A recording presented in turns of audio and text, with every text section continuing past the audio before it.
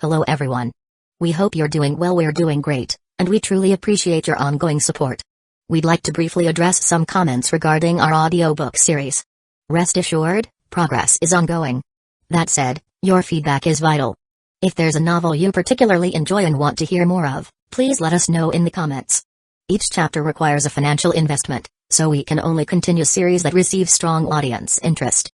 Although we retain core names and plot lines, we make significant editorial changes to enhance clarity, pacing, and immersion. These are not simple recitations. We work hard to deliver a polished, thoughtful listening experience. Without sufficient feedback or engagement, we may need to discontinue a series. So if you're enjoying something, don't stay silent. Your input truly matters. Note, our default audio speed is 3x. If that's too fast, let us know. We're happy to adjust it. Interested in early access to unreleased audiobooks? Visit our Patreon. You'll get to experience new content before it reaches YouTube. Just to clarify, I'm a fan like you. I've purchased these novels and adapted them with care, while respecting all rights and guidelines. For updates, follow us on Facebook and Twitter, X. YouTube update: recently, YouTube flagged some of our content for including mature themes, realistic violence, and darker story elements. As a result, we've decided to stop uploading anything that violates YouTube's guidelines.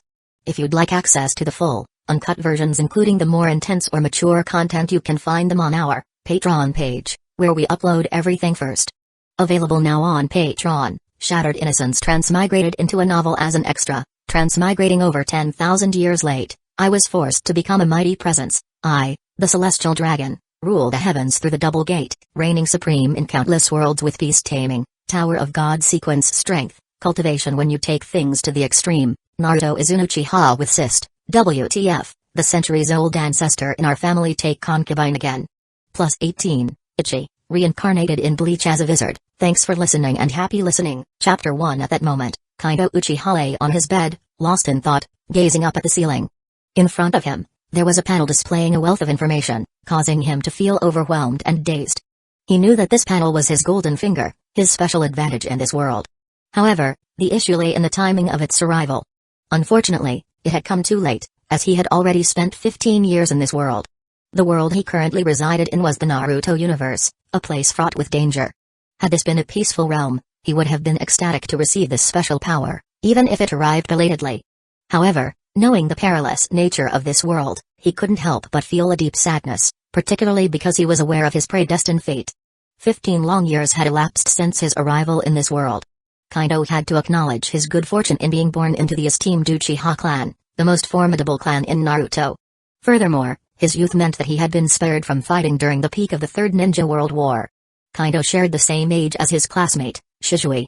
Due to their similar ages, both of them had been deployed towards the end of the Third Ninja World War, granting them invaluable combat experience and exposing them to the harsh realities and brutality of war. As a transmigrator, Kaido had originated from a peaceful world and had never experienced the horrors of war. Furthermore, his mindset starkly contrasted with that of the native inhabitants of this new world. Despite his inability to endure the cruelty of the battlefield, Kaido possessed remarkable mental fortitude, enabling him to weather those dark and trying days. Having followed the Naruto universe closely through a computer screen, Kaido possessed extensive knowledge regarding the evolution of the Sharingan. Utilizing this knowledge, he had dedicated the past 15 years to enhancing the power of his eyes. Through his relentless efforts, Kaido, alongside Shisui, had gained recognition as one of the prodigies within the esteemed Uchiha clan. However, Kaido was acutely aware that he lagged far behind Shisui in terms of ability and potential. After all, Shisui possessed the latent capability to awaken the fearsome Mangekyo Sharingan. Although Kaido understood the process of awakening the Mangekyo Sharingan, he had yet to succeed in achieving it himself. The method to awaken the fearsome Mangekyo Sharingan did not necessarily involve killing the person closest to you. Instead, it required seeking extreme mental stimulation with powerful fluctuations. While it was true that killing someone close would easily evoke a strong mental response, this approach wouldn't work for Kaido. He was aware of this method, which meant his mind was already prepared for such a scenario. Kaido understood that the brain's defense mechanism would likely dampen the impact of killing someone close, resulting in a weaker mental stimulus. Without the Mangekyo Sharingan, I won't stand a chance against Itachi. With 15 years having already passed, he knew he had less than a year to live since Itachi was on the verge of annihilating the entire Uchiha clan. Soon, I'll be nothing more than prey for Itachi's blade. Adding to his troubles, tension was escalating within the clan. An impending storm seemed to loom over everyone's senses. Kaido was aware of the issue but had taken no action, leaving him with only one option: to flee. In that moment, he rose from his bed and began packing his belongings, ready to make his escape at the opportune moment. Plans to conceal himself started to form in his mind. If he could run away and maintain a low profile, there might be a chance of survival. However, if he chose to remain within the clan, his demise would be certain. As he contemplated his destination, the panel in the corner of his vision illuminated with additional information, even displaying a system message. Congratulations to the host for activating the family system. Every person has a family, and you are no exception. A family thrives together and is destroyed together. Indeed, family prosperity can bring about significant improvements, whether in terms of chakra enhancement or the enhancement of one's bloodline. The system message infuriated Kaido, filling him with anger. He despised the fact that his system had only activated at this critical juncture. Moreover, based on the information displayed on the panel, he was already bound to the Uchiha clan. Didn't that essentially condemn him to death? How long could the Uchiha clan possibly survive? A few months? Maybe a year? Even if he managed to save the Uchiha clan from the impending massacre, what would transpire in the future? There was still that guy full of piercings who could fly and who had destroyed Hidden Leaf Village in one fell swoop. Even a little carelessness in the Chunin exam would cost the lives of many people in the clan. Damn system. You claim I'm connected to the Uchiha clan, but in reality, I'm connected to Hidden Leaf Village. Escaping with the clan is utterly impossible. Escape with the Uchiha clan? Ha! It was an unfeasible notion. Every member of that clan was prideful to the core, and even if they were willing, Hidden Leaf Village would never permit their departure. After all, a clan as formidable as the Uchiha had the potential to establish its own village, posing a threat to Hidden Leaf Village's supremacy. Contemplating this, Kaido felt a throbbing headache. He knew all too well that he couldn't escape. The moment he fled, Madara would hunt him down. And if not Madara, then perhaps Itachi or Obito would be sent after him. He didn't care if others perished, but he couldn't afford to die himself. Feeling utterly helpless, he could only ponder strategies to extricate himself from this predicament while delving into his system for any possible solutions. Family, Uchiha clan, status, deplorable. The family is severely divided, with external enemies observing from the sidelines. Prosperity, 8,848. The average prosperity of a family is 10,000. Suggestion: resolve the internal division within the family swiftly, stabilize the family's internal environment, and unite members considering betrayal to face the challenges together. System: you're well aware of the dire state of the Uchiha clan, so why did you only become active now? It would have been better if you had remained inactive. Kaido couldn't bear it any longer. He believed that if the system had activated the moment he arrived in this world, things would have been much smoother. In fact, he could have even been hailed as the youngest Hokage by now. You must be wondering just how chaotic and divided the Uchiha clan is, right? To put it simply, it resembled the presidential elections in Kaido's past life, where the left-wing parties clashed fiercely with the right-wing parties, a conflict that divided numerous nations. The Uchiha clan held responsibility for Hidden Leaf Village's security department, and since it was a clan-based organization, only members from the Uchiha clan were permitted to join. This led to a significant conflict between the Uchiha clan and ordinary individuals who were previously allowed to become members of the security department. Even smaller clans were infuriated by the decisions made by the Uchiha. Furthermore, the Uchiha clan was divided into two factions. The first faction was called Blood. It held the most power and controlled a significant portion of the clan's resources. This faction was the primary reason for the clan's negative reputation among outsiders. They believed themselves to be the strongest, viewing anyone who wasn't an Uchiha as inferior. Moreover, their ultimate goal was to forcefully take control of Hidden Leaf Village through a coup d'état. The second faction was known as Spirit. It advocated for peaceful dialogue with Hidden Leaf Village, recognizing their clan as one of the village's founding pillars. Members of this faction believed in safeguarding and nurturing their home, emphasizing the importance of peace rather than internal strife. These two factions engaged in constant conflict, though their clashes rarely escalated to the point of killing, as each Uchiha clan member was considered a valuable asset. The ongoing strife between these two factions plunged the entire Uchiha clan into chaos. What brought a sense of relief to Kaido was that the system appeared to have a beginner's gift. The host is connected to a family. As long as the family prospers, the host will gain greater power. Given the current state of the host's family, the host can choose one of the following 3 skills to cultivate. Great Way of the Buddha. This forbidden profound divine art consists of 12 stages, ultimately granting the user the original physique of the rage god. Eagle Wings allows a user to fly by manifesting 2 black eagle wings on their back. True Evolution. By defeating enemies, the user can acquire power fragments to enhance one of their own abilities. Can only be done once, with a limit of 1 out of 1. Chapter 2. Seeing the 3 options before him, Kaido couldn't help but fall into deep thought. None of these skills were from the world of Naruto, and 2 of them came from a game he had played in his previous life. As for the other one, if he wasn't mistaken, it was from a world where a single punch could shatter a planet, right? Even though the origin of these abilities was a bit odd, he had to admit that all 3 were incredibly enticing. Take the eagle wings, for example. It would allow one to fly in the sky. You should know that there aren't many people who can fly in the Naruto world. With the Great Way of the Buddha, he would practically be invincible, and even the Senju clan's vitality could not compare. One must know that Yunche with this ability was able to do amazing things. As for the last skill, True Evolution. Obviously it is a passive skill, which allowed him to evolve a skill. Although the conditions are a bit harsh, it requires Kaido to kill his own enemies to gain some power fragments. Its effects are truly terrifying. This also means that Kaido now possesses the 3 Tomoe Sharingan, so he can use this ability to upgrade his Sharingan to Mangekyo. Could this be considered a doorstep blessing? Although he was in a very bad mood, when faced with such a reward, he felt that it wasn't something he couldn't accept. Because with the Mangekyo Sharingan, he would have a certain level of self-defense capability within the clan. Although time was running out, he had to fight for his own life. He would never accept dying in this damned place.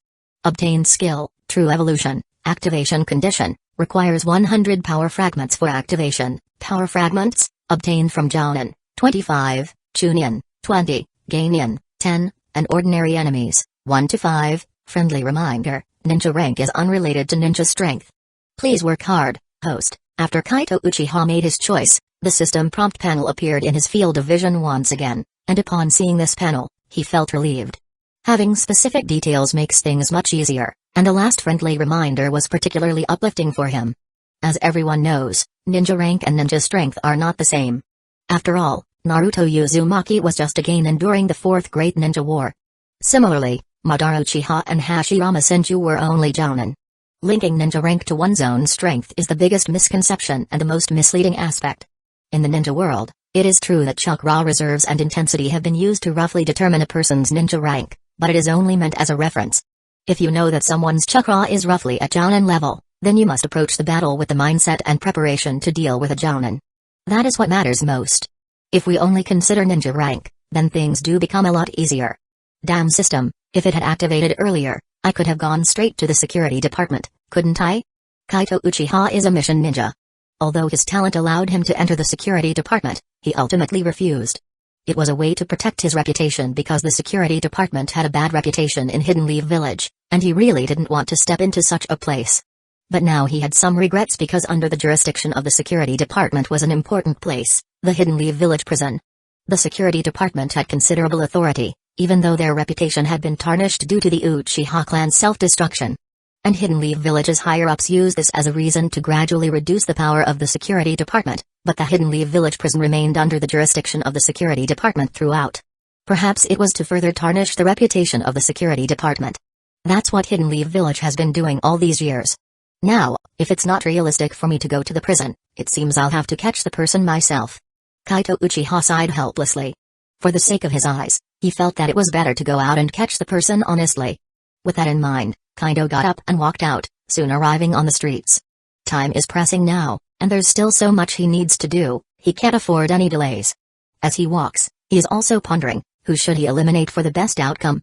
Truth be told, even though the ninja world is vast, there aren't many Jonin. After all, Jonin are already considered strategic resources for the village. There are very few that are easy to deal with. No qualified Jonin is simple to handle, but he does think of one person, Aoiro Kusho. This guy belonged to the same generation as Kaido Uchiha, and he was only a Chunin when he was in Hidden Leaf Village. But after he stole the sword of the Thunder God and defected, he managed to secure a Jonin position. Dealing with such a guy would be a piece of cake, but the biggest problem is that this damn guy actually ran off to Hidden Rain Village. What kind of place is Hidden Rain Village? Is it somewhere he can go? Jiraiya died when he went there. If he went there in his current weak state, wouldn't he just be walking into a trap?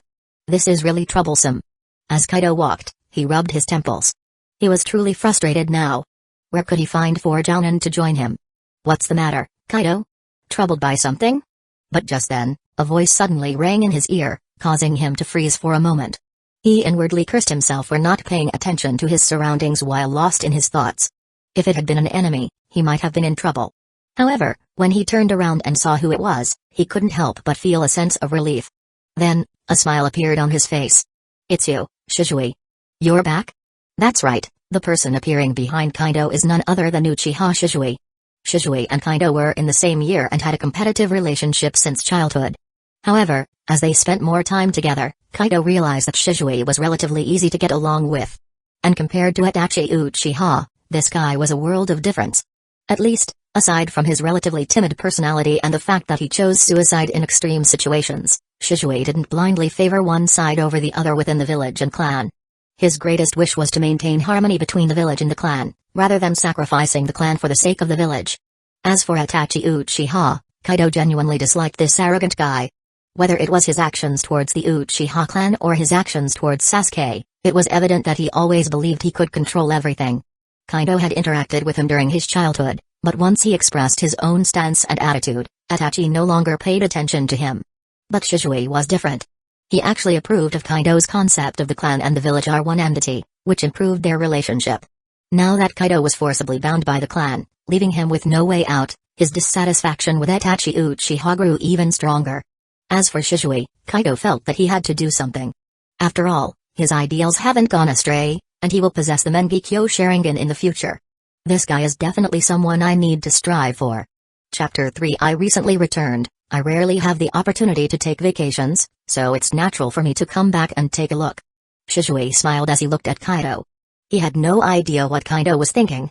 He had just returned from a mission and planned to rest properly. His original intention was to find Itachi, but unfortunately, Itachi had not yet returned. Although they both belonged to the Anbu, there were several groups within the Anbu, and each had its own base in different locations. Since they were not on the same team, they didn't know each other's current situation. But even though he hadn't found Itachi, he was still happy because he found Kaido. But what surprised him was that Kaido seemed bothered by something. "Tell me, what's the problem?" "We're friends, and there's no problem I can't help with."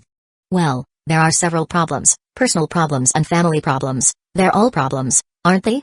Upon hearing Shisui's question, Kaido let out a light sigh, and his words gradually faded Shisui's expression of happiness. It was evident that his face became stiff, and the smile slowly vanished from his lips. "Let's put these troublesome matters aside for now, shall we?"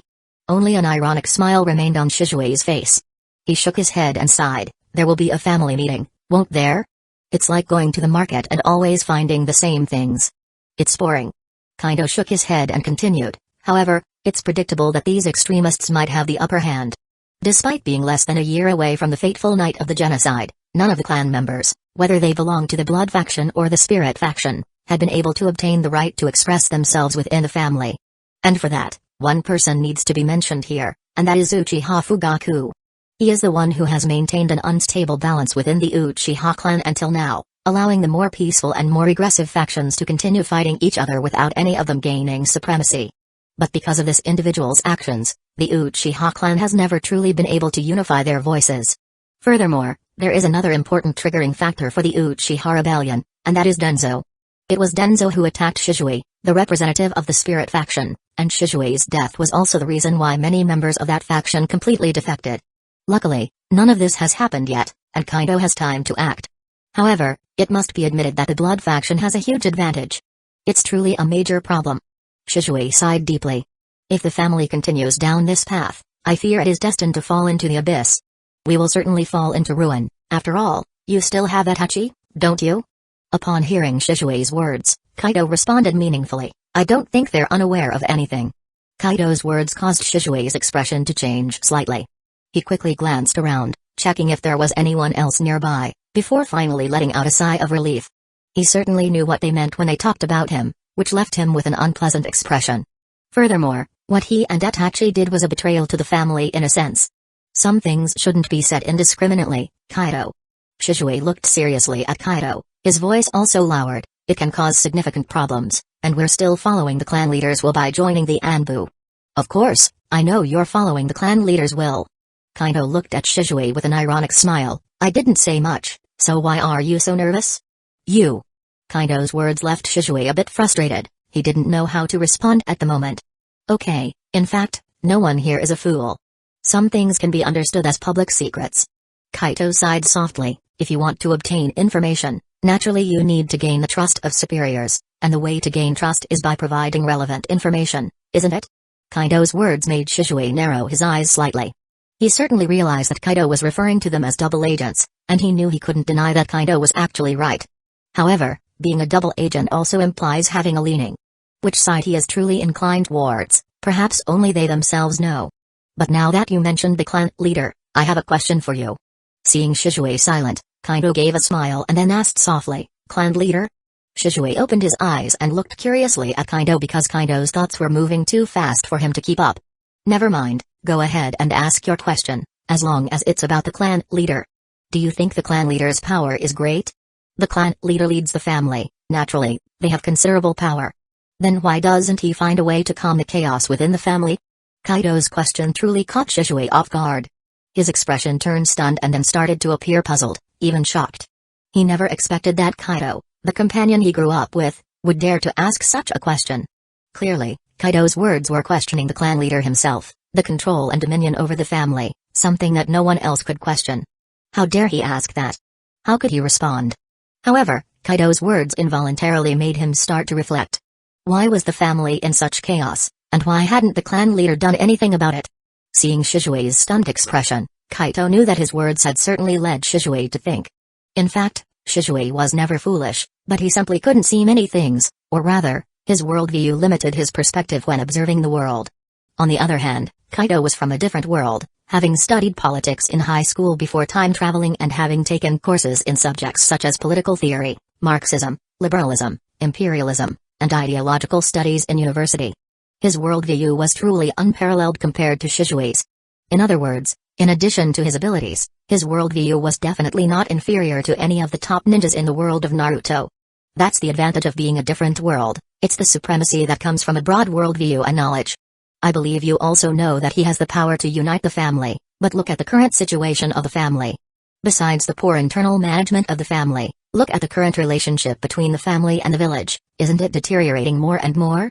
A clan can only avoid internal conflicts if it is united, only when all opinions and mindsets are unified can we achieve something greater. Shisui, think carefully. If the voices within the clan are suppressed by him, and if he were inclined towards Hidden Leaf Village in his heart, would anyone be able to stop him? Would the relationship between the clan and the village still be so bad? By mentioning this, Kaido was left with no options. Although he knew very well that the issues within the Uchiha clan were not solely due to Fugaku's actions, he certainly was one of the main drivers of the Uchiha clan's downfall. But things must be done step by step. First, he must give Shisui a piece of information that will intrigue him, and then the next step will be to reveal his true colors. In truth, I have always believed that there were only two people in the clan capable of reversing this situation. Two people? Shisui was still a bit confused, Kaido's words echoing in his head, and he couldn't help but look at him with surprise. Yes, two people. At that moment, Kaido's smile became even more radiant. He pointed at Shisui with his finger and then pointed to himself. One of them is you, and the other is me. Chapter 4. Unfortunately, there are no grapes now, and they are out on the street, otherwise Kaido would really like to have a serious conversation with the clan leader about the rotten grapes that make up certain wines. However, his words still had an impact. Shisui is now completely unresponsive, looking at his empty expression, Kaido was pleased. If his words fail to stir something in Shisui's heart, then it means his approach has failed. In fact, strictly speaking, it is really risky to discuss these things with Shisui, but being forced by the system to be linked to the family, he just needs to make a decision as soon as possible. Although less than a year may seem like a long time, for Kaido, it's like starting from scratch. Having only 1 year to create something out of nothing, looking at it, if he's not in a hurry, it really won't work. Kaido, do you have any idea what you're talking about? However, it was exactly at that moment that Shisui finally woke up. He immediately looked around to check if anyone was nearby. After confirming that they were in a safe environment, he spoke with seriousness, even with a somewhat unpleasant expression towards Kaido. Your ideas are dangerous, really dangerous, you. Am I wrong? Without waiting for Shisui to finish speaking, Kaido interrupted him directly. Although his voice was still low, there was an unprecedented determination. We are both young, full of energy and determination, and we both share a common goal.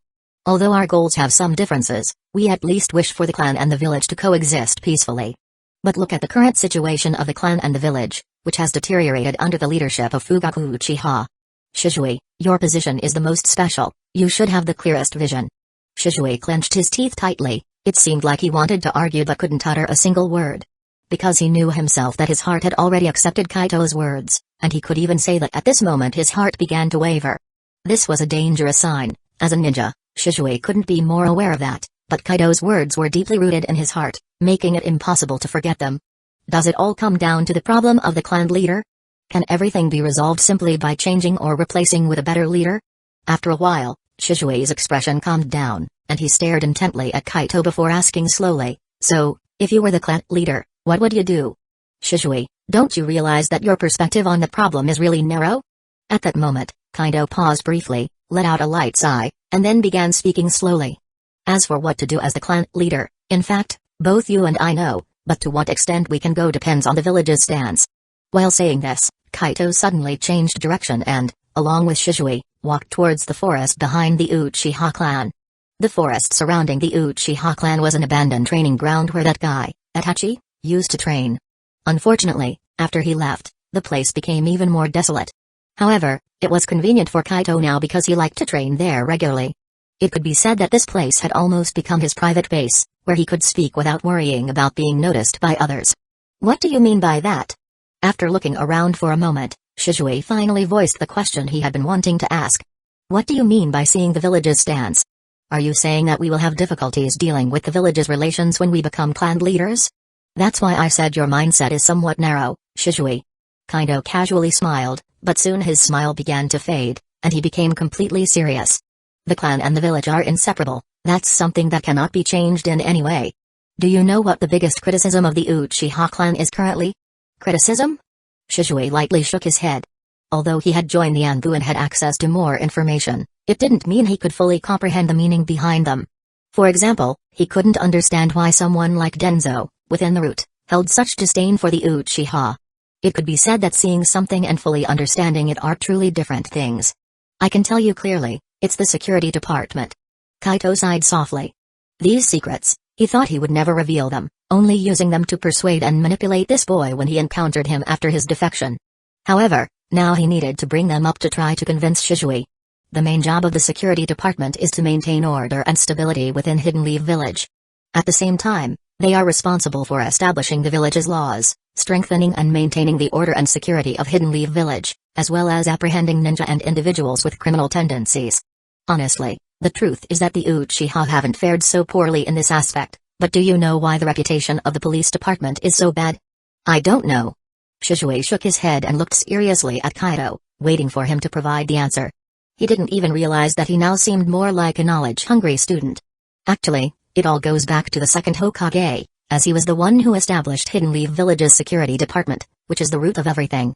Officially, he entrusted this important department to the Uchiha, but in reality, he made the Uchiha clan take on the role of crime enforcement. They used the excuse of overseeing criminals to merge the security department with the prison, thereby placing the Uchiha in the farthest corner of Hidden Leaf Village.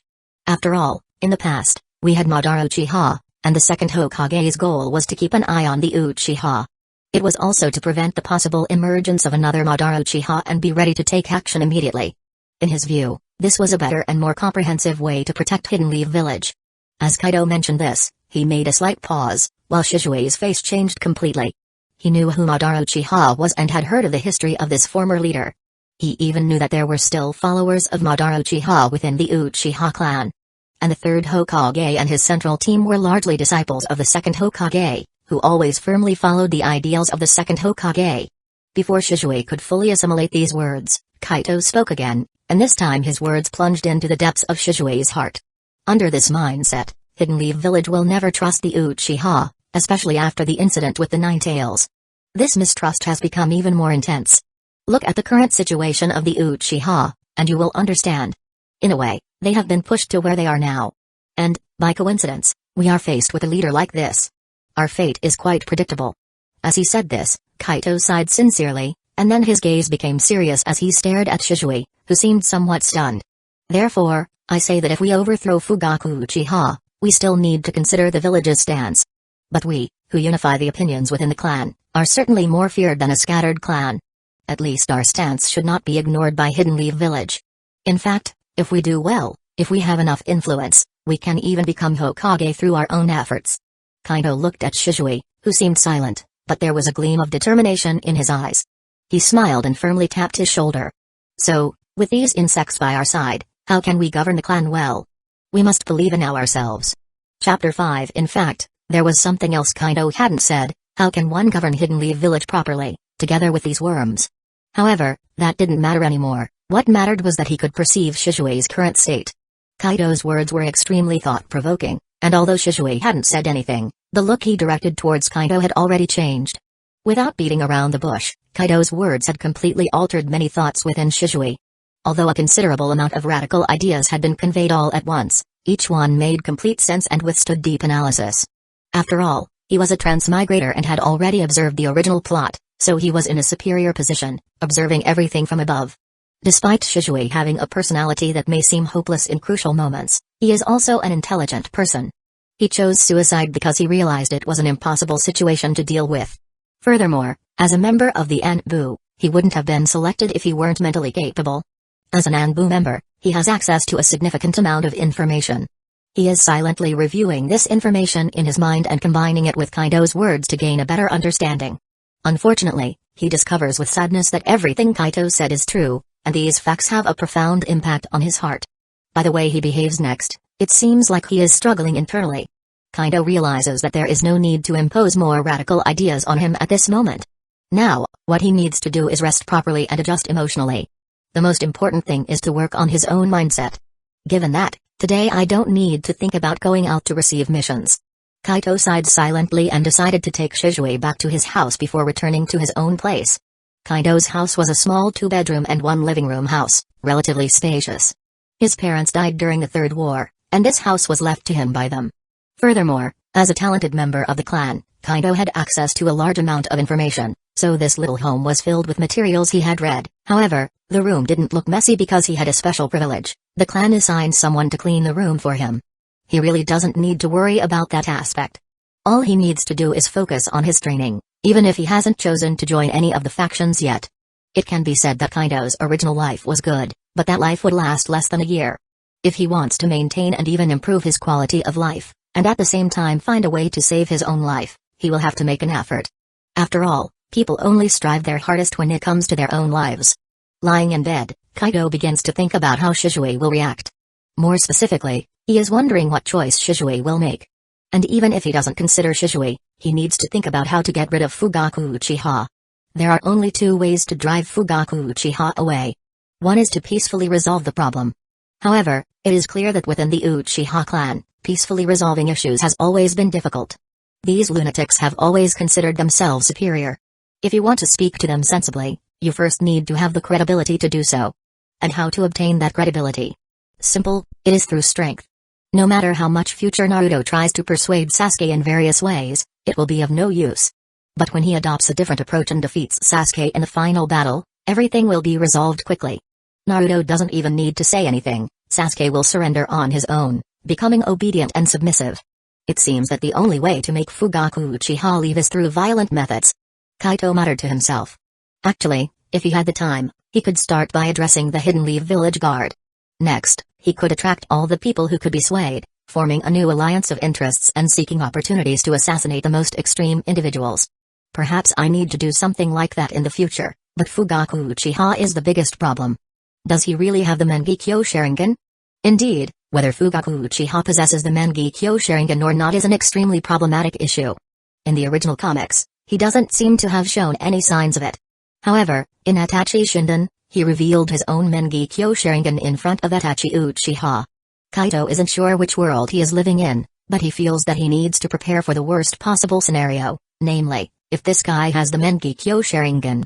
And if this guy has the Mangekyo Sharingan, I have to be even more careful and cautious. Therefore, I have to open my eyes as soon as possible. No matter what happens, tomorrow I have to act and gather 4 jounins. Kaido silently thought in his heart, but at that moment, he suddenly realized that the system panel jumped again in his retina. Congratulations, host, for obtaining preliminary recognition from Uchiha Shisui. Uchiha Shisui has been awakened by the host's words and is now aware of the clan's internal problems and the clan's relationship with the village. Although he hasn't spoken yet, in certain situations, he will choose to help the host. Upon seeing this scene, Kaido was momentarily surprised, then involuntarily, a smile of happiness formed on his face. Obtaining Shisui's recognition, even if it is just preliminary recognition, is great because everyone has sensitivity and is full of doubts in their hearts. Having doubts is not a bad thing, as it is through doubts that a sense of expectation arises, and when those doubts are gradually dispelled, what is obtained is something more complete. It seems that I still need to train Shisui further, to expand his vision even more, so that he can help me even more. Kaido was very happy inwardly. Although he wasn't sure if Shisui had awakened the Mangekyo Sharingan, at least it happened in the original story. That meant Kaido would have the support of a ninja with the Mangekyo Sharingan in the future. How could he not feel happy? And what made him even happier was that his system panel underwent another change. Current assignment, Uchiha clan. Current status, extremely poor. The clan is undergoing a serious internal division, with external threats. Prosperity, 9,848. Normal basic prosperity of the clan is 10,000. Suggestion: resolve the internal division of the clan as quickly as possible, stabilize the internal environment, and unite those who can be united to face the difficulties together. Congratulations, host, you have received 1,000 points, which allows for skill extraction. Dance of the Sky, enables flying in the skies using chakra. Great Fireball Jutsu, allows the use of fire style, Fireball Jutsu, causing damage to nearby enemies with a rapid spread of flames, ability available even without having affinity for fire style. Great Destruction, allows the use of wind style, Daitupa, altering atmospheric pressure and temperature, summoning a localized storm in a small area. The more chakra use, the larger the size of the storm, ability available even without having affinity for wind style. Chapter 6 is a Dance of the Sky? Looking at the 3 reward options, Kaido felt happy but also remained relatively calm. After all, he had already gone through 2 rewards in a single day, making it hard to get too excited. Furthermore, the reward this time was not as generous as the first time. Anyway, the first time he obtained true evolution, which meant his Sharingan was destined to evolve to the Mangekyo level. The only things that could still excite him now were probably things at a higher level, right? Of course, that's just what he was thinking. Although he had obtained true evolution as a passive ability, he had not fully explored the potential of that ability yet. Thinking about things at a higher level is practically just daydreaming. Dealing well with what is right in front of his eyes is the key. As for this choice, there is actually no particularly good option. As an Uchiha, he is already skilled in fire ninjutsu, so he has no intention of choosing the Great Fireball Jutsu ability. Although its effect seems quite impressive, Kaido is not without viable alternatives, such as the Great Fire Annihilation that he can certainly learn. The power of the Great Fire Annihilation is indeed significant, but in practice, it is just a B or C rank ninjutsu. Its strength and power are directly related to the infused chakra. This means that the more chakra is used, the greater explosive power can be achieved. As for the Great Destruction, it is indeed a viable option. Kaido is skilled in fire and earth ninjutsu, but he doesn't really possess wind ninjutsu ability.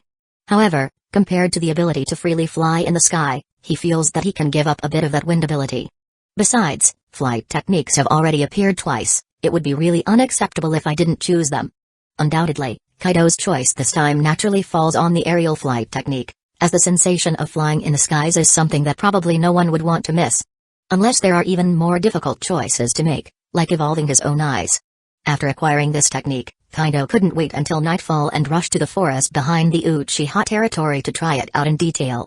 It cannot be denied that the feeling of freely flying is truly incredible, but Kaido also realized that this technique consumes a considerable amount of chakra.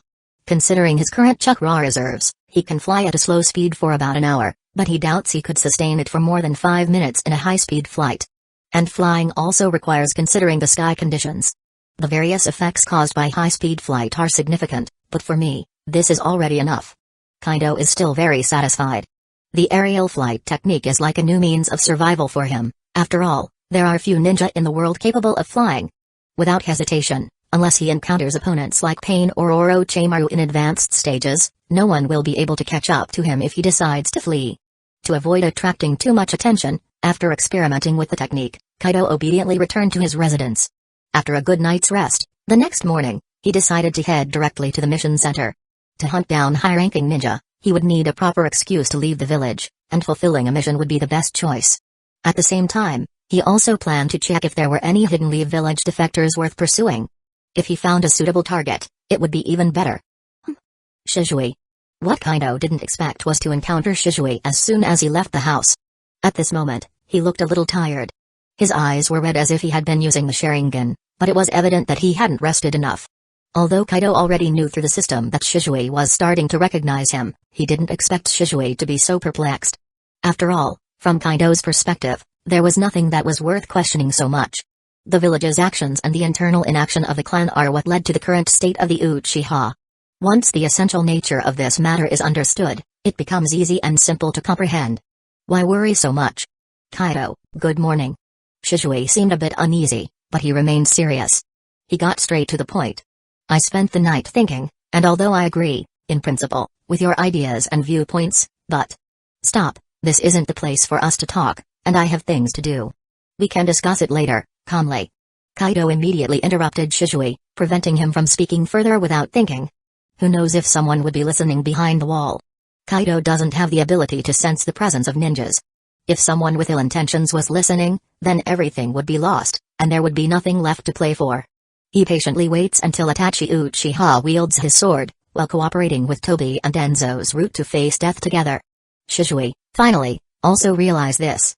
Although he showed a bit of guilt on his face. He knew he had done something wrong, and if it weren't for Kaido's quick reaction, he would have caused trouble. However, soon, he looks at Kaido with a puzzled expression because he understood what Kaido said. Any problem? Shisui asked curiously. Is it some mission? Not yet, but I'm planning to take on some missions, Kaido nodded slightly. The atmosphere within the clan is very oppressive, and I have a natural aversion to these gatherings. At the same time, I'm planning to seriously reflect on what I should do next. Kaido didn't specify exactly what he was thinking of doing, but Shisui instantly understood what he meant. Furthermore, he had to admit that the atmosphere within the clan was really bad. Especially after hearing Kaido's words yesterday, Shisui reflected carefully all night and realized that it was exactly as he had said. Although Kaido's words were hard to hear, it seemed like it was the reality. How could they govern the clan alongside those disgusting vermin? They hadn't even come close to identifying the root of the problem. It was ridiculous to think that the Anbu was a desirable option. In reality, this was a deadly poison, a tool that further alienated the Uchiha clan from Hidden Leaf Village, an institution that led to the corruption of the Uchiha. The clan had changed, and Hidden Leaf Village no longer trusted them. The real change could only come from within themselves. Suddenly, Shisui realized that he had underestimated his friend and comrade all along. They competed together, grew up together, and were hailed as prodigies of the clan. However, he found himself sinking into a muddy abyss without hesitation, while his good friend remained oblivious to it all. But it was through his friend's actions that he could see everything clearly, identify the weaknesses of the Uchiha. He was the most clear-headed person in the clan. With these thoughts, Shisui made a decision, but before expressing it, he needed to reflect and observe carefully. For example, Kaido, this time, I will go with you on this mission. What did you say? I said I will go with you because it's the only way for me to understand more. Chapter 7. Kaido did not expect Shisui to have the intention of joining him on the mission. However, what he couldn't imagine was that after Shisui reported this situation, the old Sarutobi Hiruzen agreed to it. It is understandable that Shisui wants to accompany him, after all, he has many questions to ask and many things to understand. However, as a member of the Anbu, it is not easy for him to leave the village freely, especially now that the situation of the Uchiha is becoming increasingly complicated. But reality often exceeds Kaido's expectations. Hiruzen actually agreed with Shisui, which made Kaido start pondering Hiruzen's intentions. Is someone following him, wanting to see what he is planning?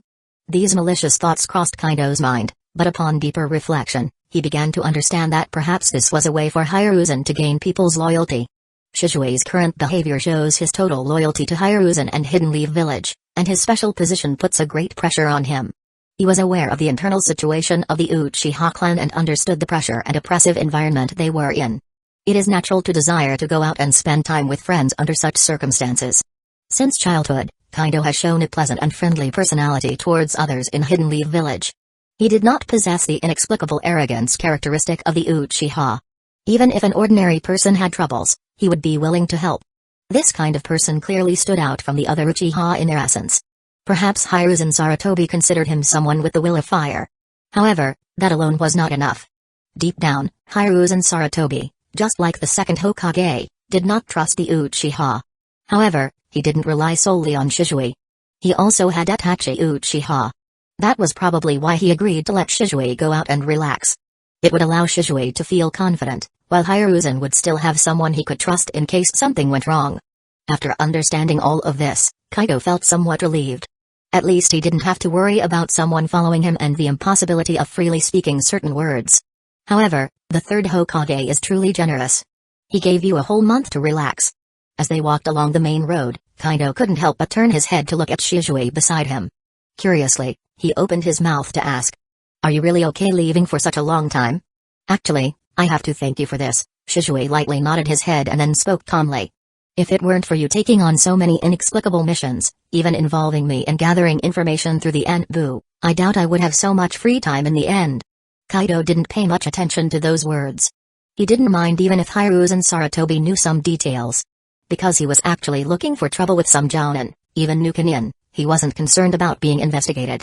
Gathering information through the channels of the Anbu was, in fact, a kind of common practice.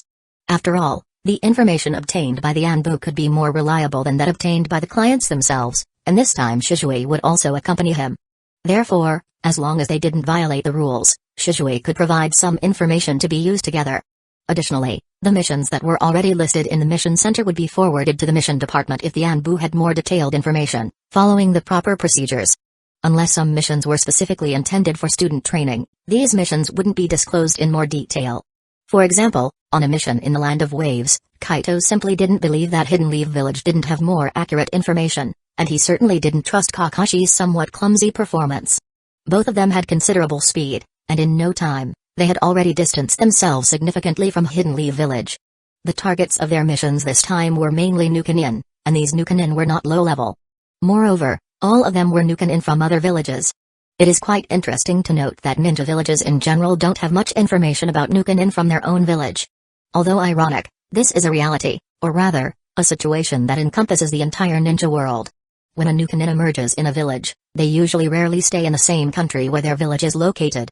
The policy of what happens in the dark doesn't need to be revealed doesn't apply to the Anbu.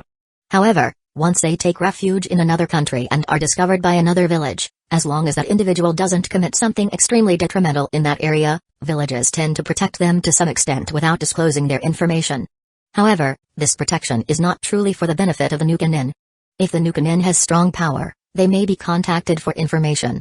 If their strength is weak and they have no informational value, they are left to annoy the village they deserted. Or, in a future exchange of interests, they may be handed over as a sign of goodwill. Speaking frankly, being a Nukenin is not an easy task. Likewise, capturing a Nukenin from one's own village is also one of the most difficult tasks, and once captured, the fate is quite unpleasant. By the way, why are you after such powerful jounin? After they distanced themselves a bit, Shisui finally asked his question. Although it allows us to stay away from Hidden Leaf Village for a long time, I feel like you must have more reasons, right? Consider it as a process of maturing. Kaido lightly chuckled and then said, "After all, I also need to strengthen myself and, as I mentioned before, I need to reflect seriously. Can I ask you a question?" Shisui fell silent for a moment and then gently asked, If, after becoming the clan leader, what would you do?" "If clan leader?" Kaido heard Shisui's question and involuntarily smiled. "After becoming the clan leader, the first thing I will do is unify the entire family." As he said this, Kaido paused briefly and then looked up at the sky before continuing to speak slowly. The family may have many voices, after all, each person has their own ideas. But there is one thing that must be achieved. We need to have unity of thought and will, only then can we come together to accomplish what we need to do. However, that alone is far from enough. We need to have a comprehensive political vision and an action agenda. Only then can we make sure that all clan members know what we are doing and what we want to achieve, instead of acting aimlessly, without purpose. After saying these words, Kaido turned his gaze towards Shisui and then firmly placed his hand on his shoulder. Every action must have a clear objective, and our objectives can be divided into two phases. One is to keep the clan free from internal conflicts, allowing us to live a peaceful and stable life. The other is to make all of Hidden Leaf Village hear our voice, showing that we do not want the village to get involved in internal conflicts. And most importantly, make them know that the Uchiha have always been in Hidden Leaf Village, we never left. Kaido's words were firm and powerful, and Shisui listened to them with great emotion. Yes, although the Uchiha are gradually distancing themselves from Hidden Leaf Village, their ultimate goal is to return, because they never left. Chapter 8 The concepts of policies and action guidelines are foreign to Shisui, and they are probably unfamiliar to most people in the ninja world. Even if they are already acting in such a way, it is likely that they themselves do not have these two concepts in mind. For example, the Akatsuki organization, They have clear political demands and an action guideline. Their demand is the pursuit of peace in the ninja world, and their action guideline is to use coercion through military power to force the unity among the ninja nations and thus achieve peace. Although their internal voices may be completely different, after all, the people who join Akatsuki usually have their own hidden agendas. However, it is undeniable that under Nagato's leadership, they are truly following these principles. And today, after clearly expressing these two concepts, Shisui's look of surprise was accompanied by a growing sense of admiration. To Shisui, the fact that Kaido is able to present these two concepts clearly indicates that he has really done his homework. Kaido knows exactly what to do and what he wants to achieve, and this clarity and conceptual precision further increase Shisui's admiration for him. It seems like my mindset was really too limited. Kaido has already reached a higher level. After obtaining these two concepts, Shisui didn't feel the need to ask Kaido about the specific details of his approach. Because, in Kaido's view, the information he has received so far is enough for now. Now, he needs to absorb everything he has learned. Moreover, he wants to reflect on how he would act if he were the leader of the clan, facing the pressure from both the clan and the village. How would he act? What would be his political demand?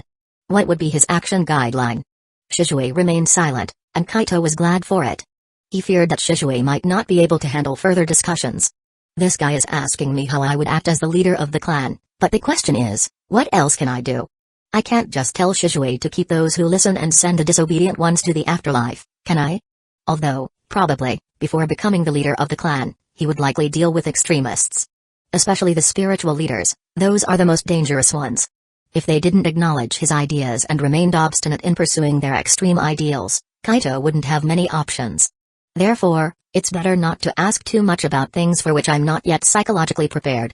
In the following moments, both of them focused on following the path, although Shisui occasionally asked some questions.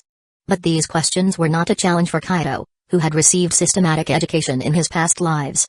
His answers were direct and precise, and each of them provided many insights for Shisui. During the journey, Kaido noticed that Shisui's gaze towards him was strange, unable to hide his admiration and respect. However, Shisui couldn't ask any more questions at the moment, as after a long journey, they finally reached the border between the Land of Fire and the Land of Waves. I think we found it, this is it. Their target was a rogue from the Hidden Cloud, an individual with formidable lightning-style abilities, but whose reasons for desertion were unknown. This rogue had been detected by Hidden Leaf Village's special intelligence forces as soon as he entered the border of the Land of Waves, but until then, no one had planned to deal with him.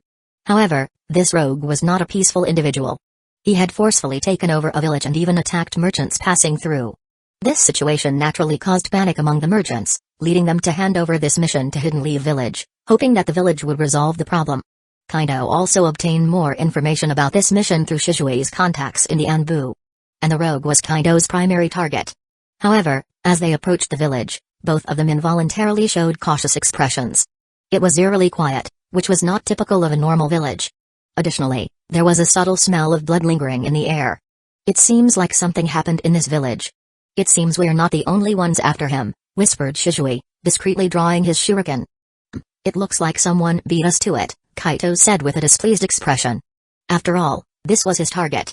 Furthermore, it was crucial for triggering the Mangekyo Sharingan. Having his reward stolen in an inexplicable manner was something he couldn't accept. Do you think it could be someone from Hidden Cloud's village? Kaido asked in a low voice, forcing himself to calm down. After all, he's their rogue. If it's from Hidden Cloud's village, it will be troublesome, replied Shisui, with an unpleasant expression. He had also considered Hidden Cloud's village, which darkened his face. The relations between Hidden Cloud's village and Hidden Leaf Village were very bad. Not to mention that the second Hokage died at their hands, and their attacks during the Third Great Ninja War. Just 5 years ago, they threatened Hidden Leaf Village with war, demanding the surrender of Hiashi Hyuga. Although Hiashi was handed over, what they received was the body of a common Hiashi Hyuga. However, this had a significant impact on Hidden Leaf Village's reputation in the ninja community. Hidden Cloud's village took advantage of this action to gain immense glory, surpassing Hidden Leaf Village and becoming the leading ninja village, both in name and in fact. To put it bluntly, Hidden Cloud's village is stepping on Hidden Leaf Village. It would be strange if the relations between the two villages were good. In fact, I think it would be better if it's someone from Hidden Cloud's village, Kaido whispered. Remember, we're at the border of Hidden Waterfall Village. You mean? Shisui was slightly surprised to hear Kaido's words and seemed intrigued. But what if we get discovered? In that case, we'll have to deal with it effectively. Kaido saw Shisui's expression and knew that he was considering the idea. After pondering for a moment, he began to speak. First, find out how many people they have. Then, swiftly eliminate those who aren't as strong. I'll distract their leader, a Jonin, while you take care of them completely and then come back to assist me. Upon hearing this opportunity, Shisui began to ponder and quickly nodded firmly. As someone who had already experienced the brutality of war on the battlefield, even as a pacifist, Shisui was not naive. After making the decision, they began to take action. When they reached the edge of the village, they were determined to put an end to these wretches. Damn it. There were numerous bodies scattered on the ground of the village, men, women, the elderly, and children, all lying in pools of blood. Furthermore, from the positions in which the bodies were found, it's evident that they were attempting to escape. Unfortunately, those who attacked them didn't give them a chance to flee. And at this moment, there are people carrying the bodies to the center of the village, likely for mass destruction. Witnessing this scene, Shisui couldn't help but curse silently, but he restrained himself and didn't act rashly. What they need to do now is investigate how many enemies are actually present. Only then can they be sure to eliminate them all. After a period of waiting and reconnaissance, Kaido and Shisui came to the conclusion that there were only 4 ninjas operating in that area. However, they also discovered something that caused some concern, as the team leader didn't appear to be an ordinary individual. If I'm not mistaken, that guy seems to be a Hidden Clouds village user of magnet style, named Ro. Chapter 9. Ro, this guy, is actually mentioned very little in the original source material. Perhaps the only remarkable thing about him is that he was summoned by Yakushi Kabuto. However, Kaido knows him because this guy visited Hidden Leaf Village several years ago, and their target at that time was none other than Hinata. Kaido has even heard stories that during the Third Great Ninja War, this guy caused considerable trouble for many Hidden Leaf Village ninja on the battlefield in the Land of Hot Water. To be frank, this is a character who is rarely mentioned in the original material, but undeniably possesses exceptional abilities. Encountering this guy, Kaido feels a considerable headache. Magnet style is truly a formidable ability to contend with, as he can manipulate the weapons of his opponents using magnet style. No iron weapon, be it shuriken or ninja swords, can evade such control. And once he unleashes this ability, the opponent's own weapon suddenly turns against them. One can imagine how devastating the situation would be. It's actually this guy. He's truly a big fish, Kaido whispered, his gaze subtly shifting. Although the appearance of this group of individuals has caused him to lose a target, aren't they also an opportunity to make up for his losses? Let's proceed according to the original plan. We can't let such a big fish escape, Kaido said. Be careful. I'll come back to support you as soon as possible, Shisui replied earnestly to Kaido, showing his apparent concern for Kaido's safety. As for who supports whom, we'll see when the time comes, Kaido chuckled softly, nodding. Then his gaze focused on Toro, and in an instant, his eyes transformed into Crimson Sharingan with 3 Tomoe. Fire style, Fire Phoenix Sage Jutsu. With everything ready, Kaido initiated the attack, performing hand seals. He directly chose the jutsu with the widest range. As for its exact effect, even he wasn't certain.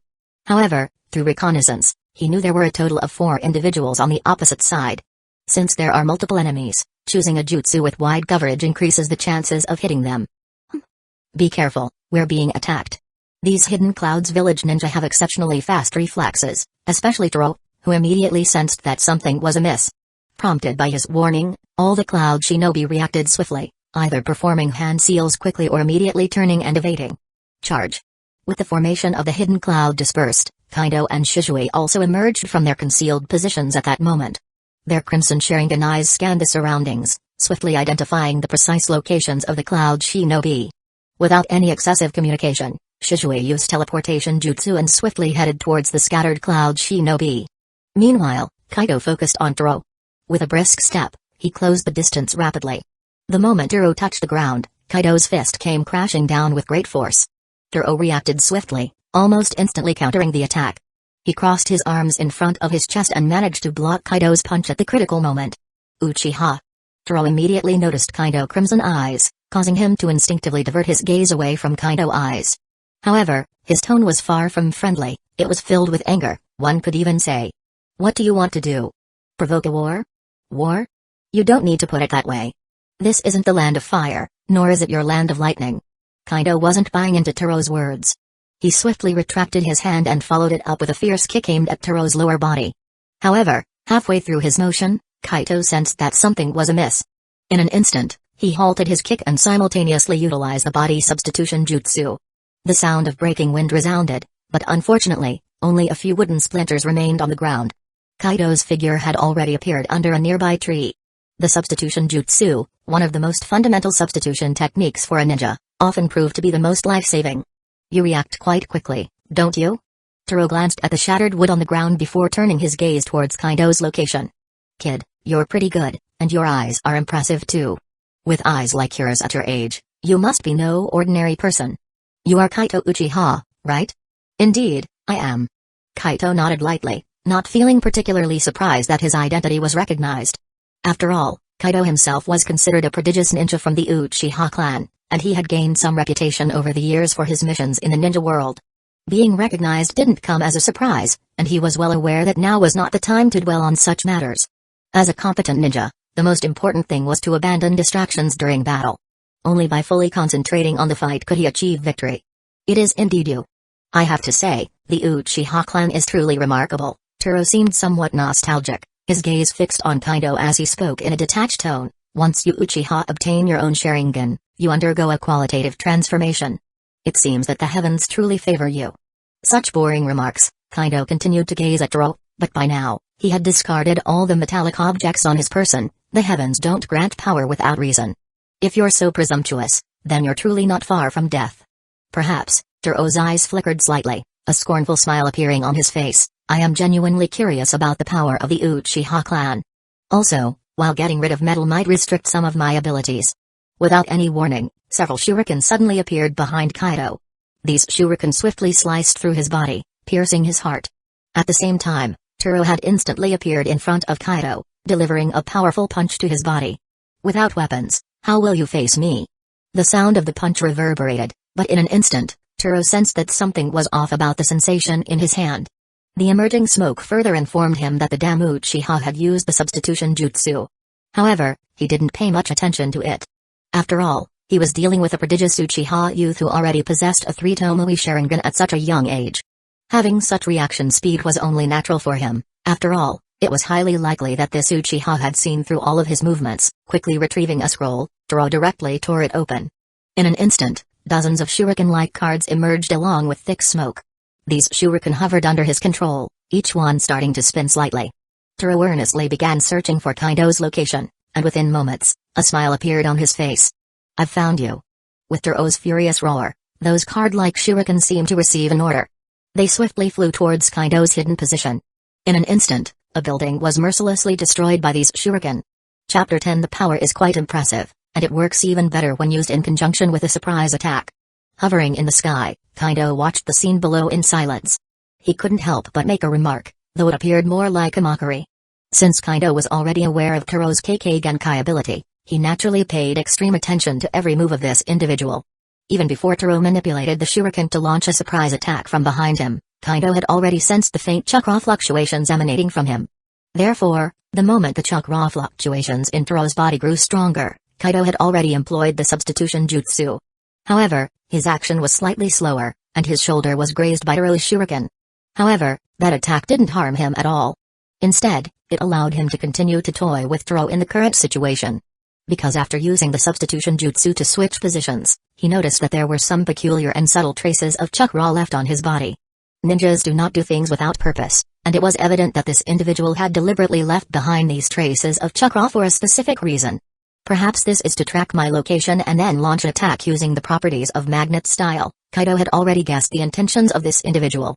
Therefore, in the instant he concealed himself with the body replacement jutsu, he decisively removed the shirt that had absorbed the chakra of this person. He then created a shadow clone to hand over his shirt to him, while he himself used the dance of the crescent moon technique to silently observe everything from midair. He didn't fly too high, and he concealed his figure behind a building, without worrying about being seen. Of course, even if he were to be seen, it wouldn't be a big deal. Kaito never believed that the dance of the crescent moon technique was something that couldn't be exposed. While flying techniques were extremely rare in the ninja world, they did exist, especially considering the appearance of those aerial ninjas years ago. Therefore, although Kaido's technique was rare, using it was not too much of a problem. Moreover, his goal was to become the head of the clan, and he even had greater ambitions. So, it was necessary to demonstrate sufficient ability and strength. His gaze slightly shifted, and he quickly noticed that the battle on Shisui's side was nearing its end. It must be said that Shisui's personal strength was truly formidable, especially in terms of speed, which was suffocatingly fast. His teleportation jutsu was used in a highly deceptive manner. Even Kaido, who possessed the Sharingan, had to focus intensely to distinguish the exact moment and identify which afterimage was his real body caused by his body flicker jutsu. Being able to use the teleportation jutsu with effects similar to shadow clones, and even creating illusions that were more deceptive than shadow clones, was Shisui's unique ability. Under his overwhelming speed, the Cloud Shinobi, who were also skilled in speed, had no means to defend themselves.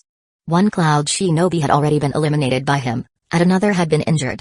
In reality, the strength of these Cloud Shinobi was definitely not weak. Even though they weren't from the Anbu, anyone participating in the mission to hunt down rogue ninjas would have considerable strength. However, they encountered the Uchiha, who posed an overwhelming disadvantage to them. Their proud taijutsu and speed seemed insufficient in the face of the Sharingan. But I need to speed up as well. Taro's trouble lies in magnet style, but he doesn't have information about me, so... Kaido's eyes flickered, and below him, his shadow clone was cornered by Taro's shuriken. However, Taro remained vigilant. He didn't move too close because he didn't want to face Kaido's Sharingan with 3 Tomoe. Standing at a distance, he controlled the shuriken to launch attacks while continuously sensing the residual chakra left on this Uchiha ninja. After a few confirmations, he couldn't help but nod internally. The kid still had his own chakra, so there shouldn't be a problem. However, he still had to be cautious. Once a ninja became careless, death would not be far behind. He waved his hands, and 2 card-shaped shuriken landed in his palms. The rest of the shuriken swiftly moved like magnets, piercing towards Kaido. Kaido's figure was incredibly agile. Faced with such dense attacks, he relied on his Sharingan to continuously dodge and knock down the shuriken while steadily moving closer to Taro's position. However, Kaido couldn't get close at all. Every time he tried to approach, he had to quickly retreat. TCH, I thought this Kaido Uchiha was so formidable, but it seems he's nothing special. Taro thought to himself upon witnessing Kaido's pitiful state. However, considering his age and the fact that I have dealt with Uchiha ninjas before, his performance is resolute and excellent. Facing an unfamiliar ability and knowing only that the opponent excelled in magnet style, Kaido's decision to abandon weapons that could be attracted by magnetic force was decisive and commendable. To achieve this level, it's truly unmatched by ordinary ninjas. However, without knowledge of the enemy, this guy is destined to fail. Chakra suddenly infused into these 2 shuriken, and in the blink of an eye, the shuriken transformed into slender blades. Then, Taro swung fiercely, aiming them directly at Kaido. The unique chakra attraction ensured that his blades would hit Kaido with pinpoint accuracy. Too bad you seem to lack much information about me. In that case, I'll send you on your way. Magnet style, conserving between blades, the sharp blades directly slashed towards Kaido's body. However, at that moment, Taro suddenly felt that something was off. This Uchiha before him unexpectedly displayed a fearless, reckless demeanor, charging straight towards him as if he didn't regard the power of this technique. This situation immediately gave him a bad premonition. However, in the present moment, he couldn't afford to worry too much. He forcefully swung down his blade. Crash! As white smoke billowed, Kaido's figure disappeared completely, leaving behind a tattered piece of clothing on the ground. Taro's expression slightly changed. Did this kid discover the nature of his technique? Before Taro could ponder further, a figure suddenly descended from the sky, moving at a speed that left Taro unable to react. Furthermore, this figure showed no hesitation and swiftly delivered a punch towards Taro's head. Crack! A crisp sound echoed, and Taro felt as if his teeth were about to shatter. However, as an exceptional Cloud Shinobi, his physical fitness posed no problem whatsoever. Although this punch caused him some trouble and even made him feel dizzy, it was far from fatal. However, in the next moment, his face turned extremely pale. A pair of crimson Sharingan with 3 Tomoe suddenly appeared before his eyes, and their gaze locked onto his own in an instant. The eerie chakra had been transmitted to his own eyes through those Sharingan, spreading into his mind. At that moment, his mind went blank, with only those crimson 3 Tomoe Sharingan remaining. As Taro fell into the illusion, Kaido quickly formed hand seals, and then a blazing fireball was shot out from his mouth. Ah! The fireball instantly engulfed Taro, and the intense pain allowed him to break free from the illusion. However, it was already too late. For Kaido, now that Taro had become his opponent, he would show no mercy. And you made me remember you through the impure world reincarnation, so I won't even give you a chance for the impure world reincarnation. Chapter 11. You really are something. Taro, as a bloodline shinobi, would have been more valuable to us if you had left his body intact. Shisui, looking at the completely burned ashes of Taro before him, also wore a face of helplessness. The battle had came to an end, and Kaido and Shisui had dealt with the entire Cloud Hidden team, including Taro with his magnet style. In truth, the fighting prowess of this team was truly formidable. If they had faced two different opponents, they might not have had such an easy time dealing with them. Even if it had been a standard fully manned combat group, it wouldn't have been an easy task. Normally, the best choice would have been to turn around and leave. However, luck had been extremely poor for this Cloud Hidden team.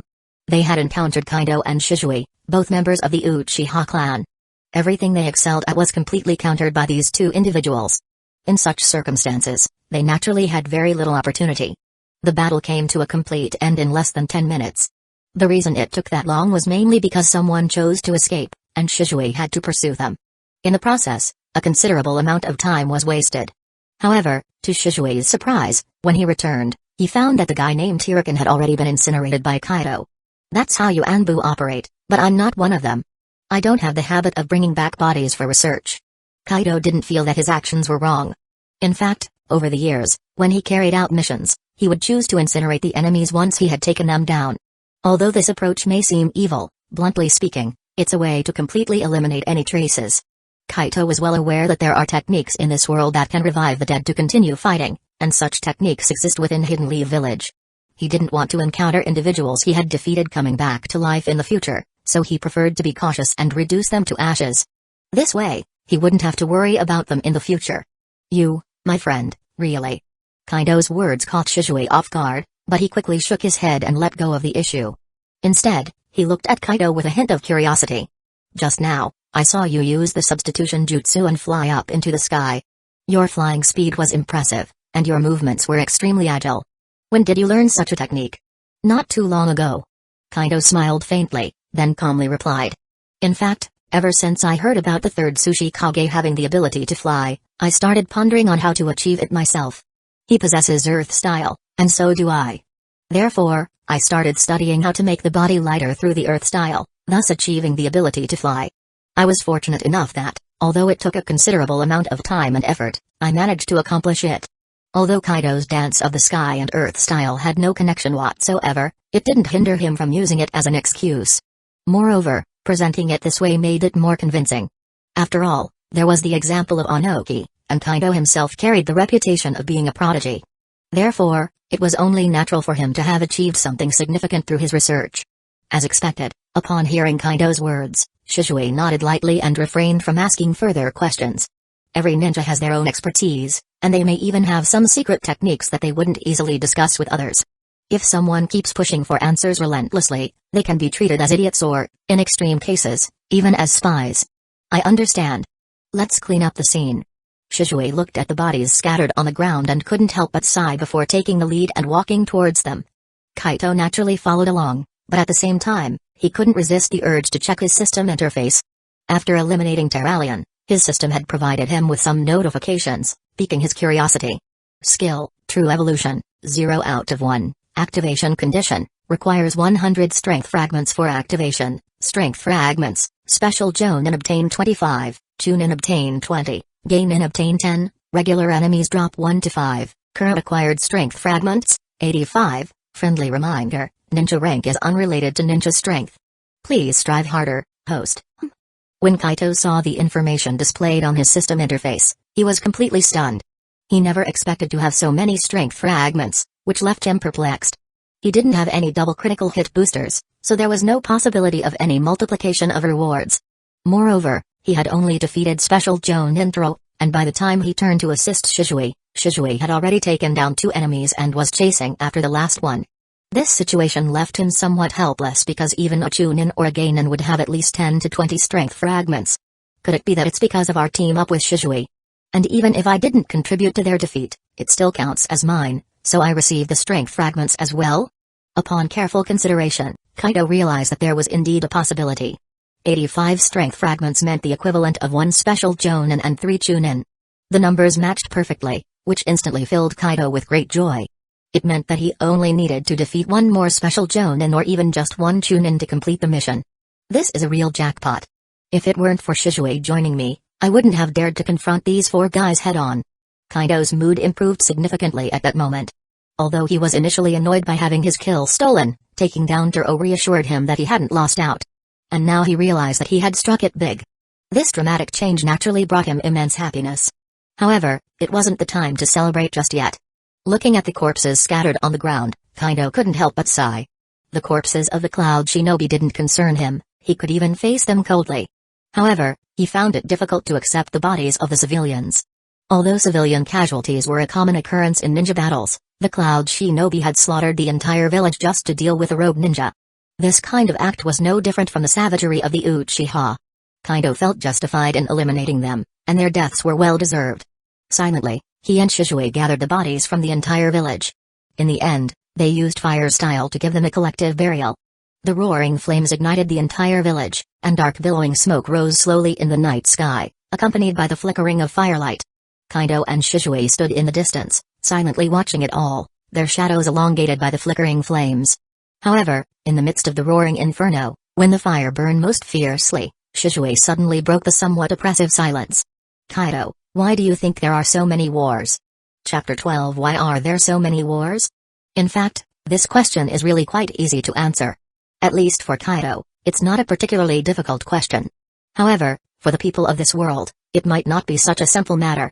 Having experienced the end of the Third Great Ninja War, he was well aware of how naive and ridiculous the contemporary ninjas' understanding of war was.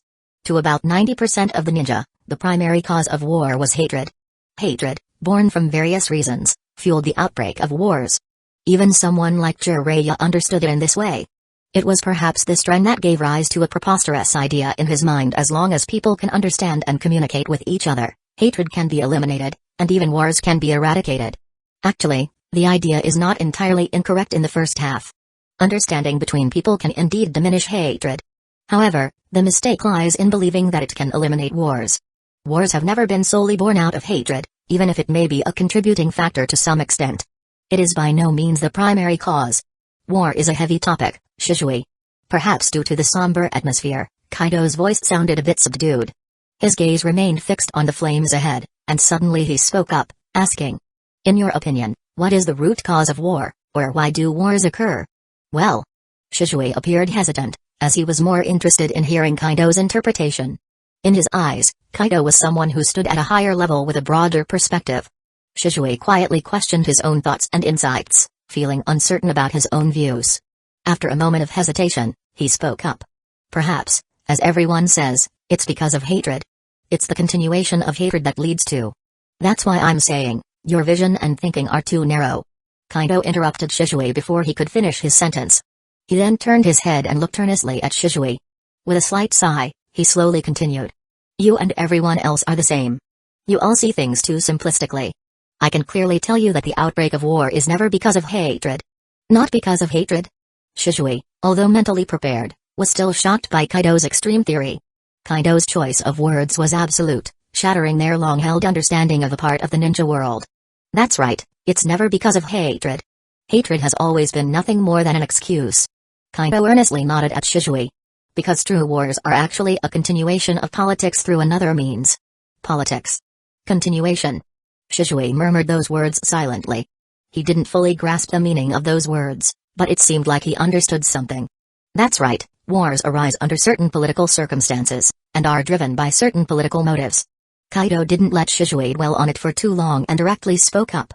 "Simply put, war is just a part of political interaction, and by no means an independent entity. While personal conflicts between individuals may involve elements of hatred, when it comes to a war between nations or ninja villages, it's certainly not about personal hatred. The outbreak of war is actually the result of different villages' leaders pursuing their own village's interests or their own personal interests through extreme means. Let me ask you a question. Since the establishment of Hidden Leaf Village, we have witnessed 3 wars. We were not born or familiar with the first 2, but we were both witnesses of the Third Great Ninja War. Do you remember how it began?"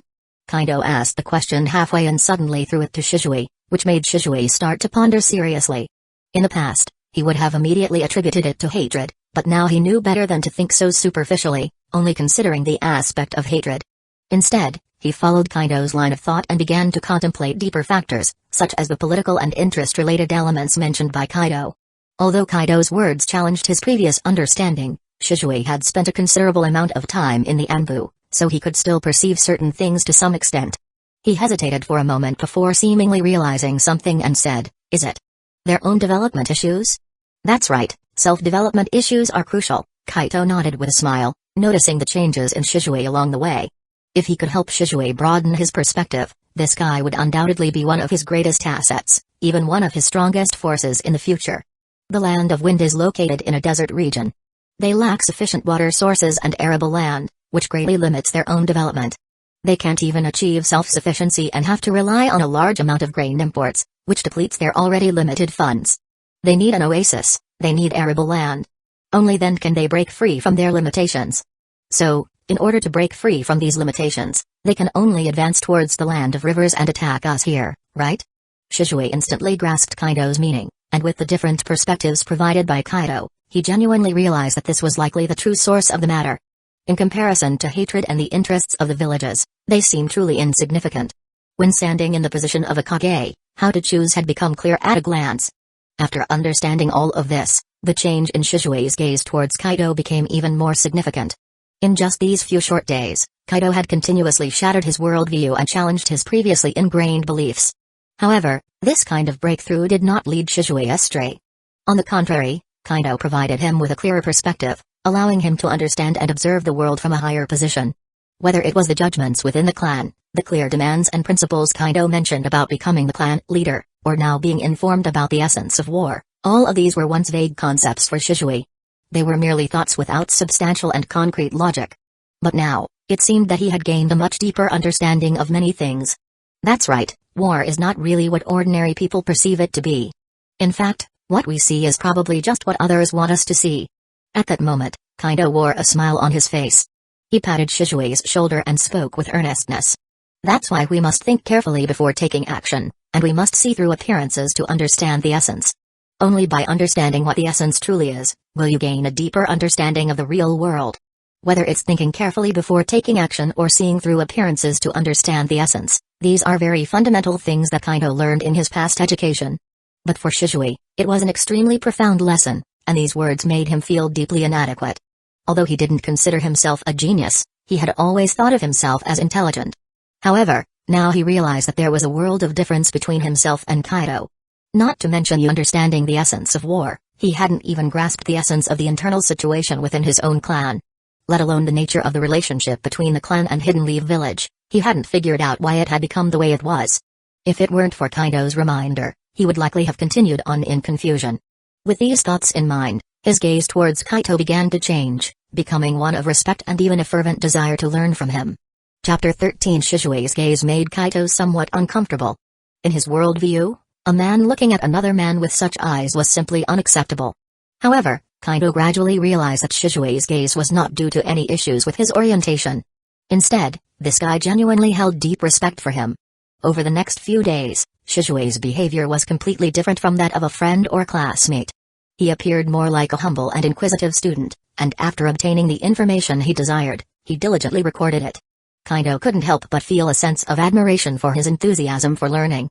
If he had been like Shisui back in the day, he might have already entered a prestigious university.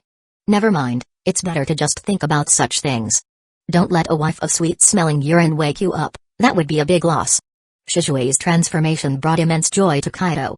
Although discussing Marxism and other ideologies might not be suitable in this world, there were still many other things he could talk about with Shisui.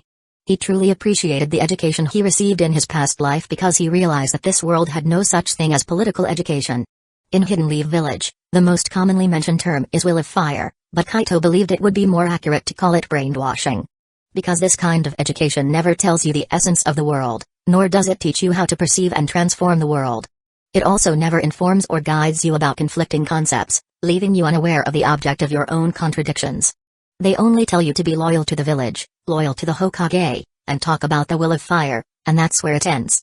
Perhaps from the beginning, ninjas were seen as family in the eyes of the Senju and Uchiha, but now they have become tools. The concept of ninjas being tools has always circulated within the village, and it has even been prevalent. Kakashi once became a ninja who was treated like a tool, and under Danzō Shimura, his definition of ninjas was completely aligned with being a tool. Actually, upon closer examination, there is nothing wrong with it. A tool without self-will is indeed much easier to control than someone who understands everything. Are you sure about this location?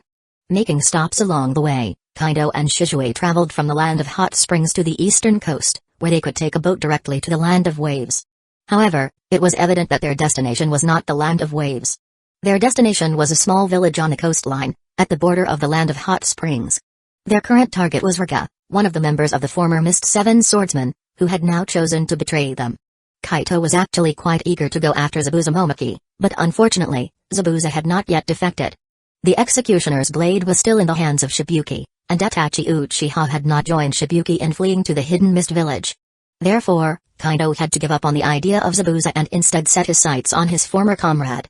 According to the intelligence, Ruka had entered the Land of Hot Springs from the Land of Waves, and the place he had entered happened to fall under the jurisdiction of Hidden Leaf Village.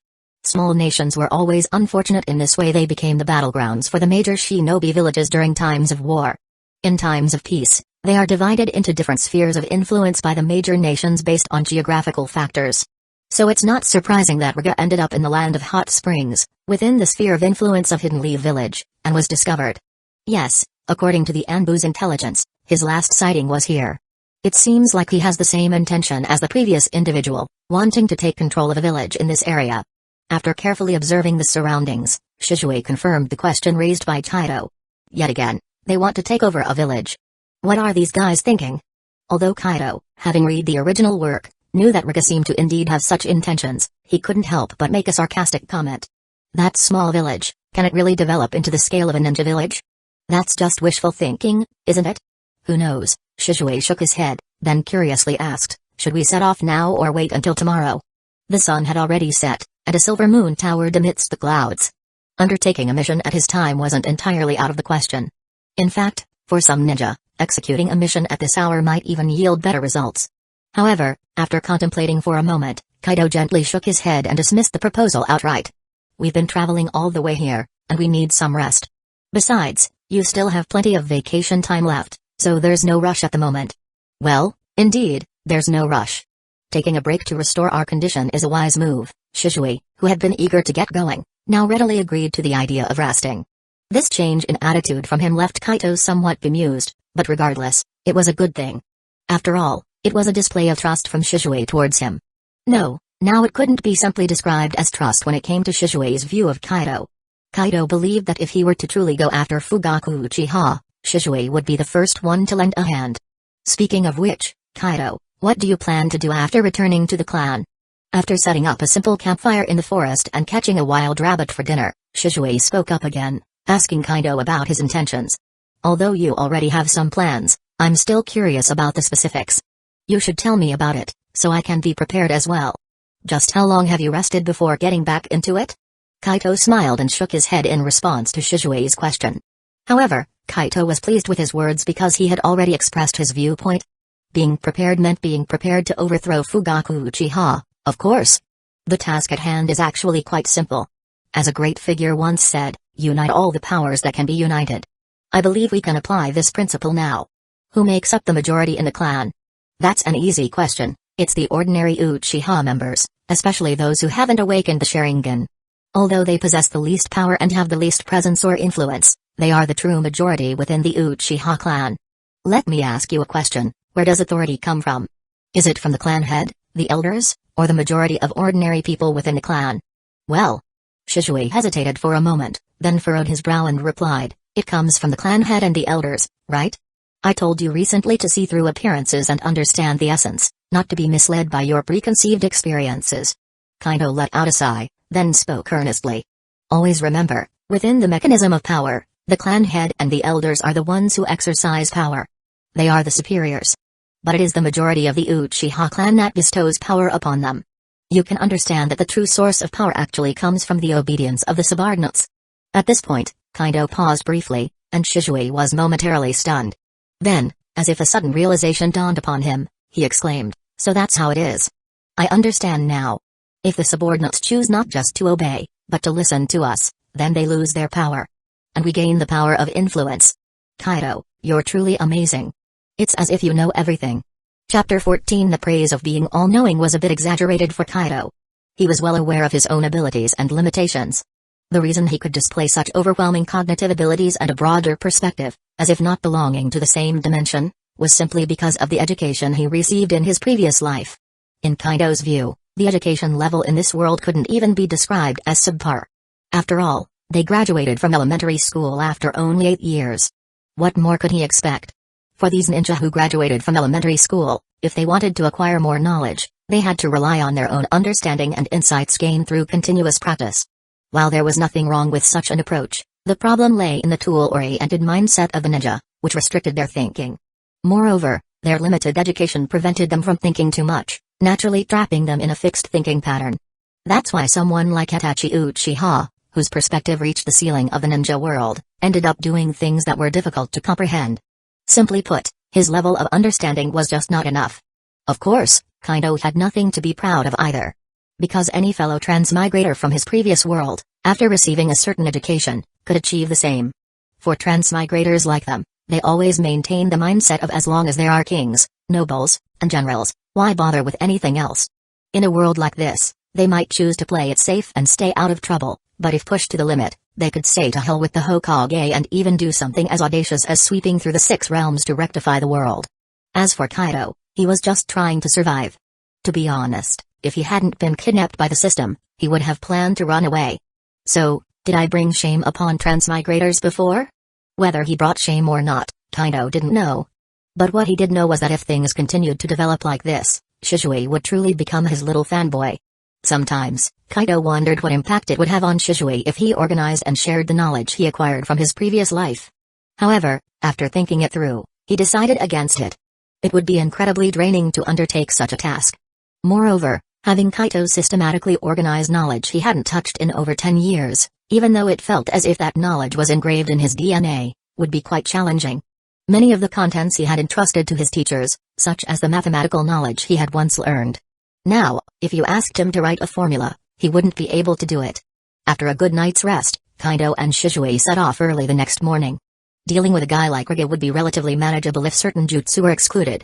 However, the problem was that he was a mist village shinobi who possessed a jutsu that countered the Uchiha clan, the hidden mist jutsu. The hidden mist jutsu had a certain degree of blocking ability against the Sharingan, which made both Kaido and Shisui somewhat wary. But it was only a sense of wariness. Kaido alone could teach this guy a lesson with his dancing sky jutsu. If necessary, he could simply take to the air and rain down fire style from above. As for Shisui, he most likely already had the Mangekyo Sharingan. In addition, this kid's speed is frighteningly fast. It's likely that Riga could evade his attacks if he sensed them beforehand, or even counterattack. Moreover, now they were 2 Uchiha working together. If they couldn't handle this guy, then they might as well give up. Soon, the two of them had entered the small village. The village appeared desolate and sparsely populated, seemingly filled with fishermen as far as the eye could see. After exploring the village, they seemed to have not found their target, which made Kaido and Shisui somewhat doubtful. Could he have already left? Kaido asked curiously, standing on a small hill outside the village. I'm not sure. We asked the residents earlier, and they confirmed that Riga was here. Shisui shook his head. But as for where he is now, I don't have much information either. Upon hearing Shisui's words, Kaido could only nod helplessly. Indeed, intelligence was just intelligence, especially the intelligence they possessed was not real-time information. This meant that their intelligence could deviate due to changes in the actual situation, which was common in the ninja world. Therefore, for ninjas, they also needed to have strong adaptability and flexibility in order to ensure the successful completion of their missions. Then let's wait and see. Kaido thought for a moment before speaking directly, but let's be prepared. Track his location, roughly determine the direction he's heading, and wait here at the same time. Yes, leave the tracking to me. Shisui immediately nodded and then turned away without further ado. Shisui's tone and actions made Kaido both cry and laugh. Did this guy really see himself as a subordinate? But it wasn't a bad thing. After all, it saved him a lot of trouble. Besides, Shisui was born in the Anbu, and he was definitely an expert when it came to tracking. Once we deal with Riga, this mission will be successfully completed. After returning, I can proceed with the next step of my plan. The next step of the plan is to rapidly accumulate and win over the lower-level power of the clan. If possible, Kaido wants to gather capable ninjas and even elders to his side. The Mangekyo Sharingan is no joke. With 2 pairs of Mangekyo Sharingan on his side and a large number of supporters, Kaido believes that anyone would hesitate to oppose them. At that moment, Kaido furrowed his brow and quickly turned around to look behind him. He saw someone slowly walking in his direction, but it seemed like their destination was the village ahead. This person had green hair and was carrying 2 peculiar-looking ninja swords on his back. It appeared that this person also noticed the direction where Kaido was, especially when he saw the clan emblem on the back of Kaido's clothes. He couldn't help but furrow his brow. Uchiha. Kurisuki Rika. When they were less than 10 meters apart, Kaido and the other person almost simultaneously spoke, confirming each other's identities. Kaido never expected that Rika would return so soon after stopping water. He had been contemplating teaming up with water to surround this guy, but now it seemed like a one-on-one fight was inevitable. Ninjas were never samurais, they didn't need to adhere to any samurai code. When it came to eliminating their mission targets, ninjas would resort to any means necessary. That was the true essence of a ninja. Rika's brow furrowed even tighter, sensing the hostility in the newcomer. What is the purpose of an Uchiha brat coming here? Of course, I've come to find you, Kaido chuckled lightly, then spoke in a seemingly friendly tone. Actually, I've come here to borrow something from you, sir. Before Rika could respond or even prepare himself, Kaido activated his Sharingan and appeared before him in an instant. That something is your life. Chapter 15. Although Kaido was truly amazed at the whimsical nature of fate, encountering Rika in such a situation, he never forgot what was most important to him. He also never forgot how a ninja should act. Ambushing was the most fundamental skill of a ninja. Kaido had no interest in engaging in lengthy conversations or posturing with his enemies. If he had to speak, it was only to divert their attention, seizing the opportunity to strike. He was highly skilled in this line of work. However, Kaido's approach didn't guarantee success every time, especially against an experienced and battle-hardened ninja like Rika. Clang. The crisp sound of metal collision resonated in an instant. Rika's reaction was extremely swift. In the blink of an eye, he drew the ninja swords from behind him and swiftly blocked Kaido's kunai. Immediately, Rika launched a counterattack. The twin swords in his hands moved with extraordinary agility, emitting a whistling sound as they swung in a peculiar pattern. In his relentless onslaught, Kaido found himself momentarily on the defensive. He realized that Rika was more intriguing than he had imagined. Rika's swordsmanship was formidable, and his speed was remarkable. Most importantly, he consistently avoided direct eye contact with Kaido's Sharingan.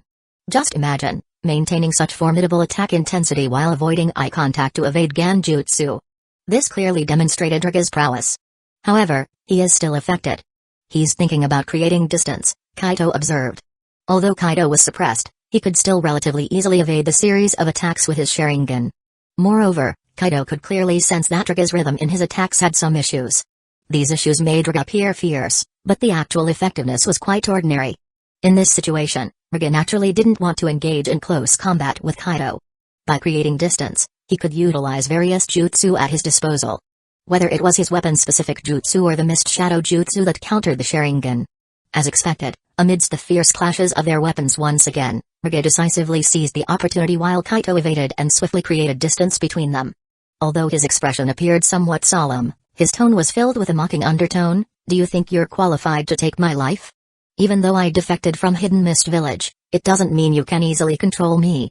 Indeed, Rika, your swordsmanship is undoubtedly formidable. Kaido steadied himself and gazed at Rika with a smile. Whether I am qualified or not will be determined in battle. And as a rogue ninja, didn't Rika anticipate this day would come? As a rogue ninja, of course, I knew the fate that awaited me. However, I never expected it would be a shinobi from Hidden Leaf Village who would come for me. In that moment, Rika suddenly burst into laughter while simultaneously swiftly forming hand seals. But I'm in luck, aren't I? Even though I don't know where your teammate is, currently it's just you, and an Uchiha at that. Haven't your elders taught you that an Uchiha shinobi should be cautious when facing a mist ninja? As he spoke, Rika's jutsu had already been prepared. Chakra surged within him, and in an instant, mist enveloped the surroundings. Clearly, it was the Misty Shadow Jutsu. Faced with the threat of the Sharingan, Rika didn't hesitate to unleash this jutsu. I admit, the Misty Shadow Jutsu does have a certain restraining effect on the Sharingan, especially when you inject such a large amount of chakra. Kaido witnessed this scene without a trace of panic, instead revealing a faint smile. This smile made Rika feel somewhat uneasy. However, Kaido didn't give Rika any chance to react. Chakra burst forth from his body, and he began to float in the air. So, let me ask you a question. How large of an area can your Misty Shadow Jutsu cover? As he spoke, Kaido flew directly into the sky. He stood high above, looking down on Rika with a disdainful expression on his face. The range that the Misty Shadow Jutsu can cover depends on the amount of chakra he puts into it. However, as a shinobi, it's impossible to easily gamble with a large amount of chakra just to trap a single enemy, unless one has absolute certainty. Rika was a normal shinobi, and he wouldn't do such a thing. Moreover, He was now incredibly frustrated because he never expected that this Uchiha would be able to fly. Flight ninjutsu, huh? What a hassle. Riga cursed inwardly, but he didn't immediately dispel the misty shadow jutsu. He wanted to see how long Kaido could sustain his flight and at what height he could reach. If Kaido couldn't fly for long or couldn't reach a high altitude, then Riga could use that to his advantage or escape. However, Kaido didn't give him any time for testing or planning. Without any hesitation, Kaido formed hand seals in midair, ignoring Riga's presence and polite demeanor. Chakra surged vigorously within Kaido's body, and suddenly, the air around him became scorching hot. Fire style, Great Dragon Fire Jutsu. Accompanied by a roaring sound that reached the sky, a colossal fire dragon erupted from Kaido's mouth. The dragon coiled in the air before fiercely diving towards the ground. Seeing this scene, Riga's expression slightly changed, and he immediately turned around to evade the massive fire dragon. At the same time, he increased the density of the mist. He painfully realized that if he didn't do this, that damn Uchiha would lock onto him from the sky and relentlessly bombard him with ninjutsu. Boom. The roaring flame dragon collided with the ground, creating an enormous explosion that reverberated across the plains. The white mist was tinged with the glow of fire, taking on an orange hue in that moment. In that moment, Riga appeared somewhat disheveled. Although the raging flames hadn't directly touched him, he could feel the intense heat. The power of that fire dragon was no joke. Damn guy, can flying ninjutsu and fire style be combined like this? Riga cursed inwardly, then looked up towards the sky through the dense mist. However, his expression became incredibly grim at that moment. He painfully realized that his attempt to hide within the thick fog had been utterly useless. That cursed Uchiha didn't pay any attention to the mist at all. He saw the Uchiha gathering chakra once again, and then rapidly forming hand seals. Fire style, Phoenix Sage Fire Jutsu. Flames resembling phoenix flower seeds burst forth from the mouth of Kaido, spreading in all directions and directly engulfing the thick mist. Under the control of his chakra, these flames had an incredibly wide coverage, unabashedly enveloping the entire range of the mist concealment jutsu. Before mastering the dance of the sky, Kaido primarily understood the value and purpose of fire style as a tactical support. However, with the dance of the sky at his disposal, Kaido expanded the potential of fire style even further. He could now execute carpet-bombing attacks without restraint. As a time traveler, Kaido was well aware of the significance of air superiority. Chapter 16 Boom, boom, boom. The sounds of incessant explosions echoed across the plains. The mist shadow jutsu employed by Riga now illuminated into a bright orange by the intense flames. The scorching flames made the mist denser, but it was clear that the thick fog was no longer a place one could stay. With the continuous bombardment by Kaido, Riga could no longer bear it, and he burst out of the dense fog that had completely changed color, looking somewhat disheveled. At that moment, he combined his twin blades and wrapped his body in the protective lightning-style chakra, which prevented him from being burnt by the flames. However, he was well aware that if he continued to stay in the thick fog, his situation would not improve. In such an environment, he simply had no way to fight back. That damn guy. Riga silently cursed in his mind, his thoughts drifting back to the sky ninja who had been wiped out by Hidden Leaf Village during the Second Shinobi World War. Those guys who flew in the sky, dropping exploding tags onto the ground. However, Hidden Leaf Village did have commendable air defense capabilities, relying on the Aburame clan's insects to literally destroy the flying devices of those sky ninja, leading to their decline. He himself was not without air defense abilities, but he was suppressed by Kaito's fire style before he could even use them, even transforming his mist shadow jutsu into a fiery haze. This directly deprived him of the possibility of hiding. Staying in there could potentially lead to severe burns, even the chance of being suffocated by the smoke was not impossible. Oh, the rat has come out? Kaido, hovering in the sky, couldn't help but chuckle at the sight of Riga's disheveled state. Yet, there was not the slightest pause in his hand movements. Given his temporary air superiority and the opponent's lack of significant air defense capabilities, how could Kaido possibly stop there? Fire style, Great Fireball Jutsu. With his hand seals formed, a gigantic fireball was conjured within seconds, roaring directly towards Riga. Humphrey. Riga gave a cold huff, his body making a slight movement as he swiftly leaped backward. This fireball stood no chance of hitting him. Though he had lost the cover of the thick fog and could not stop Kaido's Sharingan. Without the restriction of the fog in a more open terrain, he seemed much more agile. After evading Kaido's fireball, he took advantage of the pause before Kaido launched the next attack to quickly counter. Lightning style, Lightning Fang. His twin blades crossed, covered with powerful lightning-style chakra. And when he unfolded the blades again, the ferocious lightning-style chakra shot directly towards Kaido in the sky. Seeing the ferocious lightning-style chakra attacking him, Kaido lightly controlled his own body and chakra, forming seals while simultaneously dodging the strike. The flexibility of the flight jutsu was beyond doubt, and even in the air, Kaido could easily control his own body. Fire Style, Great Dragon Fire Jutsu. Once again, Kaido used the Great Dragon Fire Jutsu, but this time he summoned 3 fire dragons all at once. The 3 fire dragons came from 3 different angles, roaring as they quickly moved towards Ruga's position. Boom, boom, boom. Accompanied by 3 intense sounds, along with a rapid spread of flames and thick smoke, Kaido found that Ruga had once again easily evaded his attack. This made him shake his head slightly, clearly somewhat dissatisfied with the result. He did indeed have air superiority, and even forced Ruga to continually evade through his carpet bombing strategy. However, the issue was that his current approach was akin to using a cannon to kill a fly. His target was too small, and the opponent was too agile. If Kaido had employed this strategy on the battlefield, the effect might have been excellent. However, in a one-on-one situation, his approach seemed somewhat wasteful. But I've achieved my goal, at least this guy dares not use the Mist Shadow Jutsu anymore, though I should replenish my fire style after going back. Kaido thought to himself, swiftly landing on the ground. If he continued to fly and unleash ninjutsu bombardments, his chakra might not withstand the strain. Moreover, the purpose of using the flight jutsu was to evade the Mist Shadow Jutsu. Having achieved that, there was no need to continue.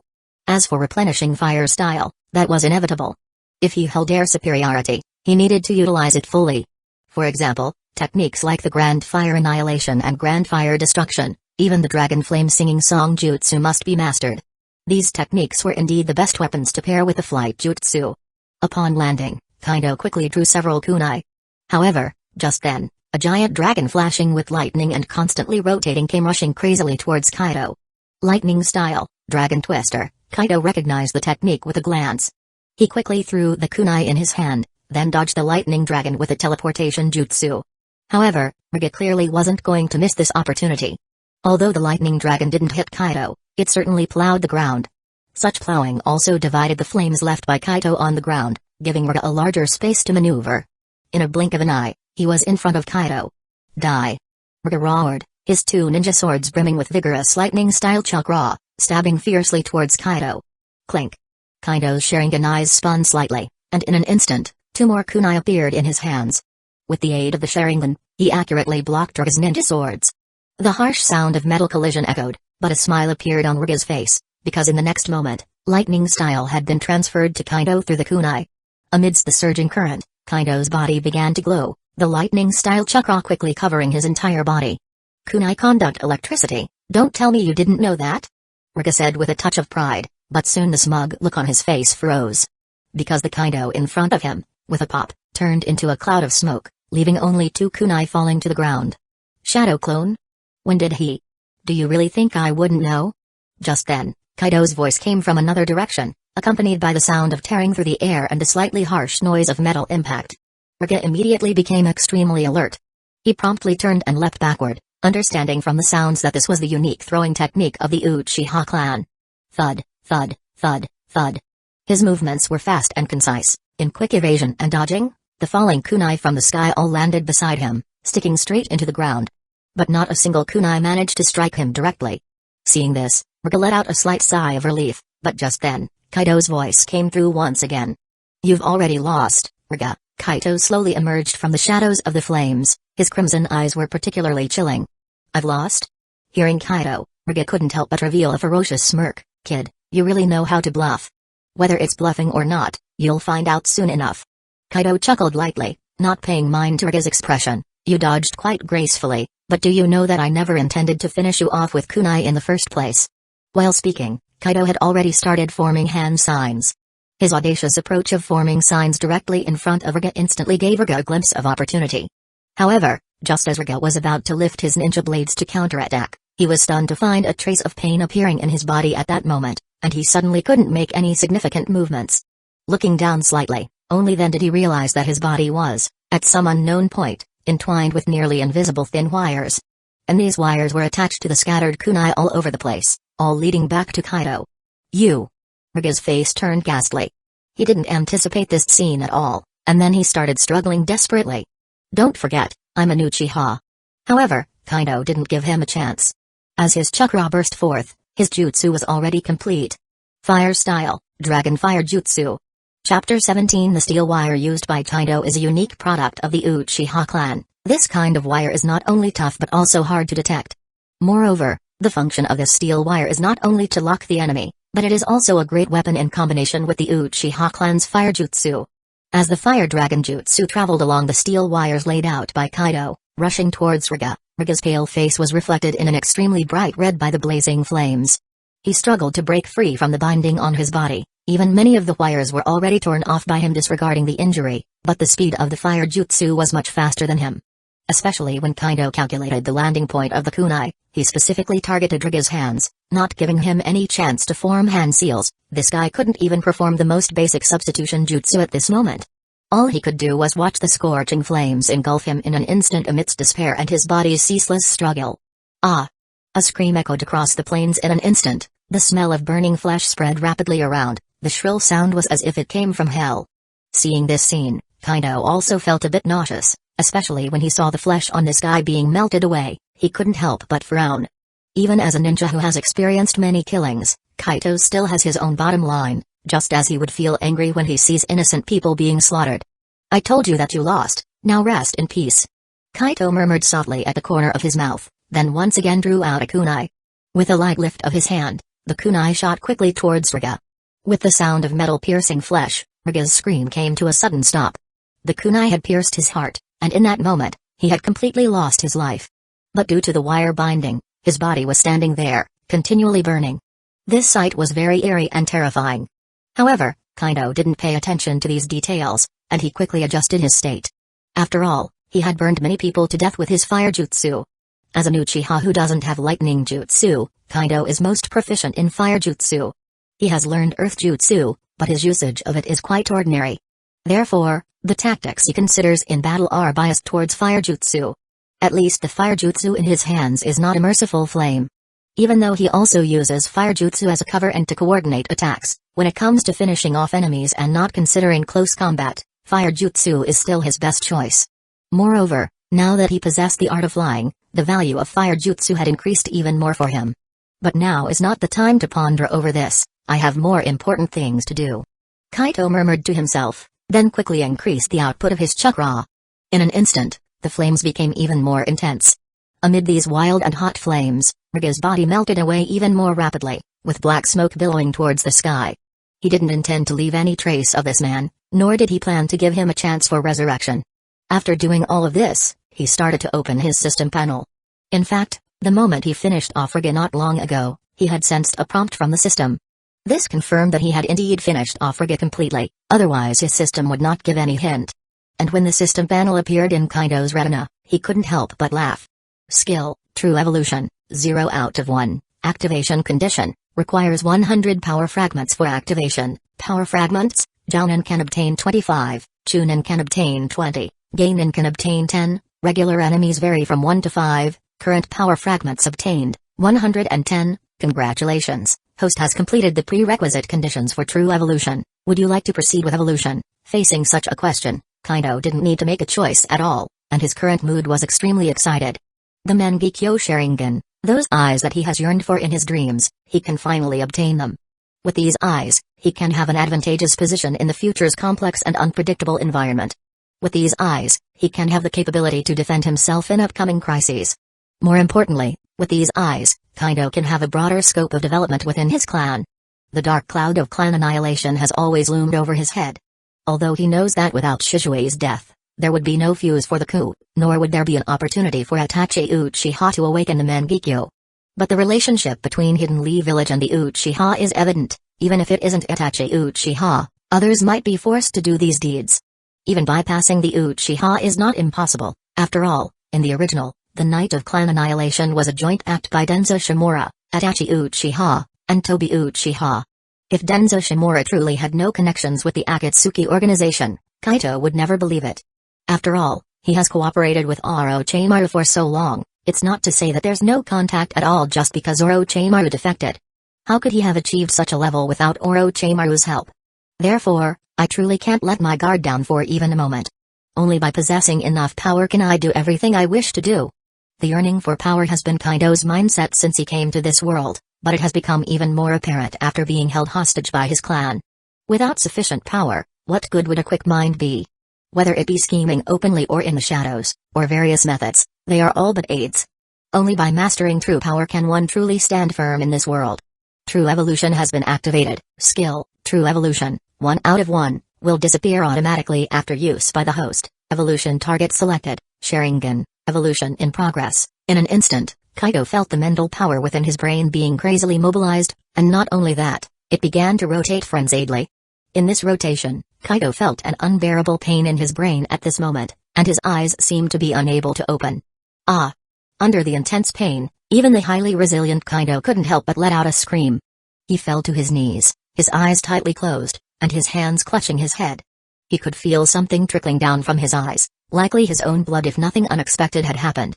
In such agony, he felt every second was torture, but for the sake of the Mangekyo, he had to endure.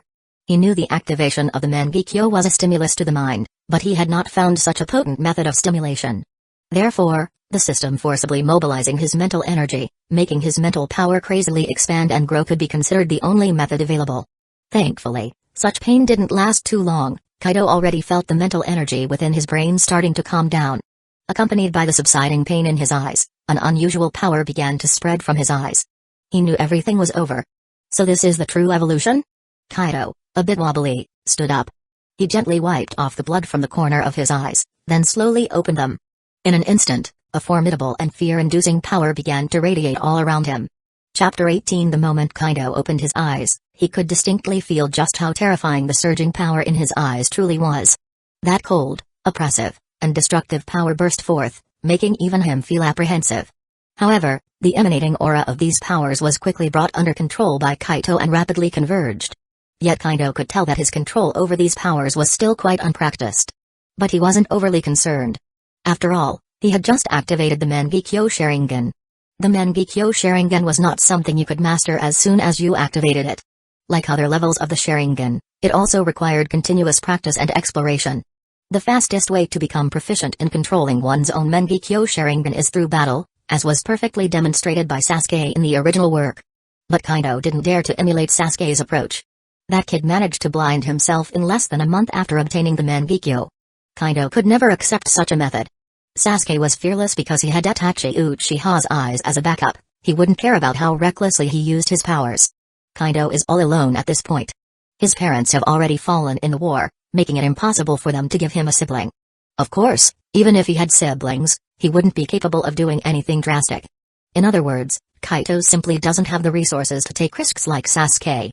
But maybe that's not entirely true. After all, I have this system. Perhaps I could draw something that could restore my powers, Kaido muttered to himself. He stood still, not moving from the spot, the memory of the pain still fresh in his mind. He needed some time to recover. Moreover, some interesting information had surfaced in his mind, which he needed to carefully examine. The first piece of information was about his Mangekyo Sharingan. These bits of knowledge had suddenly appeared in Kaido's mind the moment these eyes were unveiled. And this information pertained to the powers of Kaido's Mangekyo Sharingan. The abilities of the Mangekyo are shaped by the greatest obsessions in one's heart before unlocking these eyes. Before unlocking these eyes, Kaido had been incessantly desiring to attain greater power, to amass more strength. This was to ensure that his future would be secure. And his deepest desires had indeed bestowed his eyes with corresponding powers. The power of his left eye was called Reverse Path. This ability could ease the difficulty of using Susanoo. Susanoo, being the most potent and perilous ability of the Mangekyo Sharingan, is extremely challenging to unlock and tremendously draining to the user. Under normal circumstances, someone who has just unlocked the Mangekyo Sharingan wouldn't be able to use Susanoo. Only after a period of acclimation would it be feasible to use. However, with the assistance of Reverse Path, Kaido could sense that even now, he might be capable of activating Susanoo. However, this would likely only be the most basic stage of Susanoo, the one without a humanoid form, merely the ribcage for self-protection. But even at this initial stage, its defensive capabilities are undeniably impressive. The power of his right eye was called Reverse Path. This ability could enhance the potency of all his techniques. Yes, the power of all techniques. Whether it's Kanjutsu, Ninjutsu, or even Taijutsu, as long as they're under the augmentation of this ability, their potency would be significantly amplified. In other words, this technique is somewhat similar to Sage Mode, though he wasn't entirely sure how much the specifics differed. After all, he didn't possess the Sage Mode. These two abilities truly enhance power to the extreme, But why does it feel like they are Madara Uchiha's abilities? After carefully feeling the power brought about by his juvenile force, Kaido's expression turned somewhat odd. In the original works, Madara Uchiha's juvenile techniques abilities weren't explicitly explained, but the impression Madara Uchiha left on the world could be summed up in one word: powerful. A powerful offensive capability, formidable ninjutsu ability, and that overwhelmingly potent Susanoo. No matter when or where, his mere presence suffices to generate an unparalleled sense of pressure, enabling people to easily perceive his power. But beneath his tremendous abilities, the techniques he primarily employs are quite conventional, the only juvenile technique he uses being Susanoo. This indeed made Kaido wonder if Madara Uchiha's Mangekyo Sharingan abilities were essentially just these two. One is to reduce the usage limitations of Susanoo. That fellow managed to bring Susanoo nearly to its highest level even without the eternal Mangekyo Sharingan. The other one is naturally the amplification of his own abilities in all aspects. Some ninjutsu, relying on the accumulation of chakra, can still reach a frighteningly powerful level. But the quality of a ninjutsu will not be changed unless there's a specific technique that can enhance the quality of ninjutsu. Never mind whether or not these techniques overlap with Madara Uchiha's juvenile ones, at least now I have techniques that belong to me. And these two techniques are incredibly useful to me. Although Kaido didn't receive anything flashy like Kamyu or Amaterasu, the abilities he obtained were very practical, leaving him tremendously satisfied. As for the second piece of information, it was about the system. After Kaido completed the true evolution, his system had given a prompt, which he hadn't yet taken a look at. Congratulations to the host for acquiring the Mangekyo Sharingan. Mangekyo Sharingan is a pair of powerful eyes.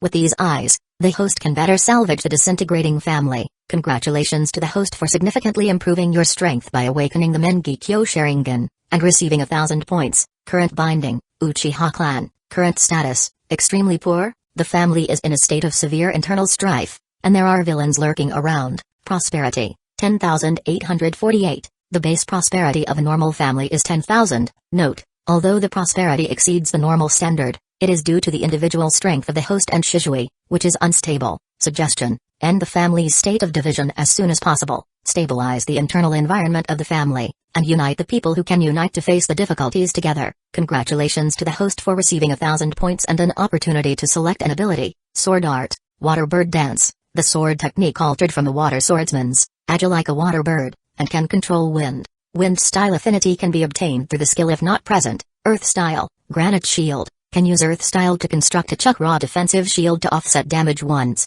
Earth style affinity can be obtained through the skill if not present. Water style Walk on Waves, in water, you and your teammates will gain extremely high movement speed. Water style affinity can be obtained through the skill if not present. Looking at this series of system prompts, Kaido felt somewhat bewildered but also increasingly elated inside. So, reaching the Mangekyo level awards 1,000 points. While Kaido felt this was a bit scanty, considering the system even has a rule like 1 Jonin is equal to 2.5 Chunin, he reckoned it wasn't too bad. Moreover, this gave Kaido a hint. The system awarded him 1,000 points when he had basically dealt with Shisui. Did this indicate that Shisui had also reached the Mangekyo level? At this thought, Kaido became even more delighted as this boosted his confidence even further. However, at that moment, Kaido seemed to sense something. Turning his head, he saw Shisui running towards him. He also noticed Shisui's slightly tense expression, which soon turned somewhat vacant. Chapter 19 I Must Go Faster. Shisui hastily rushed towards Kaido's location, deeply regretting why he had decided to separate from him. Although Kaido's strength was undeniably immense, the enemy he was currently facing was adept at the hidden mist jutsu. Shisui was acutely aware of how the hidden mist jutsu could counteract the Sharingan. During his years in Anbu, he had plenty of encounters with shinobi of the hidden mist. Despite earning a notorious reputation, to the point that even the Anbu member called Ao from the hidden mist village would steer clear of him, this did not mean Shisui considered mist shinobi easy to deal with. Especially when fighting against mist shinobi, he noticed something: their ninja skill level was genuinely high, and they were truly indifferent to life and death during missions. Shisui had even heard that these mist shinobi were watched by a specialized Anbu during their assignments, who would eliminate anyone potentially leaking information if the mission went awry. Facing such ruthlessly bloody and highly skilled ninjas, one of whom was a former member of the 7 Ninja Swordsmen of the Mist, it was impossible for Shisui not to worry. Boom. Boom. Boom. Explosions continued to echo, making Shisui increasingly anxious, particularly when he found his path blocked by flames. He was growing frantic. He didn't know water style to extinguish these flames, which meant he had to find a way around, taking up more precious time. Kaido, You better not get into any trouble. Shisui was incredibly anxious. He accelerated and dashed in a different direction. His speed was phenomenal, and in just a few short minutes, he had reached the epicenter of the blaze. What met his gaze, though, was a bizarre figure, arms extended like wings, engulfed by intense flames. The sight of this figure made Shisui's eyes narrow. Only when he noticed another figure standing beside this peculiar form did he let out a slight sigh of relief. He recognized the figure, it was Kaido. And the scene in front of him made it clear, Kaido had won this battle. It seems I underestimated Kaido. Shisui mumbled quietly to himself. He then started to approach Kaido. However, the next moment, Kaido suddenly turned around. At this turn, Shisui was stunned. Because he clearly saw, within Kaido's crimson eyes, a strange triangular pattern slowly rotating. That's Mangekyo. In that instant, Shisui recognized the pattern in Kaido's eyes for what it truly was. And in that same instant, he knew he had underestimated Kaido all along. The Mangekyo Sharingan, the most potent eyes in the family. He knew the extent of suffering required to awaken such eyes. And he knew how powerful such eyes could become at their peak because he himself had a pair. Shisui quickly suppressed his shock and astonishment. He had these eyes too, after all. Even in his surprise and awe, he could bring himself back to reality. But, when did Kaido get such eyes? But he couldn't help but start pondering in his heart. However, as soon as he began to think, he quickly shook his head to break off this train of thought. After all, who didn't have some secrets? Even Shisui's Mangekyo was known to only a few, even within his family. But after learning that Kaido had the Mangekyo Sharingan, Shisui's heart underwent a quiet transformation. Perhaps he has had these eyes for a while. After all, it's genuinely difficult to resist the clan's head elder without power as a foundation. Moreover, having such strength, such far-sighted vision, such clear logic, he's practically the perfect clan leader. At this moment, upon seeing Kaido's Mangekyo, Shisui had thoroughly confirmed that Kaido was the best choice. A leader with power, vision, and foresight, who knew the root of the problems within the clan, the village, and even the shinobi world. Who else could be more suitable to be the clan leader than someone like this? Not to mention just a clan leader, Shisui believed that Kaido would have no problem even if he were to become the Hokage. Shisui, huh? You're back? Seeing that it was Shisui who had arrived, Kaido couldn't help but hide his Mangekyo Sharingan and said with a smile. Don't worry, this guy has been dealt with. It seems our mission is complete. Huh? Oh. Shisui's mind was still pondering other things, but he quickly snapped back to reality at Kaido's voice. Indeed, it seems our mission is complete. Throughout the conversation, Shisui continued to stare blankly at Kaido, and the change in his eyes made Kaido feel a bit uneasy. This look was even more excessive than the one a few days ago, and Kaido was somewhat overwhelmed. However, Kaido did know that this youngster might have made such an expression after seeing his Mangekyo, right? The truth about the Mangekyo Sharingan was something that Kaido never intended to hide. Of course, the main reason for this was that he knew it was impossible to keep this a secret. Since he had decided to resist Fugaku Uchiha and the others, he naturally needed to have some confidence. Displaying his Mangekyo was the best way to show that confidence. The clan members would not readily follow you to risk their lives, to challenge the existing system, or even to confront their clan leader for a vague reason. After conveying your ideas and reasons to them, you also need to assure them that you have the confidence, the ability, and the strength to carry them out. Kaido's intense desire for the Mangekyo Sharingan after his abduction by the clan was not just to prepare for everything that might occur on the future night of clan annihilation. It was also meant to instill confidence in all those who would follow him in the future, a confidence that assures them that following him will at least not lead to significant trouble. The Mangekyo Sharingan is the greatest assurance for all clan members. Even if they do not fully understand this, the superiority of the Mangekyo over the ordinary Sharingan will make it clear to them. Although Shisui also possesses the Mangekyo, and Kaido could rely on Shisui to accomplish everything, how could relying on others be as reliable as relying on oneself? Moreover, compared to the intimidation of one pair of Mangekyo, how could that possibly measure up to two pairs? Alright, we can talk about any issues later. Kaido was in a great mood at the moment. He still had a bit of a headache as an after effect, but it was hard for him not to be joyful after obtaining such precious eyes. This place is already in such a state, it's not worth staying here. Yes. Shisui nodded seriously, and upon hearing Kaido's words, he quickly suppressed all the doubts in his heart. It's not good for you to talk to me like this, you're my friend, not my subordinate. Kaido teased Shisui a bit, then turned his gaze to the Raga, still being consumed by the blazing flames, particularly the shinobi sword that had fallen to the ground after its handles were burned off. When the flames died down, We'll come back to get the sword and then we can return. The Riga shinobi sword?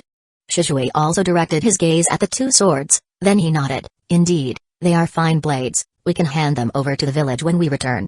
I don't intend to hand them over to the village. Kaido interrupted as soon as he heard Shisui's words. I plan to melt these two swords down and recast them into one for my personal use. Recast it for his own use? Shisui opened his mouth slightly in surprise at Kaito's words, but in the end, he said nothing. Meanwhile, Kaido had already started to imagine himself wielding the shinobi sword, for the reward he had ultimately chosen was the sword art, Water Bird Dance. Chapter 20 The Waterfowl Dance appeared on Kaido's selectable skill panel, which was truly unexpected. The moment he saw this skill, it was as if Kaido was transported back to the days of clutching the game controller, staring at the screen at a woman with a golden helmet, long red hair, and a red cloak. She wielded a sword with an elegant stance in midair, then in an instant, he was bloodied and lost a large amount of runes. That woman was his nightmare for a long time, and her graceful demeanor was deeply imprinted in Kaido's mind, making him want to smash his controller in frustration. Eventually, in order to take down this woman, Kaido chose a cheat code, only to find that it seemed useless, as the woman could actually drain life. From then on, this woman became a Valkyrie in Kaido's mind, a unique kind of Valkyrie.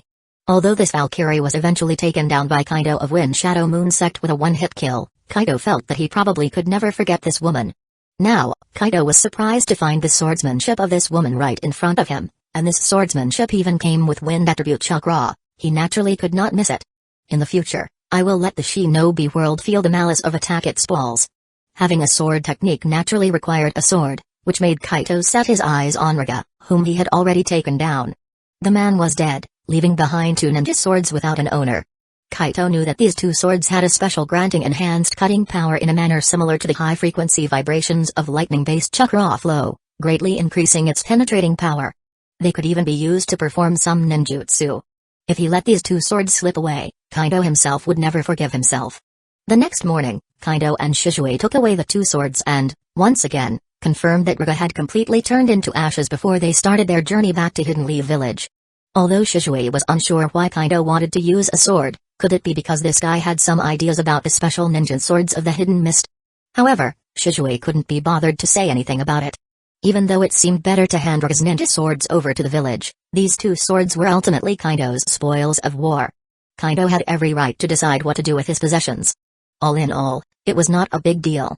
Furthermore, Shisui's mood wasn't great at the moment, and he wouldn't bother with such minor matters or tell the village.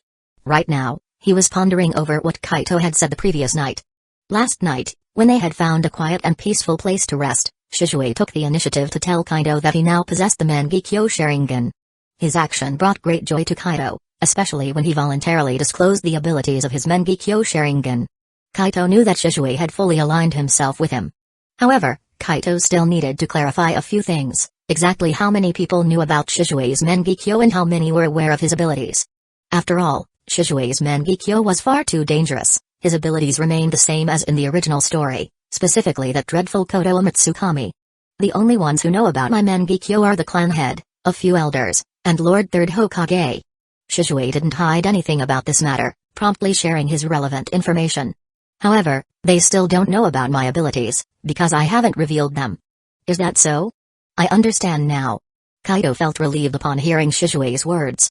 To put it bluntly, Shisui's death had a certain connection to his disclosure of his own abilities. Kodo Amatsukami, what kind of jutsu was that? It was a jutsu that could silently change a person's subconsciousness, even their will. Even the subjects affected by this jutsu might not be able to detect it. Such an illusion technique would instill fear in anyone, particularly when the individual wielding it isn't someone they entirely trust. You must never reveal your genjutsu to anyone, do you understand? Kaido watched Shisui with extreme seriousness.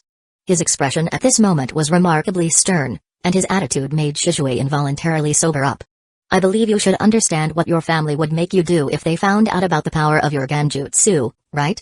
The foolish ones might perhaps ask you to control someone from another faction, so as to turn them over to our side, while the more cunning ones might even choose to have you control the Hokage. I don't think these are events you would want to happen, and they're definitely not actions you would want to undertake, right? Yes, Kaido. Shisui nodded solemnly. No matter which one, I will not attempt, and I will certainly not do.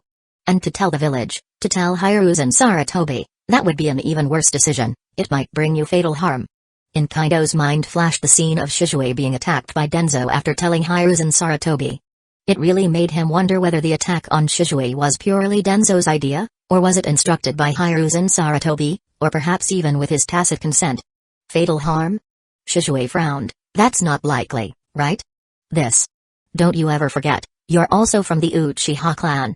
Kaido cut him off before he could finish, then he spoke with even more gravity. You should be aware of the village's distrust of the Uchiha. It's something that's etched into their bones. Even if they trust you, once they find out you have this ability, do you think they would question if you'd use it against them? Kaido's words left Shisui silent. He had not really thought about this, at least not before he was this close to Kaido. Distrust is a terrible thing. Once its seed takes root in the heart, it can't disappear but only grow stronger, regardless of any excuse you might give. Imagine if the clan gets to a point of no return, and you tell them you have this power and could use it to change the will of the clan. Do you think they'd believe you? And what would happen to you? I can tell you this, for them, having this power in their own hands would be the safest. And once you're gone, can you guess what would happen next? Kaido's words made Shisui break out in a cold sweat, because before he met Kaido, he had considered making such a choice if the clan really reached that point. He felt as though Kaido had seen right through him, and Kaido's words made him start to think involuntarily. But Kaido didn't give him time to think deeply. Instead, he directly gave the answer. I can tell you unequivocally, your death would be the last straw that breaks the camel's back. You are the clan's prodigy, the hope of the clan. Your death would whip the clan into a frenzy. In such a scenario, your faction would collectively turn against the village. The blood would take control. They have always hated Hidden Leaf Village and plan to use force to make their existence known. A coup d'état would become an established fact. And the village, using this as an excuse, would move against the Uchiha to remove this thorn in their side. And in the end. At this point, Kaido paused slightly, and Shisui's face had turned incredibly pale. Cold sweat continuously beaded on his forehead. He was shocked by Kaido's words, shocked by such an outcome, and shocked by Kaido's foresight. After a long while, he looked at Kaido, a gaze filled with bitterness and deep admiration. In the end, the clan would be annihilated. Chapter 21. Alright, we're at the village. Why do you still look like that? At the gate of the Hidden Leaf Village, Kaido looked back at Shisui walking behind him, his demeanor seeming rather absent-minded, with an air of frustration on his face. Over these past few days, Shisui had maintained this state, appearing to be deep in thought at all times and places, often showing a startled expression after his contemplation. Kaido had a fair idea what this was about. Could it be that this guy was still rattled by what he'd said that night? Indeed, Kaido wasn't wrong in his guess. Shisui had indeed been scared, and not slightly. These days, he had been constantly pondering on this matter, continuously simulating all aspects of this issue in his mind. He even brought out all the knowledge Kaido had ever taught him for this, only to realize that Kaido's alarming words weren't at all exaggerated. What kind of person was this Danzō, really? Shisui had interacted with him and had heard the evaluations from the elders and the clan chief in the family. He knew that this damned old man was an extremist, one who wouldn't trust anyone easily. Especially towards the Uchiha, this guy seemed to be even more despising and resistant, harboring no positive feelings whatsoever. What was even more peculiar was that despite all the transgressions he had committed, he hadn't received any punishment. It was clear to see just how much trust the third Hokage placed in Danzō. Such a person, who profoundly distrusts everyone, despises the Uchiha, and yet has earned the Hokage's trust. After learning of his Sharingan's abilities, Shisui could already foresee what would happen. Perhaps this guy would not hesitate to attack him and try to steal his eyes. Such power, in the hands of a person like him, would undoubtedly be better retained, he might think. As for his own fate, if he's lucky, he might survive, but if he returns to his clan alive, then it could be a sign for the Hidden Leaf Village to act against his clan. If he dies, the outcome would be the same. The clan would still be incensed, and the internal strife between the Hidden Leaf Village and the clan would erupt. It could be said that once his abilities are exposed, his own fate and that of his clan might already be determined. Still immersed in his thoughts, Shisui was awakened by Kaido's words. He then said apologetically, "Sorry, it's my fault, I was just..." "It's okay, I understand." Kaido shook his head helplessly. "Let's register our return home, everyone is tired." "Yes, I understand." Shisui lifted his head to glance at the gates of the Hidden Leaf Village. The gate was still as grand and imposing as ever, but looking at it, Shisui felt a different kind of emotion rise within him. For some reason, he felt reluctant to step through it, because once he did, he would have to face the troubles within his clan again. And, he would face troubles from the Hidden Leaf Village side that he had never envisioned before. Ah! With a soft sigh, he knew his thoughts were unrealistic because, After all, he was still a Hidden Leaf Village ninja. He honestly followed Kaido to register their return to the village. At this point, the guards at the gate were not Izumo and Kotetsu but two unfamiliar ninjas. The two of them didn't make things difficult for Kaido and Shisui, and soon they entered the Hidden Leaf Village. Inside, the village was still bustling. Many children were happily running and playing in the streets. Such a joyful and warm scene seemed somewhat out of place compared to Shisui's current state of mind. Of course, Kaido saw all of this. He hadn't expected that his analytical monologue, or rather, spoilers from his god's eye view would cause such a large disturbance for Shisui. However, he didn't regret revealing this matter to Shisui. After all, it was the truth, and making him realize the harshness of reality was a good thing. But Shisui's persistent attitude left Kaido somewhat helpless. After some thought, he simply walked over to a bookstore. Without much thought, he randomly bought 2 books and came back. Although he found the bookstore owner's expression a bit peculiar, he couldn't be bothered with such details. Here. Without any further ado, Kaido shoved a book into Shisui's arms. All you know now is to think wild thoughts, and that's not right. Huh?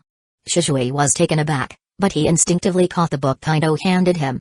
Before he had time to lower his head and see what the book was about, he heard Kaido start speaking again.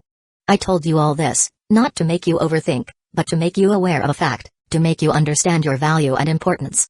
You trust me and told me about your ability, and I also trust you. Therefore, I must think carefully about your situation. As he said this, Kaido paused briefly, then put his hand on Shisui's shoulder and continued speaking with a smile. You are a friend I've known since childhood, a classmate I've grown up with, and a competitor I've had to face from a young age. And now, we both have those eyes within our respective families.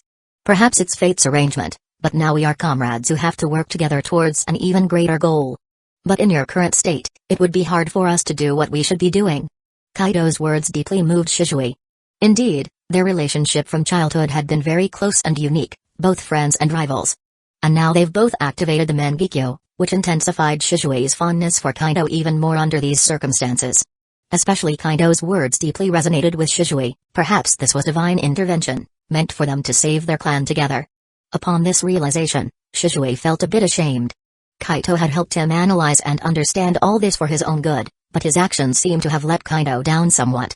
I'm sorry, I won't behave like this again. Shisui took a deep breath, then sincerely promised Kaido, I will adjust my state immediately and face the future with my best condition. This is the Shisui I remember, and the Shisui I need. Seeing Shisui's attitude, Kaido was naturally very pleased. To help Shisui maintain his state, Kaido decided to paint him a picture of the future. The tasks we have to undertake in the future are dangerous, and once we succeed, we will need to keep each other in check. The stories of dragon slayers turning into evil dragons are numerous. We cannot allow ourselves to become those evil dragons.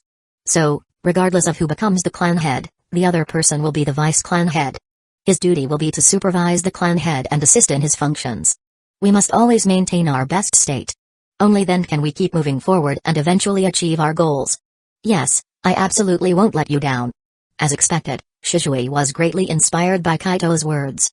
When someone is lost in confusion, or even when their faith collapses, giving them a new path or even a ray of sunlight can bring hope. Kaido had seen the zealotry of converts. Although Shisui was not in such a state, this did not prevent Kaido from using a similar approach. When you're feeling upset, read more books. Books can help you get rid of troubles, bring you joy, and also teach you knowledge. Looking at Shisui now, Kaido smiled and withdrew his hand.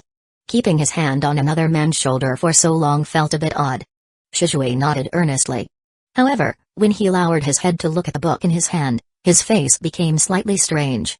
Kaido, are you sure you want me to read more of this book? Absolutely, what's wrong? But this book is called Intimate Paradise. What? Chapter 22. Kaido himself hadn't expected that the 2 books he'd casually picked up would be Intimate Paradise. Now it all made sense. He finally understood why the bookstore owner had given him such a strange look. However, since the book had already been purchased, Kaido certainly couldn't return it. Whether Shisui would read it or not, he didn't know, but he was sure that he would take a peek. After all, it was the book that future Kakashi could not put down. Kaido was naturally very curious about what content was written in it. But before indulging in a good read, Kaido had many other things to do, such as reporting the mission and arranging for someone to melt and reforge his ninja sword, and so on. However, none of these tasks needed to be done by Kaido himself, as Shisui volunteered to take care of them.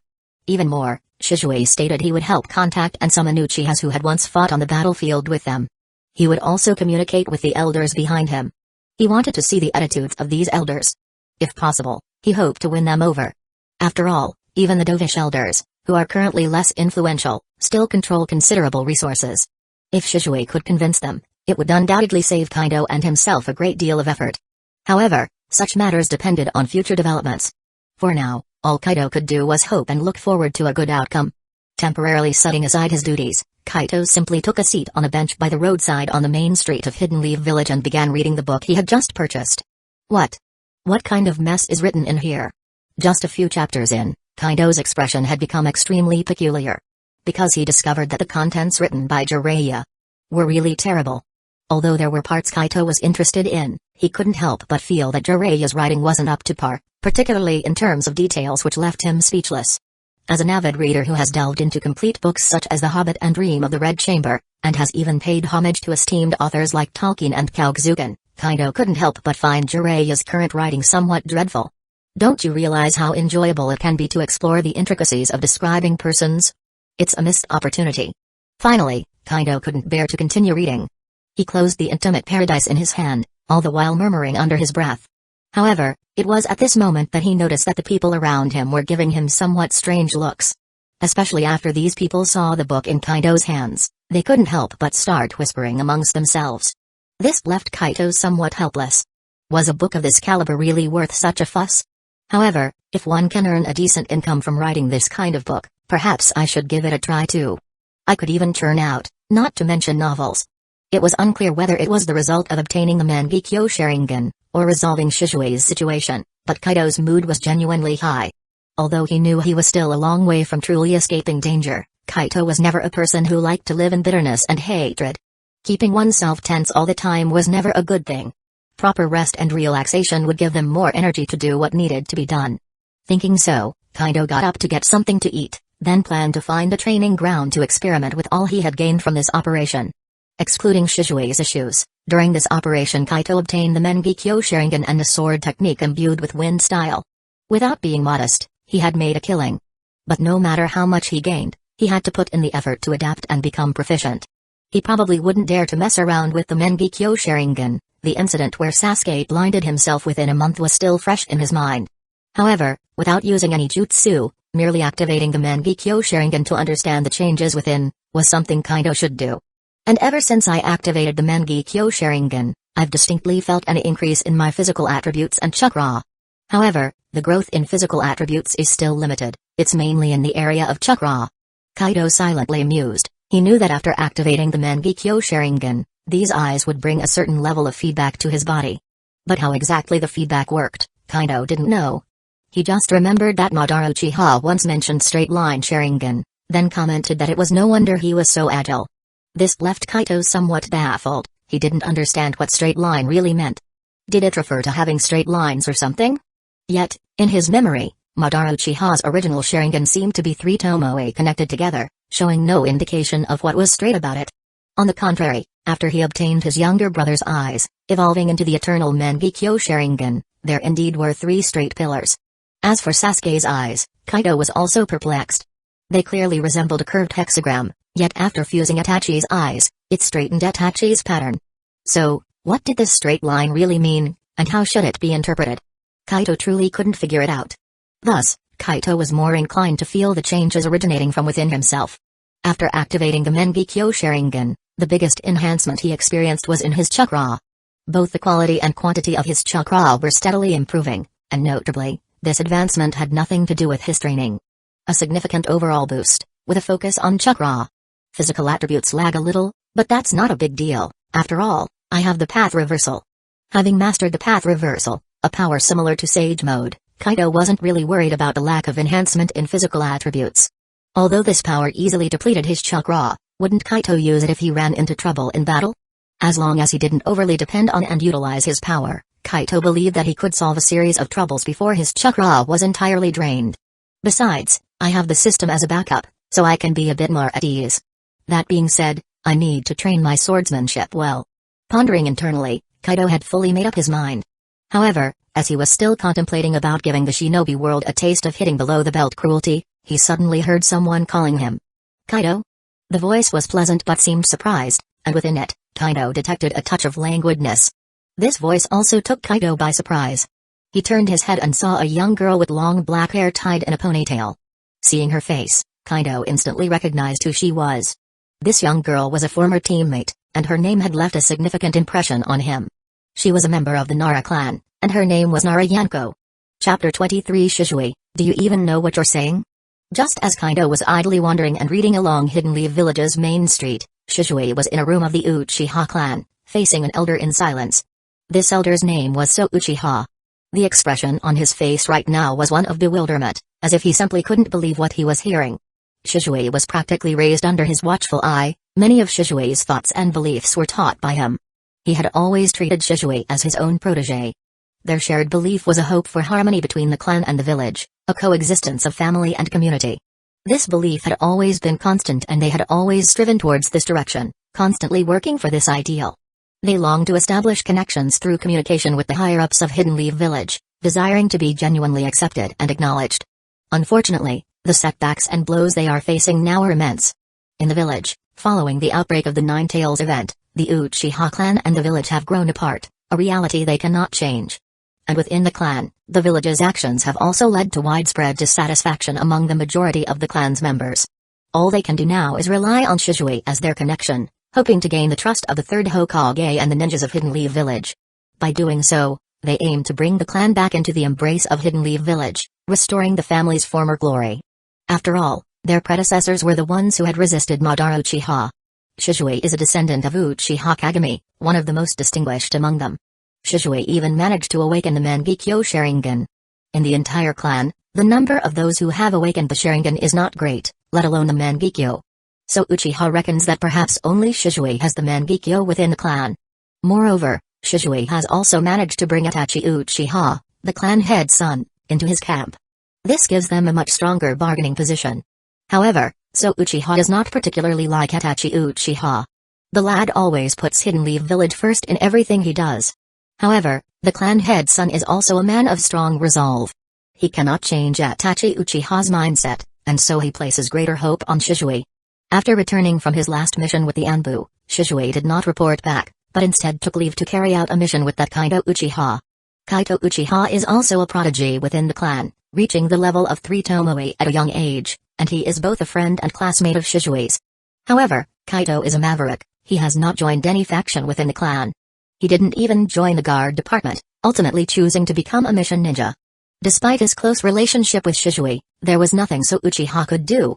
He too hoped that Shisui could bring a talent like Kaido on board, as it would give them more influence. However, what he least expected was that after a trip out together, Shisui and Kaido would return with new ideas and plans.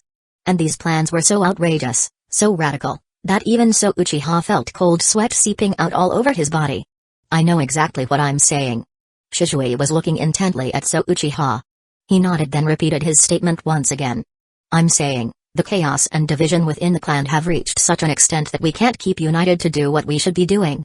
And the person who caused all this is the clan head. If it weren't for his indulgence and hesitation, the clan would have been united in facing challenges long ago. Instead of the current situation where everyone is endlessly arguing about each other's beliefs.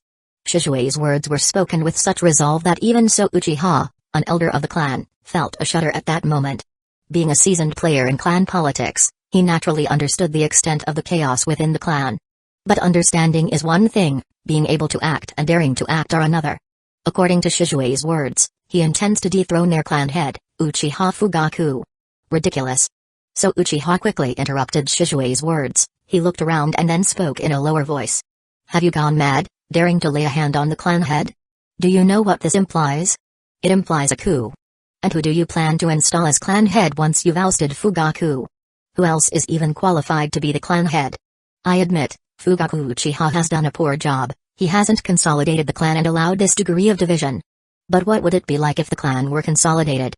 You should know that within the clan, it's those tough guys who make up the majority. If they... No, the real majority are the most ordinary people of the Uchiha clan. Shisui directly interrupted So Uchiha before he could finish speaking, staring at him and finally saying in a quiet yet firm voice, Kaido told me that within the power structure, the clan head and elders wield power, they are the superiors. But the ones who confer the power are the majority of the Uchiha. The real power actually comes from their obedience. If they acknowledge us, If they refuse to obey those tough guys, then those people would not qualify to claim themselves as the majority. So Uchiha was left gaping at Shisui before him. He suddenly found Shisui somewhat unfamiliar, and his words had become so sharp and disrespectful. However, it must be said that Shisui's words simply and clearly outlined the structure and operating mechanism of power. This left So Uchiha feeling both impressed by Shisui's growth and a sense of danger, because Shisui's words were truly terrifying. Actually, we've always been wrong, outrageously so, both them and us. Shisui looked at So Uchiha in front of him, sighed lightly, and continued speaking. We've always been endlessly quarreling within the clan, even fighting amongst ourselves, without ever considering unity. Within Hidden Leaf Village, the third Hokage and his staff members are all people who inherited the will of the second Hokage. They've always had reservations about the Uchihas. If we can't unite, we won't be able to express our political demands to them. If we can't unite, we don't have a clear action plan. We are like scattered sand, only able to watch as things get worse and the clan steps closer to the abyss. I don't know what Hidden Leaf Village will do to us in the end, but Kaido told me that we must make Hidden Leaf Village hear our voice. Otherwise, we will truly be in danger. So Uchiha looked blankly at Shisui in front of him. As much as he didn't want to admit it, he had to acknowledge one thing. That is, Shisui's words sharply pointed out Hidden Leaf Village's current attitude towards the Uchihas, and the shortcomings of the Uchiha clan. And so Uchiha realized something else. It seems that the influence on Shisui is indeed coming from that Kaido Uchiha. Is it Kaido Uchiha? So Uchiha's voice was extremely low, as if he was asking Shisui, and also as if he was murmuring to himself. Yes, it's Kaido. Shisui heard this and, although he didn't know what exactly was being asked, he still gave an answer. It was Kaido who made me rethink the world, Kaido who told me about the situation of the clan and the village, Kaido who informed me about what we should do. He said, only he and I can change the clan, only he and I can lead the clan towards prosperity. But I believe he is the only choice, and my choice. And at this point, Shisui took a deep breath, his expression very serious as he looked at So Uchiha. He also has the Mangekyo Sharingan. Chapter 24 Didn't expect to bump into you here, Yanko. Kaido couldn't help but laugh at the sight in front of him. After glancing at the sign of Akiraku Ramen, he decided to stroll in after a moment of thought. Akiraku Ramen holds a lot of history in Hidden Leaf Village. Kaido often visited when he was a child, considering it's a well-known must-check-in spot in Hidden Leaf Village. Characters like Naruto, Iruka, Kakashi, among others in the original storyline, had all eaten here. After crossing over to this world, naturally, Kaido wouldn't miss this place. However, as he started to have more missions, his visits lessened. As for Narayanko, this young girl was a classmate of Kaido's during their time in the ninja school. Although Kaido and Shisui graduated early, after she graduated, she still teamed up with Kaido for a period of time. Kaido's impression of Narayanko is quite deep. After all, the name Yanko is one that Kaido, having watched a certain anime, could hardly forget. In addition, she is quite beautiful with hair that could be tied up into a high ponytail or let down as long, straight black locks, earning her quite a reputation in Kaido's XP. Moreover, it seems she is the cousin of that kid, Nara Shikamaru, inheriting the Nara clan's unique intelligence. During their missions together, she often provided advice that even the leading jonin were willing to listen to. However, as their ninja ranks advanced, and they each took on new roles and missions, their squad naturally disbanded. Kaido had been working solo these past years. Although there were squad reunions, he rarely attended. It wasn't that he didn't want to, but often, he wasn't in Hidden Leaf Village during these gatherings, and so naturally, he couldn't participate. Yeah, I thought my eyes were deceiving me, Narayanko chuckled, cocking her head to the side. You're such a busy man. I'm struggling to remember when I last saw you. Probably a year or two ago? Kaido wasn't quite certain either, but he nonchalantly shrugged it off. You know, I'm now a mission ninja, naturally, I've got a lot on my plate. Being with an old teammate made Kaido feel at ease. Their squad had never had any significant disputes, and Kaido himself did not share the notorious issues of the Uchiha clan. Apart from Narayanko, they had another teammate who was a civilian ninja. All things considered, they got along quite well. Boss, get him a large bowl of pork-flavored ramen with extra chashu. Don't forget to add a good dose of chili. Upon hearing Kaido's words, Narayanko didn't immediately respond. Instead, she turned her head towards Sakiraku and ordered a bowl of noodles. Then, she lowered her head, eating while speaking. I know, but you indeed made a wise choice, not foolishly taking a position at the police department. Plus, running into you today is a joyous event, so I'll pick up the tab. You can eat without worry. Quite a rare occasion, you inviting someone to a meal. Hearing this, Kaido couldn't help but laugh even more. Narayanko seldom treated others. Even though she came from a well-off family, she seemed rather stingy. As for her mention of a position in the police department, she had subtly brought it up with Kaito years ago. Back then, the Ninetales incident hadn't occurred yet, but she had warned Kaito on the day their squad disbanded. The police department was definitely not a good place to be. This indeed surprised Kaito immensely. As a time traveler, he naturally knew the police department was a trap. But Narayanko wasn't a time traveler, nor was she an Uchiha. You're trying to subtly criticize me, aren't you? Accusing me of being stingy? Upon hearing Kaido's words, Narayanko couldn't help but roll her eyes. However, she didn't care about such things at the moment, continuing to leisurely eat her meal with her head lowered. Not really, but you can trust me on this. Speaking of which, what kind of work are you doing now? Kaito naturally wouldn't confess his true thoughts, but he didn't want to linger on this topic. He swiftly changed the subject. It would be strange if I did trust you, and your way of changing the subject is still so stiff, but no matter. Narayanko raised her head to glance at Kaito, then she leisurely spoke. After our squad disbanded, I followed my father to learn how to handle family matters. Later, my cousin asked me to join him in the administrative department, saying it would be a waste if I didn't go. However, I told him that I'm still young and don't have many plans for now. In truth, I don't want to join the administrative department at all, it's too boring and incredibly troublesome. I'd rather go to school and find a simple position, something easy and without so many hassles. Narayanko's cousin is, of course, Narashikaku. Kaido wasn't surprised that Narayanko could work in the administrative department.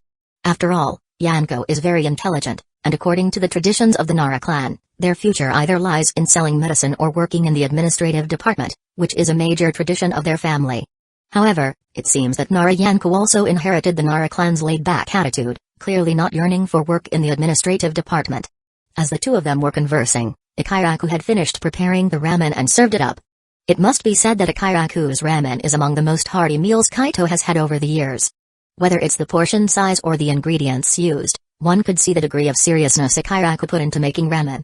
This is truly dedication to ramen craft. For people like this, who put their hearts into making ramen, Kaito would always come back no matter how many times he ate it. However, just as Kaito was about to start eating his ramen, a small, seemingly weak boy with a head full of blonde hair suddenly ran in. When this little guy came in, Kaito noticed a warm smile appear on Ikiraku's face, but the other ninjas eating there were frowning. Huh? It's this little guy. Narayanko naturally noticed this scene too. She took a quick glance and lost interest, didn't expect to run into this little guy again. It seems you don't find him annoying. Kaido amusingly looked at Narayanko. This kid's name is Naruto, right? That's right, the little guy who ran in this time was Naruto.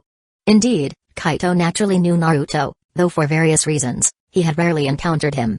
But as the protagonist of the original story, how could Kaido possibly forget him? However, there is still a need to feign a bit, since in reality, he isn't that familiar with Naruto. Wow, that's rare. Narayanko looked at Kaido with some surprise. You actually called him by his name, and you even don't dislike him. Please, I'm not an idiot, okay? Kaido shook his head, then sighed. I've heard about his situation. The kid is quite pitiful. Yeah, the kid is indeed pitiful. Narayanko also sighed slightly. My little brother is his classmate, so I'm not unfamiliar with him, but... At this point, Narayanko suddenly looked at Kaito seriously, then lowered her voice and said earnestly. You'd better not show sympathy for him. His identity is too special. You haven't forgotten the incident back then, have you? Chapter 25 Uncle Tuki, I want a big bowl of pork chashu ramen. Alright, Naruto. Upon seeing Naruto, Tuki couldn't help but reveal a warm smile, then swiftly turned around to prepare the ramen for Naruto. Meanwhile, Naruto carefully walked to the seat at the far end, then hopped lightly and sat down. He loved this noodle shop. Since the first time he came here, he'd always remembered this place. The taste of this noodle shop was excellent, something Naruto had never experienced before. And Uncle Tuki, the shop's owner, was different from everyone else. He'd never scolded Naruto, nor had he ever despised him. He never treated Naruto as a nuisance or a disaster. Sometimes Naruto himself didn't know whether he loved the taste here or Uncle Tuki's warm demeanor. Of course, he thought it probably was more about the taste. Ikiraku ramen was definitely the most delicious food he'd ever had. Therefore, as soon as he received his monthly living allowance from the third Hokage, he would come here right away. Or when there was something worth celebrating, he would choose to come here too. Here, Naruto, your big bowl of pork chashu ramen.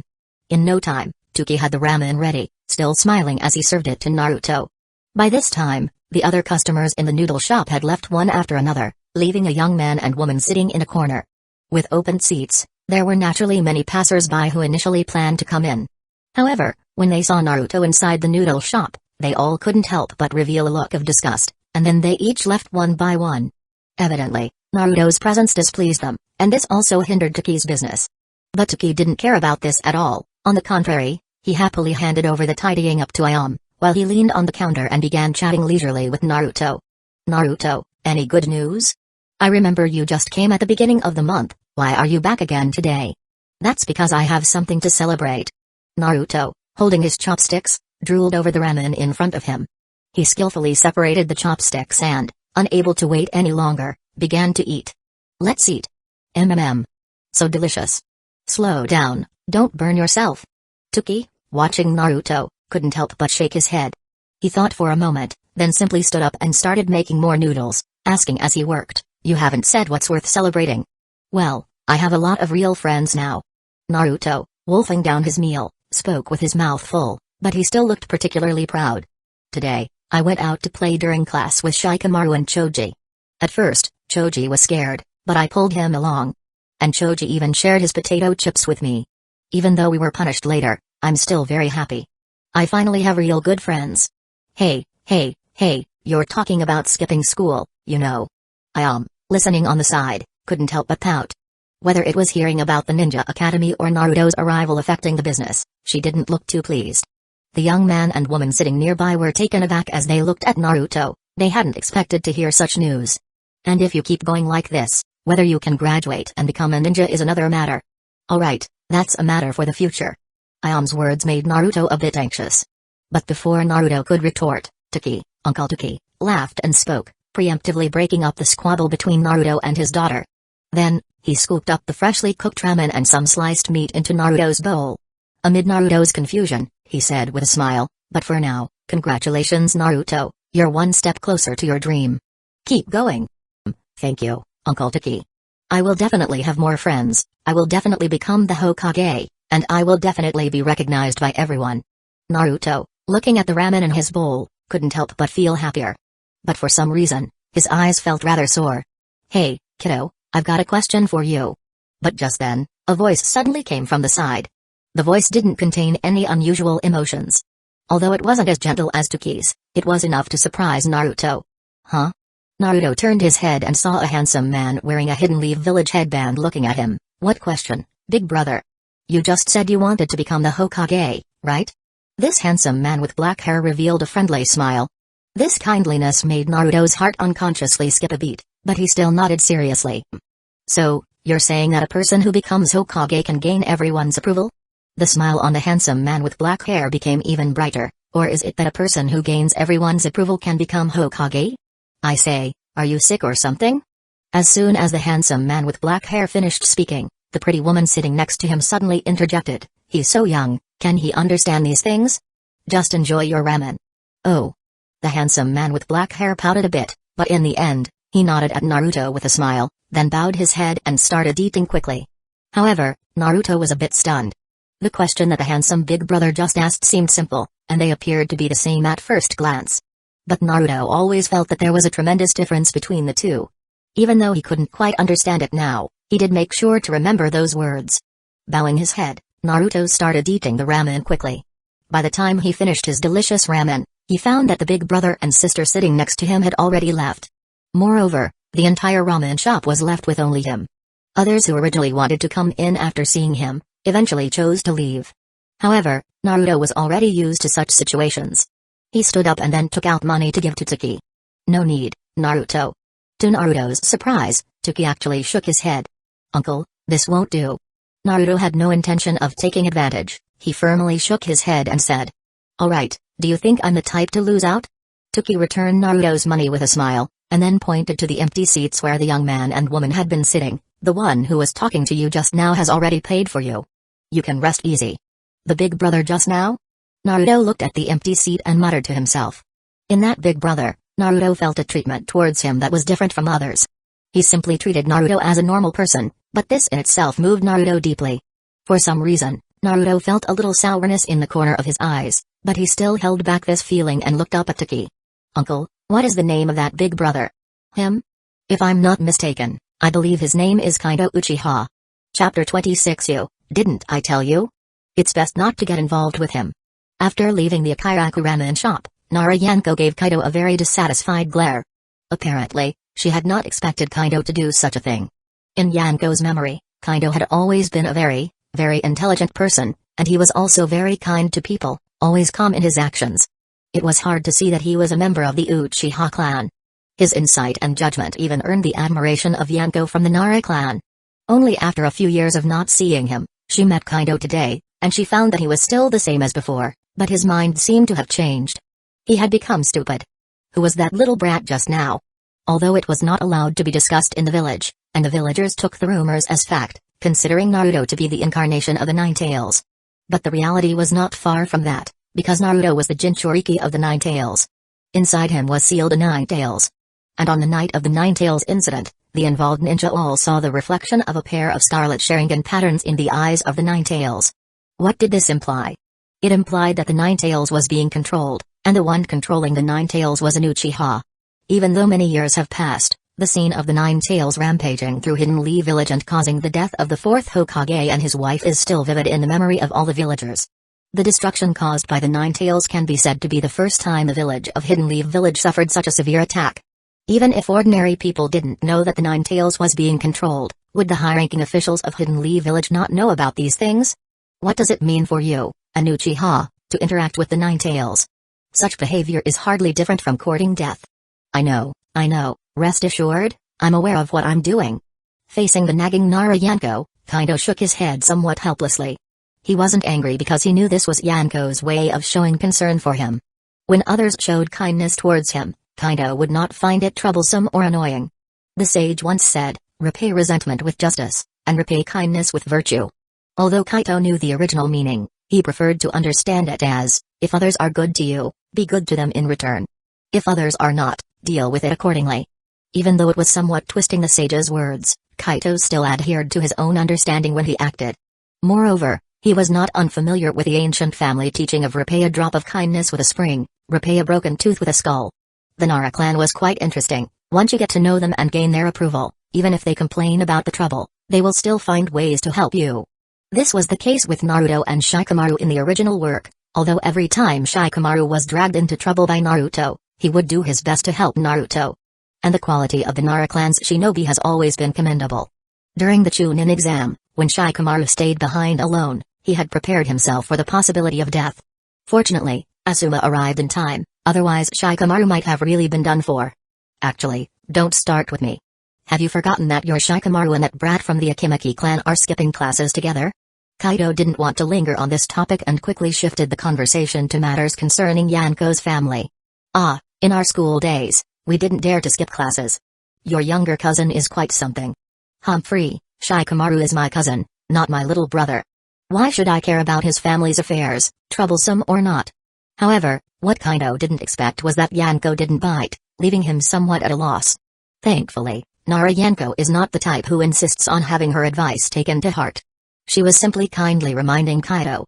If Kaido really didn't listen, she wouldn't bother nagging any further. After all, it's not her business, and if she said too much, everyone would be unhappy. Alright, it's your business. Handle it as you see fit. But still, consider this a friendly reminder. Narayanko halted her steps and, after glancing at the surroundings, lowered her voice to the minimum when speaking to Kaido, even covering her mouth with her hand. I've heard some rumors, and I can also see for myself that the relationship between your clan and the village has been getting worse and worse. If possible, I suggest you avoid getting involved in your clan's affairs and find a long-term mission outside the village. Wait until then to see how things are before making some decisions. The words of Narayanko were quite cryptic, but Kaido, not being a fool, naturally understood what this young girl was implying. He hadn't expected Narayanko to give him such advice, but it has to be said that it was a very friendly suggestion indeed.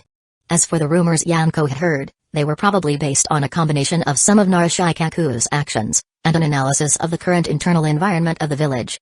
Someone like Narashikaku would not easily leak information. Of course, it's also possible he wanted to do a favor for the Uchiha.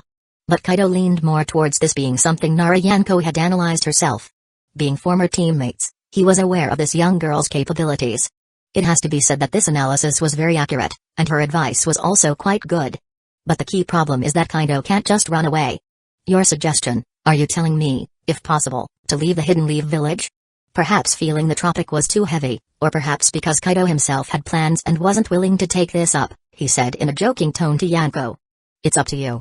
After all, this is just a friendly suggestion of mine. You can take it or leave it.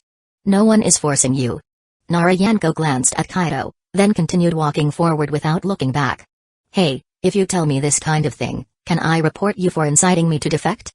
Kaido caught up with her, chuckling as he asked quietly. Besides you and me, did anyone else hear? Yanko raised an eyebrow, then looked at Kaido with a puzzled face. And what are you talking about? Something about defecting? After saying this, she continued walking forward, casually waving her hand at Kaido. I'm going home. Hope to see you again next time. Kaido watched the young girl's retreating figure, a slight smile appearing on his face. After a moment of thought, he suddenly shouted, "Thank you, Yanko." Then he too turned and walked towards the Uchiha clan grounds. Originally, his plan was to train, but now he felt a bit of urgency. He was more interested in returning to the clan to see how Shisui and the elder behind him were doing in their conversation. And as for training, Kaido thought it was better done with two people, especially considering his training partner could not be weak. What Kaido did not expect, however, was that when he just arrived at the entrance of the Uchiha clan, Shisui was already waiting there. Kaido, come with me. The elder wants to see you. Alright, I understand.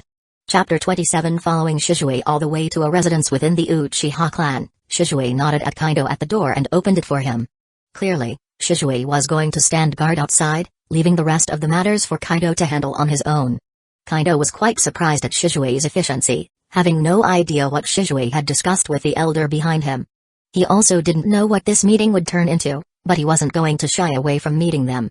With the Mangekyo Sharingan, even though he hadn't had it for long, Kaido had definitely surpassed his former self. If he were to encounter any trouble, Kaido wouldn't mind using his own eyes to do something about it. While he didn't hope for a major conflict and was keen on resolving matters peacefully, this didn't mean that Kaido was afraid of trouble. He wouldn't evade his responsibilities. Besides, he couldn't escape now, for he had been kidnapped by his entire clan. Stepping slowly into the room, Kaido couldn't help but take in the surroundings with a sidelong glance, as it was his first time here and he was somewhat curious. The room wasn't large and appeared quite quaint. There were sliding doors on both sides, and in the middle hung an nin character, with no other decorations. The elder behind Shisui sat right beneath the nin character. If Kaido remembered correctly, this old man's name was Uchiha. I just wonder if you have a brother named Uchiha, or perhaps a superior named Uchiha. I hope you have both. Kaido silently wished in his heart, then slowly stepped forward to stand in front of the elder. He didn't sit down but instead looked down at the old man from above. Upon seeing Kaido's posture, Uchiha couldn't help but frown. He suddenly felt that the young man before him was really impolite. However, just as this thought appeared, he involuntarily suppressed it within his heart. Indeed, Kaido's current behavior was truly impolite, but if what Shisui said was true, then he, Kaido Uchiha, indeed had the right to be impolite. Mangekyo Sharingan, it's the Mangekyo Sharingan. The whole clan, up until now, had only one person who possessed the Mangekyo Sharingan, and that person was Uchiha Shisui. But now the situation was different. That friend who grew up and studied together with Shisui had also activated the Mangekyo Sharingan. Shisui was nurtured from a young age by Uchiha, and they shared a deep bond. He believed that Shisui would not act rashly. However, Kaido Uchiha was a completely different story. This fellow had never chosen sides within the clan, and his way of doing things didn't resemble the Uchiha style at all. One might even say that he seemed to lack a sense of belonging to the clan. Yet, perhaps it was precisely this lack of belonging that allowed him to view everything about the clan from an outsider's perspective and identify the root of the problem. However, his way of handling things could be called heretical, even a rebellion, but the key point was that he had convinced Shisui to trust him. Thinking about this, Uchiha couldn't help but sigh deeply. Raising his head to look at the high and mighty Kaido, in the end, all he could do was speak softly, "Sit down, child." "Well then, thank you for your hospitality, elder." Kaido revealed a slight smile, then slowly sat down. In truth, Kaido wasn't exactly a domineering person, but he knew that there were times when he had to show a strong posture. Only in this way will others truly worry about you, fear you, and ultimately listen to you. This method is indeed quite common because recognition or even submission driven by fear is the most unreliable thing. If possible, Kaido would prefer to convince others with reason. However, all he could do now was to convince with physics. Shisui has already found me and told me a lot. Seeing Kaido sit down, So Uchiha felt much better for a moment. The feeling of being looked down upon was truly terrible. However, So Uchiha also knew that now was not the time to dwell on these things. He needed to get more information from Kaido. Oh, what did he tell you? Kaido couldn't help but raise an eyebrow when he heard this. And, why did you hurry to find me, elder? Do you have something to say? I want to hear your plans. So Uchiha did not want to beat around the bush with Kaido. He got straight to the point. Shisui said that you plan to depose the clan leader, you want to reunite the family.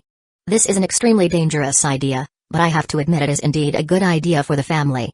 So I want to hear, to understand what you plan to do, and what your ideas and plans are.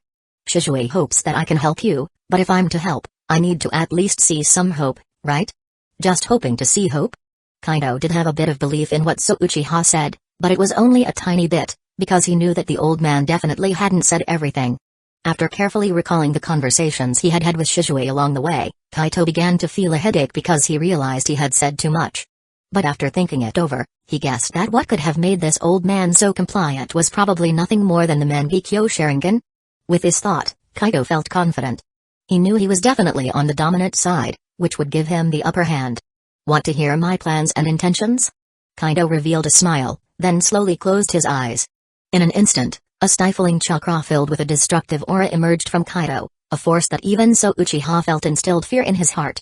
Alright, I understand the elder's meaning, but I think there is more you want to confirm than just that. I don't know exactly what Shisui told you, but I think the reason you wanted to meet me probably has to do with something. Something you are worried about yet desire, something that could change the Uchiha clan, right? In the next moment, Kaido opened his eyes. His eyes had turned crimson, and within this redness, a triangular pattern was slowly rotating. That would be the Mangekyo Sharingan. You probably want to confirm, or rather, you are more eager to confirm, whether I also possess these eyes, aren't you? Chapter 28. As So Uchiha looked at Kaido's Mangekyo, his heart was both thrilled and filled with a sense of helplessness. The thrill was of course that the Uchiha had gained another pair of Mangekyo, which greatly enhanced the strength of the clan. But the helplessness was due to this fellow Kaido, who was truly a potent yet immensely dangerous entity. If it was only that, it could be managed, just offer more benefits, try to win him over, subtly mold and modify him. But the problem is, this young man's perspective and thinking have already determined that any such efforts would be in vain. Even So Uchiha had to admire the breadth of this young man's vision. Facing such an individual, what could So Uchiha do? He could only listen and watch attentively, then slowly ponder countermeasures. I don't know how much Shisui has told you, but what I want to say is, the clan must change. Just as So Uchiha was lamenting profoundly in his heart, Kaido slowly began to speak. The clan needs to unite. I've said this to Shisui, and now I'll say it again to you. Whether it's you or those on the other side, your division has made it impossible for the clan to function normally. We can't even handle the challenges Hidden Leaf Village is throwing at us now. And Fugaku Uchiha, this guy, even though he has good intentions, wanting to maintain the stability of the clan, but to still hold on to such ideas in these times. I have but one word to describe him, indecisive. He seems utterly ignorant of the current plight of the clan, not to mention what the clan truly needs right now. Moreover, think about it, what has Fugaku Uchiha actually accomplished in all his years as clan leader? Kaido didn't parrot every word he had said to Shisui, instead, he prompted So Uchiha to think in a different way. After all, So Uchiha is an elder, while Shisui is merely a clever, competent ninja. His perspective might significantly differ compared to that of an elder who's battled through the ranks of the clan for so many years. Indeed, under the control of the clan leader these past years, the clan. So Uchiha sighed. Kaido's words had stimulated his thoughts. In fact, Uchiha Fugaku had done quite poorly over the years. Indeed, the clan is deteriorating day by day. Just look at where we are living now. Hey, we have been driven to the edge of the village. After the Nine Tails incident, the Hidden Leaf Village suffered destruction and needed to be rebuilt. And in the process of rebuilding, they pushed the Uchiha clan to the periphery of the village. This action has really stirred dissatisfaction among countless members of the Uchiha clan, and it is because of this that the number of supporters of the Blood faction has started to increase. As the divide between the Hidden Leaf Village and the clan becomes more and more apparent, the number of people on their side is also increasing. However, we are not incapable of communicating with the Hidden Leaf Village. Shisui is now in the Anbu, we can build a bridge of communication with the Hidden Leaf village through him. Yet after his lament, Elder Uchiha began to speak again, but his words were cut off before he could finish by Kaido. You are too naive, Elder. Kaido shook his head helplessly, lightly tapping the table before he spoke slowly. At your age, you should have experienced the second Hokage's era, and Elder Uchiha Kagami should have been with you then. I admit that the second Hokage taking Kagami as a disciple gave you hope, but is this really the case? What is the purpose of the existence of the police force? Can't you understand after all these years, Elder, even if Shisui can't? Kaido's words left Elder Uchiha speechless, for he couldn't answer this question, or rather, he simply couldn't afford to answer it. And now, his gaze towards Kaido had changed, the wide-eyed astonishment and shock clearly reflected his inner turmoil. With the police force in hand, following the Uchiha style and the village's propaganda, only more contradictions will accumulate between the Hidden Leaf village and the Uchiha. Even if we perform our duties diligently, the advantage of public opinion lies with the Hidden Leaf village, especially when you turn the police force into private property. The Hidden Leaf village will only become more unbridled.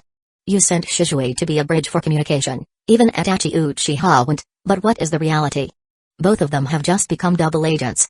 Has your approach truly been effective? Kaido paused here, quietly observing Elder Uchiha, who had closed his eyes and was trembling incessantly. What this old man was thinking at this moment, Kaido didn't know, but he did know that he had firmly seized the initiative. So, what will you do if you succeed? After quite a while, Elder Uchiha finally opened his eyes, his face filled with bitterness. Speak, let this self-deceiving old man see what plans you, who are so highly esteemed by Shisui, truly have. Actually, my thoughts have always been simple, and I have always expressed them clearly. Seeing the current state of Uchiha, Kaido couldn't help but shake his head. Nevertheless, he still spoke unhurriedly. The clan needs unity. Shisui asked me what I would do if I were the clan leader. I told him that I would consolidate the power of the entire clan, unify everyone's thinking.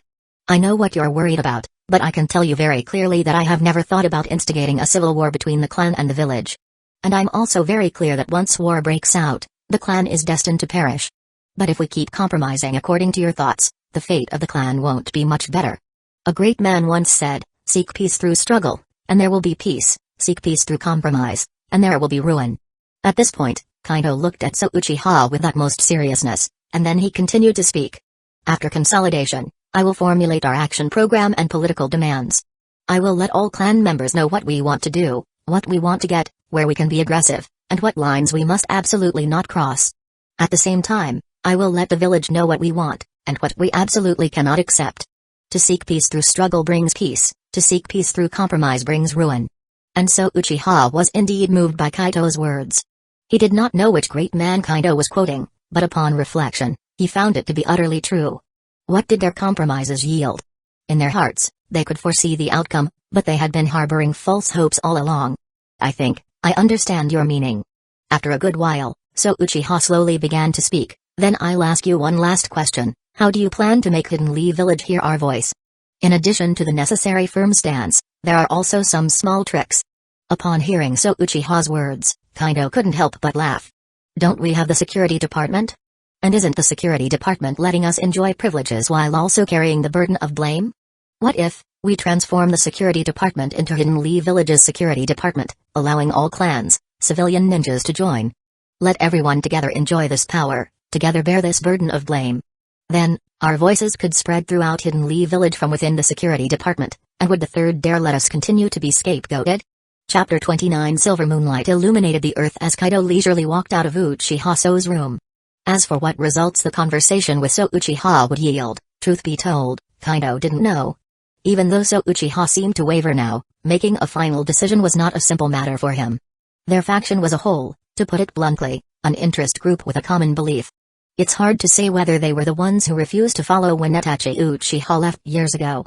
Wanting them to change their beliefs was not an easy task. After all, they are not like Shisui. Shisui, at his age, still knows to rectify his errors when he's wrong. But for them, even if they knew, there always seemed to be an invisible hand pushing them from behind, making it impossible for them to change. They could only walk further into the darkness. Or perhaps their deep-seated beliefs did not permit them to change. They have persisted for a lifetime already. If they were to change just because of a few words, it would likely be too unrealistic. After all, everyone has some unyielding part within their hearts. Even if it's wrong, they still harbor a mentality of wishful thinking. Just like how I know my fondness for legs is somewhat odd, but I still can't change it. Kaido muttered quietly in his heart, then saw Shisui waiting at the entrance, which made him reveal a smile. Thank you. Kaido walked over and directly began to speak. You seem to be in a hurry. You can rest a bit before getting started. There's no time for rest. The clan's affairs are keeping me up at night. Shisui shook his head, his words serious. I heard all of your conversation, Kaido. You're really amazing. Looking at Shisui in this state, Kaido couldn't help but find it a bit amusing. He really didn't want to get involved in this troublesome business. You should know that if it weren't for this blasted system forcibly kidnapping him, he might have already fled from Hidden Leaf Village and hidden himself in a quiet place by now. On his free days, he could bask in the sun while reading Intimate Paradise, or perhaps go fishing by the river. Wouldn't that be relaxing and satisfying? How different it is from his current state, what with missions to eliminate Cloud and Mist Ninja, and then constantly playing the role of a political teacher to explain dialectical materialism to Shisui. Not only that, he has to act as a spiritual mentor, filling Shisui with motivational quotes and painting rosy pictures, and even playing the fortune teller to guide Shisui's prediction of the future. In addition to all this, he has to make plans, and upon his return, he has to meet this pesky elder to discuss the future. All these chaotic matters are so numerous and troublesome that, if it weren't for the sake of his own life, Kaido would be happy to leave them to anyone else. There's nothing amazing about it, it's all for the peace of the clan and the stability of the village. Even though he was unhappy inside, Kaido still knew how to say the right thing in public, but, I'll repeat what I said earlier, one must know when to relax. Constant tension will only make you more prone to breaking and shattering. Learning to rest is the real key. Alright, but I might need to return to the Anbu in a few days. Shisui sighed slightly, before continuing, after I return to the Anbu, my time will be even more limited. Even if I wanted to quit the Anbu, it would take time to go through the procedures, which is why I'm in such a rush. Kaido had some understanding of just how busy the tasks in the Anbu were, even if he'd never been part of the Anbu himself. Looking at the frequent disappearances of Shisui and Itachi was enough to understand. Moreover, their disappearances weren't a matter of just a few days. Sometimes it could be a week, or in longer cases, it could extend over a month. Now is a critical period for the clan, and once he returns to the Anbu, he'll be busy. There are many things he won't be able to handle, and he won't be able to see Kaido's actions in the coming days. You can imagine his inner anxiety. However, this is also something that can't be helped. It was his choice in the first place. Who could he blame? In fact, Kaido had also considered using the most direct and violent means, such as using the Mangekyo Sharingan with Shisui to declare martial law within the clan. He could take out all the disobedient people, and then force Fugaku Uchiha to abdicate. After all, there's an inherently submissive trait in the Uchiha clan. Perhaps this approach could directly solve the problem. But the problem is, while such a method might allow him to seize power, the act of using force to make everyone submit, regardless of whether these people are willing or not, it's uncertain whether Shisui would agree. Even if Shisui agreed, the chain reaction brought about by Kaido's action is not something he's willing to face. A slap often has the greatest deterrent when it's being raised. Once it's actually delivered, all that's left is pain and resentment. This is why Kaido, even knowing this method is effective, basically didn't consider it, and even his desire to act against the spiritual leaders of the various factions within the clan is low. If time could be rewound a few years back, before the Night of the Nine Tails when Orochimaru was still in the village, Kaido would not hesitate to act against these people. After all, he could put the blame on Hidden Leaf Village and Orochimaru. Moreover, back then it was during the era of the fourth Hokage, Minato no Mikaze, who bore no ill will towards the Uchiha. Under his rule, the Uchiha lived fairly well. But now everything has changed, and he naturally can't act in the same way anymore. If Kaido were as cold, arrogant, and readily aggressive as Danzō, it would incite an instinctive resistance in everyone. Nobody likes to live in the shadow of fear, and this is irrespective of strength, it's simply human nature. Besides, such an approach won't win me people's hearts. How am I to start a revolution if people aren't united? The Mangekyo Sharingan is not omnipotent after all. Kaido sighed inwardly. This is also why he's still following the rules for now. Of course, if the situation really evolves to a point of no return, then he won't bother about these complexities anymore. His own life is tied up with the clan now, how could he let them act recklessly? If they die, they die. If he dies, it's a huge loss. Rather than waiting for Hidden Leaf Village to act and kill everyone, Kaido would prefer to do it himself. At least if they die by his hand, they could be considered the foundation for the future prosperity of the clan. Thinking about this, Kaido's resolve strengthened. He had already had some thoughts previously, but after today's meeting, he had completely made up his mind. As the old saying goes, one should use courtesy before resorting to force. If you don't heed reason, then don't blame me. Take care of the matters concerning the Anbu as you see fit. If you decide to leave, then go ahead, Kaido spoke after pondering for a while. You've worked hard, Shisui. I know. I will handle these matters properly, Shisui earnestly nodded. Then, as he saw Kaido walking towards the outside, he couldn't help but curiously ask, where are you going this late? Naturally, I want to test my swordsmanship and abilities. Would you like to spar with me? I see, no wonder you're so strong. You've always been training diligently. No problem, I'll report back and then come. I'll be waiting for you at Training Ground 3. Oh, and remember to bring a ninja sword for me. Chapter 30. Though Kaido did think training in the middle of the night was quite eccentric, at this moment, he really couldn't sleep. Many things had happened since his return today, making it a bit hard for Kaido to digest all at once. First, he met his old teammate, Narano, who sneakily advised him to escape as soon as possible. Then he ran into the kid Naruto and even teased him a few times in passing. Finally, after returning, he was dragged to meet with Uchiha clan elder, resulting in a long conversation. One could say that he encountered quite a bit today, and aside from the kid Naruto, the rest required Kaido's serious contemplation. Moreover, he had planned to train intensively today. Since he couldn't sleep and Shisui happened to be around, Kaido simply decided to drag Shisui out to spar with him. This way, it can both foster our bond and allow me to adapt to my new abilities. Killing two birds with one stone, right? Murmuring to himself, Kaido quickly arrived at the third training ground. Perhaps due to the time, the training ground was now deserted, with moonlight illuminating the grounds and adding an extraordinary sense of tranquility. However, as Kaido stepped into the training ground, he suddenly furrowed his brows, sensing that something was amiss. Though Kaido had never been a sensory ninja, he had been through a decade and a half of all kinds of battles since his transmigration, so his sense of danger was remarkably keen. Halting his steps, Kaido began scanning his surroundings. He was actually curious, wondering who would be looking to give him trouble. Someone from the Uchiha clan? Unlikely.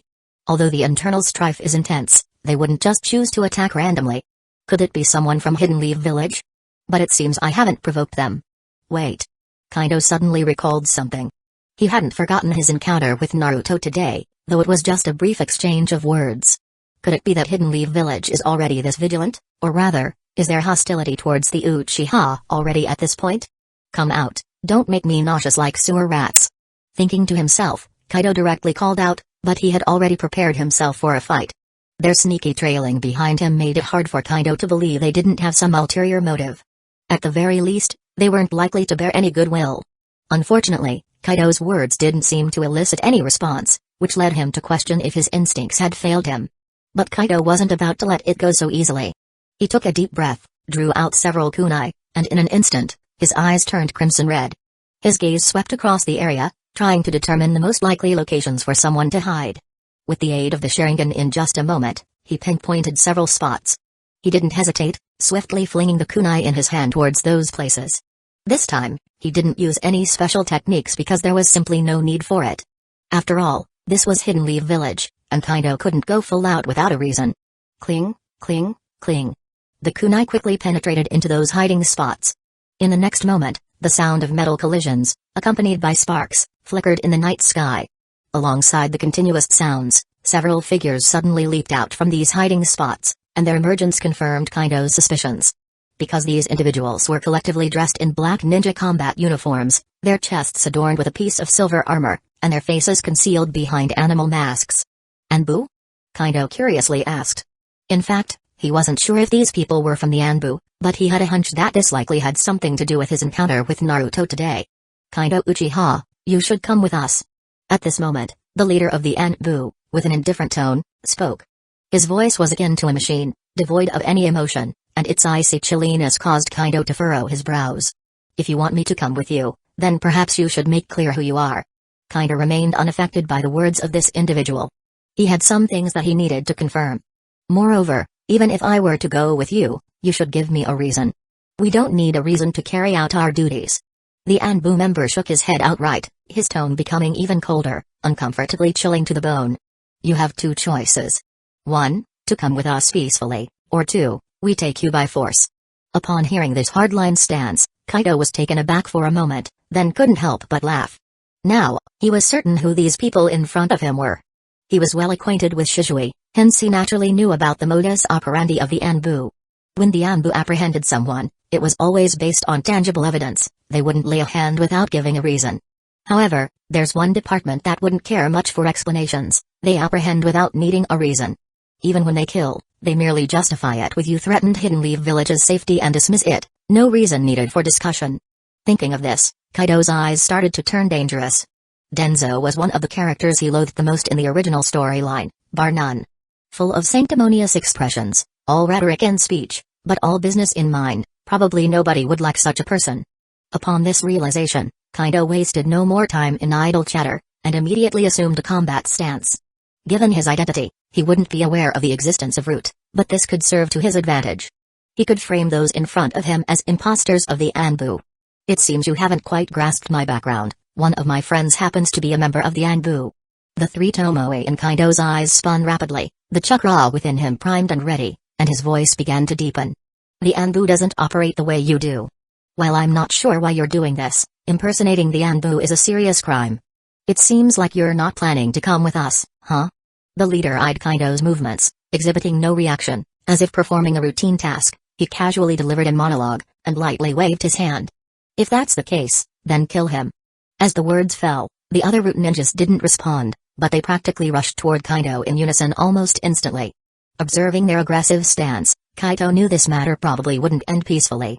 And him, who already disliked Danzō, at this moment detested Danzō, this troublemaker, even more. But since you sent your men to their deaths, don't blame me.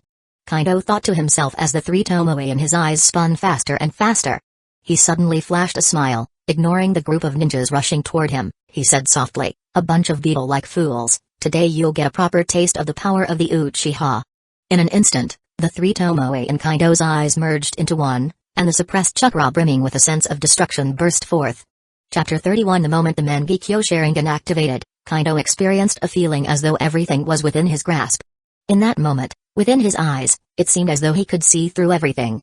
The trajectory of each enemy's movement, the direction of their attack, even the force of their strikes and their thoughts, it seemed as if everything was transparent in his eyes. This sensation was incredibly marvelous, and Kaido now seemed to understand a bit more. Why during the Fourth Great Ninja War, when Madara Uchiha was reincarnated through Edo Tensei, he single-handedly took on the allied shinobi forces with only a pair of Sharingan, because he truly had that power. However, when Madara Uchiha took on the allied shinobi forces alone, he only used the power of three tomoe, and only used taijutsu and ganjutsu. It wasn't until he was warmed up to a certain extent and chased off the battlefield by Temari's wind style that he started to use ninjutsu. Kaido could hardly imagine the level of Madara Uchiha, because it simply exceeded human limits. However, Kaido did not lack aspirations for the future. Although he was far behind Madara Uchiha at the moment, and he didn't have a brother, leaving him uncertain about the eternal Mangekyo Sharingan. But as someone who has traveled through time, Kaido knew only too well what Madara Uchiha's evolution path was like. And he possessed something that Madara Uchiha did not, that was his love-hate relationship with the system cheat. If not for this cheat, he probably wouldn't have the Mangekyo Sharingan now, and according to what Narayanko said, he would have already made his escape by this moment. But because of this cheat, he was forced to stay, kidnapped by a clan on the verge of extinction, trying his utmost to save it. Shaking his head lightly, Kaido blocked out all thoughts in that instant and fully entered a state of combat. Originally, he intended to familiarize himself with the Mangekyo through training with Shisui. But now that someone had taken the initiative to trouble him, there was no need for any courtesy. Those eyes? The moment Kaido's Mangekyo appeared, the leading ninja's tone finally showed some changes. Kaido could sense his astonishment and unease, but unfortunately, he was wearing a mask, so Kaido couldn't see any of it. Die. Just then, the first Root ninja had already rushed to Kaido's side, his ninja blade fiercely thrusting towards Kaido.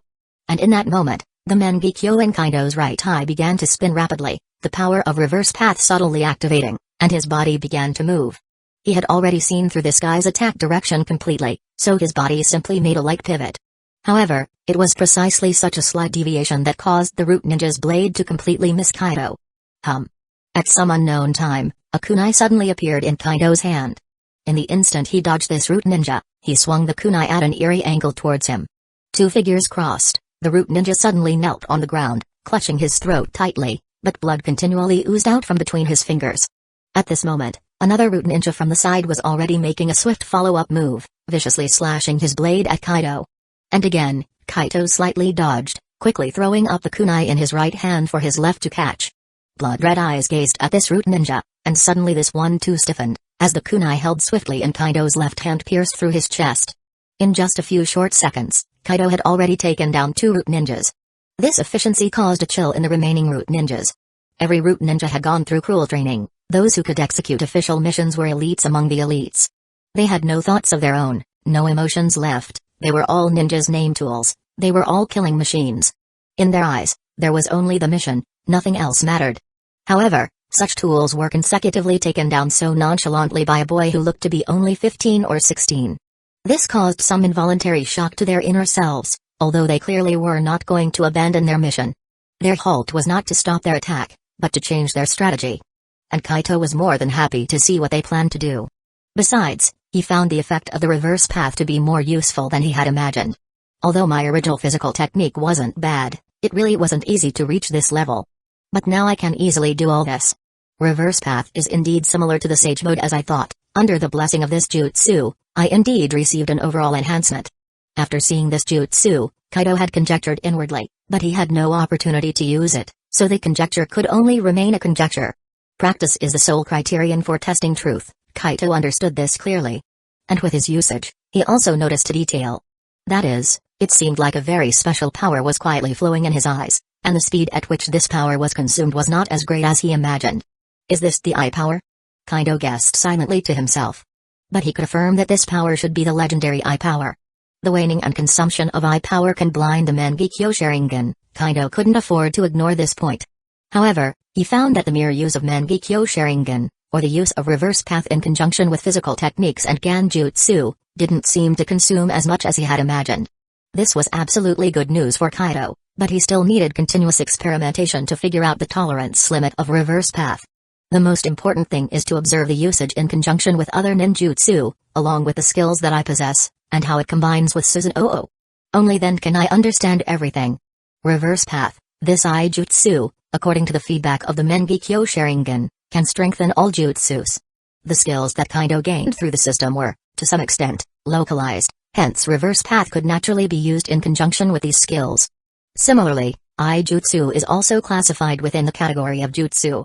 The eye jutsu of his other eye is the Tsukaimi. This ability can reduce the difficulty of using Susanoo. Kaido could already feel that within his consciousness space, there seemed to be a voice constantly calling out to him. Especially after he activated the Mangekyo Sharingan, this voice had become even more apparent. He knew that this was probably his inner guardian deity, his Kaido Uchiha's guardian deity, his Susanoo. But now is not the time to summon Susanoo, the key is to quickly dispose of these enemies in front of me. As he was thinking, those root shinobi had already repositioned and encircled Kaido.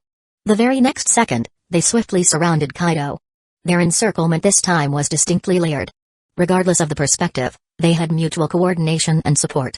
Nice formation, but it seems you've mistaken one thing. Kaido, looking at everything before him, suddenly revealed a smile. I'm not your average Uchiha. With his words dropping, the chakra inside his body surged vigorously. At this moment, he stood there like an Asura. Chapter 32 Facing a typical Uchiha, encirclement indeed is the best way to handle them. Because in a one-on-one situation, it's really hard for anyone to cope with the Sharingan.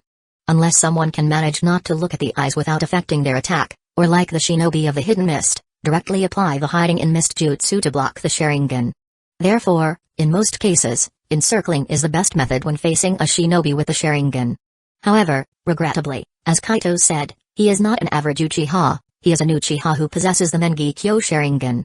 Choosing not to use the Sky Dance Jutsu to evade, Kaido facing at least more than 10 root shinobi alone, seems somewhat perilous. But oddly, Kaido truly doesn't feel any pressure.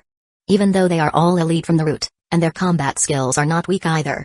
Under the insight of the Mangekyo Sharingan, all of them have nowhere to hide. With the help of reverse path, Kaido's speed has also increased by more than a notch. Woom, woom, woom. The sound of ninja blades slicing through the air keeps echoing. In such intense close-quarters combat, although Kaido seems to be at a disadvantage, in reality, he hasn't received any injuries at all. He moved like a butterfly weaving through flowers, ceaselessly dancing among the myriad of blades. His movements were graceful and comfortable, narrowly dodging the lethal edges every time, repeatedly rendering his enemies' attacks ineffective. However, endlessly evading was definitely not Kaido's style. He was waiting for the right moment, waiting for that perfect opportunity to strike back. And such an opportunity didn't make Kaido wait too long. When the prolonged attack was not successful, those root shinobi began to grow restless, and this was Kaido's chance. Simultaneously seeing through the trajectories of all root shinobi attacks, Kaido made a clever evasive move, immediately avoiding the range of all their attacks. His left hand suddenly drew out a kunai, then with a swift and lightning-fast motion, he directly thrust the kunai into the chest of a root shinobi who was attacking him. A harsh cry echoed across the training field.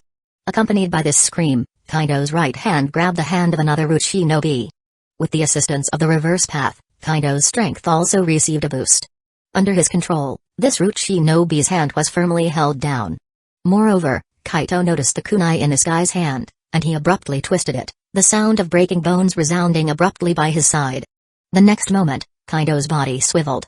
Under his guidance, the root shinobi's broken hand holding the kunai brutally stabbed into another shinobi's chest. Wind style, great breakthrough. A root shinobi instantly seized the opportunity behind Kaido, not caring about his own teammates, and immediately unleashed his ninjutsu. Weak. However, as soon as the gale howled, Kaido merely glanced back, and his whole person had already leaped backward, perfectly evading this technique. However, a few root shinobi on the side didn't react in time and were directly blown away.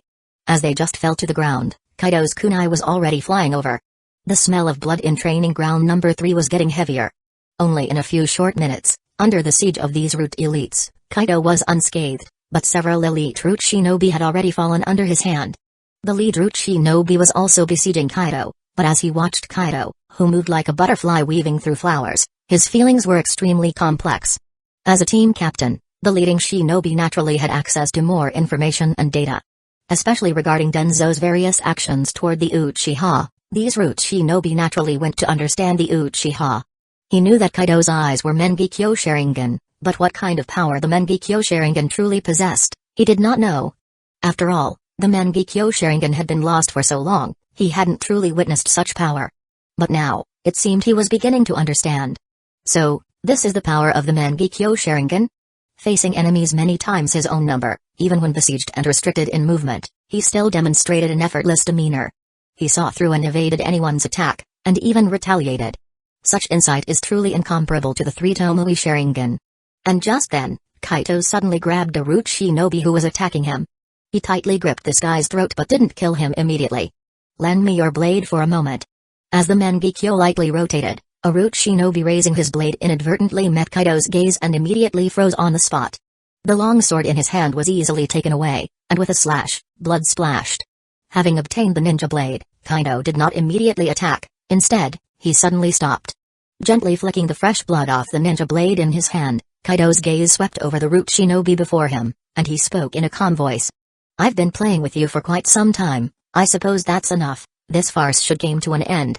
Farce, that was Kaido's definition of this combat, a definition that completely disregarded these root shinobi. The leader of the root was having some changes in his expression. He didn't know what Kaido was planning next, but he knew that trouble was coming. At this point, he already had thoughts of retreat. Kaido was such a tough opponent, possessing such unique eyes, he believed that such intelligence must be relayed back. Yet, just then, Kaido's body started to drift upwards, which instantly made all surviving root shinobi realize, this guy even had flight ninjutsu. This realization made them understand even more that if he really wanted to escape, they had no means to stop him. Flying in the sky, Kaido held the ninja blade in his mouth, his hands started to form seals quickly, and concurrently, the Mangekyo in his right eye spun rapidly once again. Fire style, Great Dragon Fire Jutsu.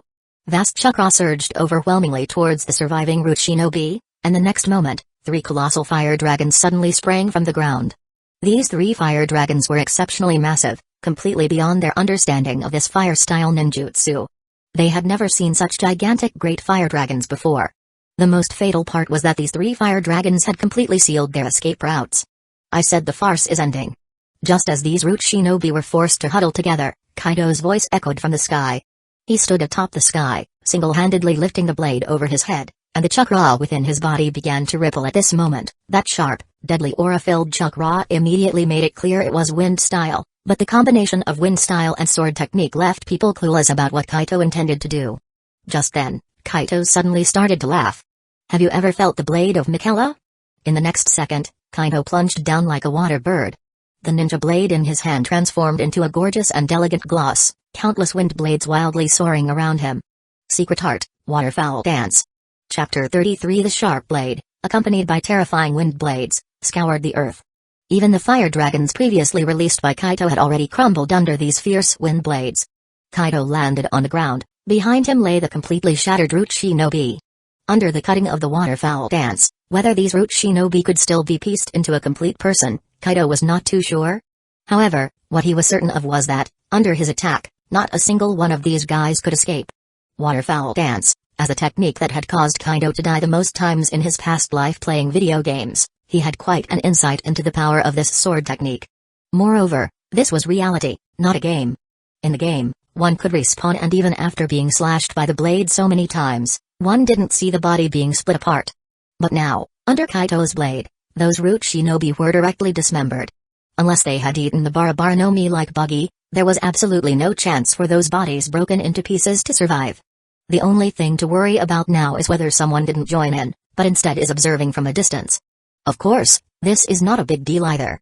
Even if someone hadn't joined in, witnessed Kaido taking out this large group of root, but Kaido was the real victim. If he was caught or killed, then there would be no follow-up to this incident. The Uchiha clan might be forced into rebellion, which is probably the last thing that Hidden Lee village would want to see. As a village, they cannot openly act against the families within the village. After all, the establishment of the village cannot be separated from the support of these major clans. If you act against the Uchiha today, will you act against the Hyuga, or the likes of Inoshikacho tomorrow? Even though the split between the Uchiha and Hidden Lee village is severe, don't the heads of these major clans see how the Uchiha were ultimately isolated? They absolutely can't be the first to take action. They must have an appropriate reason to do so, and ideally, it should be the Uchiha clan themselves who take the first move. For instance, if a certain Uchiha ninja suddenly went mad and slaughtered his whole clan, then Hidden Lee village would at least not be directly linked to it on the surface. But now that Kaido has survived, the trouble naturally falls on those in the root. Being inexplicably attacked, and the attackers are not from the Anbu, then it's clear to everyone who is behind this. Don't think that at this point, root can still play the victim. Look at the bodies cut up on the ground, and you'll know just how many people came. If it was just a normal invitation for Kaido to have a cup of tea, would there be any need for so many people to come together? Even from the traces left at the scene, it's clear this was hardly a friendly invitation to have a tea. And moreover, with the commotion I've caused, I fear someone will soon be coming over. I'm curious to see how you're going to clean up this mess. Although Kaido unleashed a fire style with the intention of leaving the root ninja with nowhere to escape, he wasn't foolish. He knew exactly how to attract attention and place himself on the moral high ground as an innocent victim. In fact, he was already pretty upset. He had only interacted briefly with Naruto, and his demeanor wasn't even similar to the others. Why on earth did they bother him in the dead of night? If he had deeper interactions with Naruto, would they blatantly hunt him down? Also, why hasn't Shisui shown up yet? Kaido muttered silently in his heart. Soon, he became too lazy to ponder over these things. All he had to do now was wait for Shisui to arrive. However, during this waiting period, Kaido would also take the time to review his previous battles and assess the status of his Mangekyo Sharingan. This battle was the first time he had fully utilized the Mangekyo Sharingan in combat, and Kaido had reaped considerable benefits. The reverse path eye technique was indeed as Kaido had anticipated. It was able to amplify even the sky dance jutsu given by the system. Moreover, when applied to ninjutsu, the enhancement was visibly substantial. Kaido was confident that as his proficiency with the Mangekyo increased, he would soon be on par with Madara Uchiha. The simple application of fire style, Great Fire Annihilation, left countless ninjas helpless against him, and with his sky dance jutsu, he was truly developing into a strategic bombing powerhouse. However, when using reverse path with ninjutsu, the consumption of the eye technique starts to increase. Although it is within my tolerance, it also reminds me not to be reckless. In fact, after this use, Kaido had noticed that the consumption of the eye power was not as rapid as he had imagined. Furthermore, when he activated the Mangekyo separately without using the eye technique, the consumption of his eye power was almost negligible. Though there is the danger of the accumulation of little amounts, he should be able to use it for many years as long as he doesn't follow in the footsteps of Sasuke Uchiha. Look at Itachi Uchiha, his eyes have been in use for so long and have not yet become blind, and then look at Madara Uchiha. The man held out for so many years in a hard fight against Senju Hashirama. Therefore, the rational use of the eye technique is crucial, and Kaido is also confident that his problem system will probably help him solve this. If this problem can't be solved, what's the point of me being bound to this clan? Kaido still has faith in the system's capabilities. At least through its unique way, he experienced a massive mental stimulation without any impact on his physical state. This stimulation allowed him to activate the Mangekyo and gain the power he now holds, and just for this, the system deserved Kaido's trust. Furthermore, according to the system's quirks, it seemed to prefer granting skills from the League of Legends game as rewards to Kaido. With this in mind, the chances of Kaido obtaining the Eternal Mangekyo are indeed quite high. After all, there are numerous passive abilities in that game that can enhance one's abilities or evolve an ability separately. Not just enhancements, but even resurrection exists in it. Even though you turn into an egg, you still get resurrected in the end. Moreover, after activating the Mangekyo this time, I can feel the power in my other eye stirring, and indeed, I can sense the existence of Susanoo.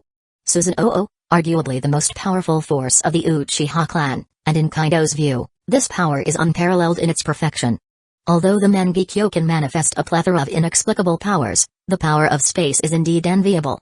If we're talking about the ultimate destructive power and the ultimate defensive power, Susanoo claims to be the second, and Kaido genuinely can't think of who could claim to be the first. It seems I must give my Susanoo serious consideration from now on. I can reduce the difficulty of activating it myself, and I also have reverse path to enhance its power. If I don't seize this opportunity well, I would truly be letting down my own abilities. Kaido pondered in silence, and just then, he noticed that Shisui was rushing towards him from not far away. And it wasn't just him, many Hidden Leaf Village ninjas were hurrying over behind him. Chapter 34 What's going on? Having returned home, Sarutobi Hiruzen heard the uproar coming from outside, causing him to furrow his brow. The Hokage's work is extremely busy, there's no doubt about that, especially since Sarutobi Hiruzen is a man of great confidence. He believes he can manage every aspect of Hidden Leaf Village with perfect order, so almost all of the village's documents pass through his hands, allowing him to make judgments. Undoubtedly, thanks to this approach, even though he's not the strongest Hokage in the history of Hidden Leaf Village, he definitely holds more power than most. Perhaps only his teacher, the second Hokage, was stronger than him. In recent years, Sarutobi Hiruzen has had much to deal with, particularly since he asked Hiashi Hyuga to give up Hyuga Hizashi, after which his work became incredibly hectic. On the one hand, he had to make various efforts to restore Hidden Leaf Village's credibility. His decision regarding Hyuga Hizashi had affected Hidden Leaf Village's reputation in the entire ninja world. This blow also led to a drastic drop in the share of missions for Hidden Leaf Village, and Sarutobi Hiruzen had to work hard to restore Hidden Leaf Village's image in the ninja world. On the other hand, there was pressure from the Hyuga clan. In fact, not only the Hyuga clan, but probably every ninja clan in the village had some reservations about him in their hearts. To put it bluntly, there's even a certain hostility. If he dared to take action against the Hyuga clan this time, who knew whose head the butcher's knife would fall on next time? The death of one can cause sorrow for another, this is inevitable. However, Sarutobi Hiruzen was not without solutions. To keep Hidden Leaf Village peaceful and these clans in check, the best method would be to make an example of one. What could be more deterring than the disappearance of an unstable major clan, especially one which he himself didn't favor and for which he had ample information? However, such an act, as the Hokage, he absolutely couldn't commit. Moreover, in order to maintain the village's stability, he had to show his willingness to compromise from all aspects. Hence, at this point, the value of Danzō became entirely apparent. Although all of this stemmed from him surrendering Hyuga Hizashi as a compromise, he did not regret his actions. He was very clear about the choice between war and peace. If temporary weakness and compromise could give Hidden Leaf Village a chance to recover, he would not hesitate even more. For Hidden Leaf Village, even if it means bearing the brunt of criticism, this old man can accept it. Knock, knock, knock. Just then, the door to Sarutobi Hiruzen's room was knocked. Quickly, an Anbu ninja, after obtaining his permission, briskly walked in. This Anbu ninja had silver hair. Wearing a mask, he kneeled on one knee upon entering, and said in a calm and low voice, "Hokage-sama, there has been a fire at Training Ground 3, and it was caused intentionally." Caused intentionally? Sarutobi Hiruzen furrowed his brows, then he continued to ask. "You should have received more information. Tell me, let me know what exactly is going on." "Yes, Hokage-sama." This Anbu ninja nodded, then he continued to speak. According to the information, someone launched an attack on Kaido Uchiha of the Uchiha clan. However, those people were all taken down by Kaido Uchiha. Many ninjas from Hidden Leaf Village have already rushed over. According to the description from the scene, the ones who were taken down were a group of people disguised as Anbu. Kaido Uchiha was attacked? Had this youngster returned? And there were people disguised as Anbu? Upon hearing this, Sarutobi Hiruzen realized that something was amiss. His eyebrows furrowed deeper. Apart from this, is there any other information? Yes, Hokage-sama. The Anbu operative continued to speak. According to the information, today Kaito Uchiha was seen dining at a Kairaku ramen and had a conversation with Naruto. As he said this, the Anbu operative stopped, and Sarutobi Hiruzen understood the whole picture. The so-called people disguised as Anbu were in fact operatives from the route. Danzō was just trying to put pressure on Uchiha. There were Anbu operatives within the Uchiha, but the Anbu's way of doing things was completely different from that of the route. Even if the Uchiha determined that the route had made a move, if Kaido had gone missing without a trace, everything could be denied. And the Uchiha, having suffered such a huge injustice, might take some radical action. And that would be Hidden Leaf Village's opportunity to intervene. It might even lead to a split within the Uchiha between those who were peace-loving and those who were more assertive.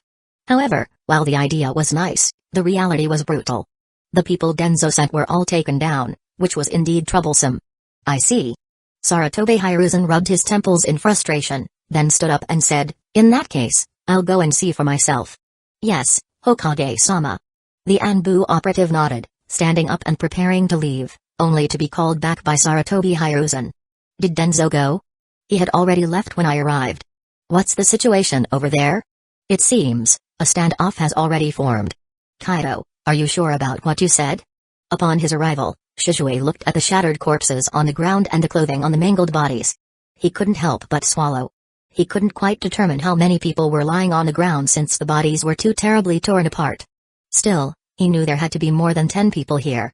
Over 10 people were taken down by Kaido alone, and they died so horrifically, which says a lot about the terrifying strength of Kaido. What's most alarming is their attire. These people were obviously dressed as Anbu. Not just Shisui, but the large group of Hidden Leaf Village ninja who arrived with him were stunned. Some of them had already subtly surrounded Kaido. To attack Anbu so harshly would not be a pleasant thing within Hidden Leaf Village, it could even be considered extremely malicious. However, after Kaito explained the situation, Shisui and the other ninjas couldn't help but furrow their brows. What else could it be? Kaido shrugged, his expression helpless. You're an Anbu, I naturally understand some of the Anbu's operational guidelines. And if these guys really had an issue with me, they wouldn't have sent so many people. Clearly, they were prepared to attack. Indeed.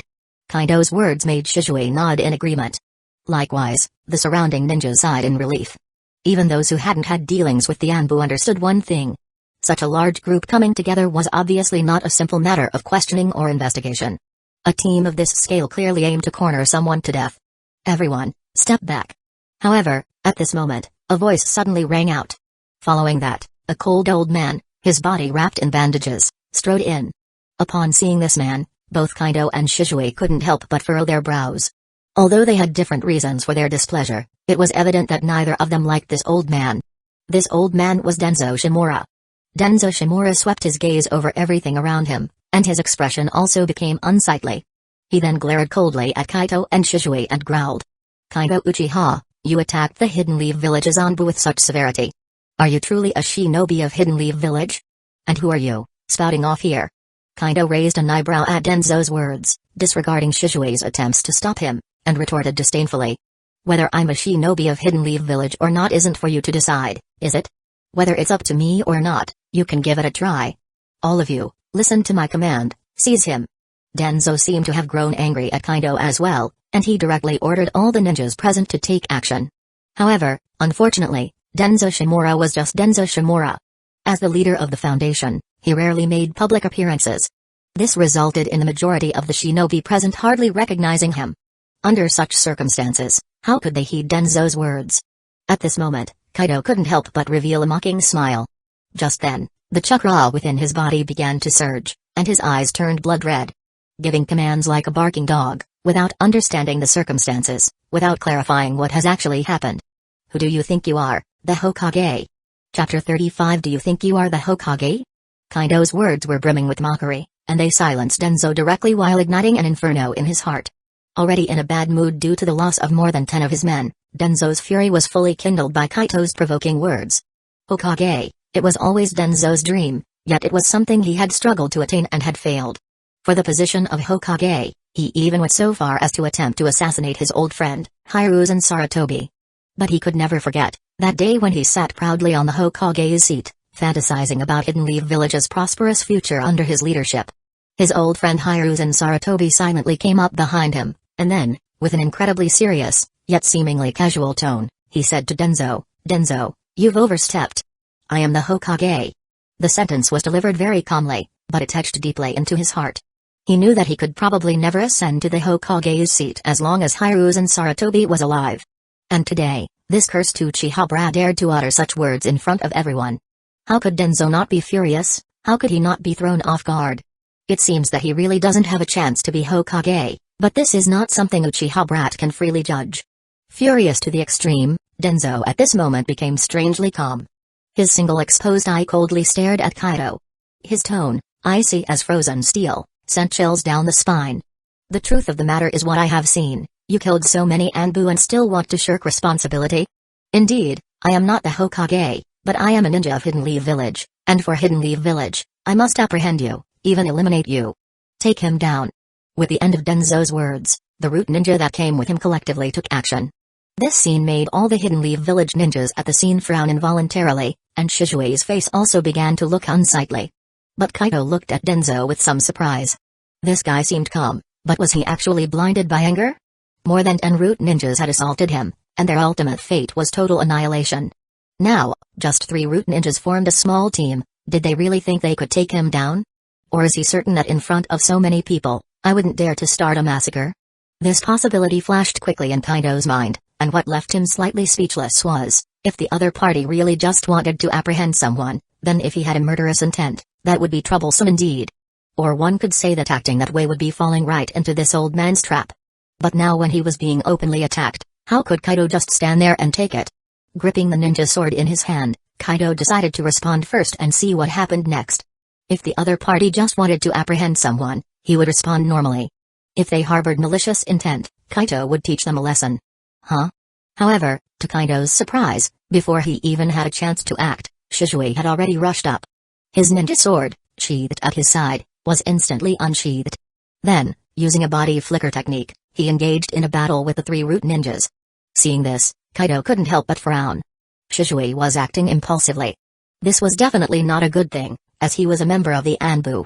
Even if there had always been a certain degree of conflict between the Anbu and Root, at least they wouldn't clash in any way. Moreover, it was still okay for Kaido to take action, because Kaido was someone who was completely unaware of the existence of Root.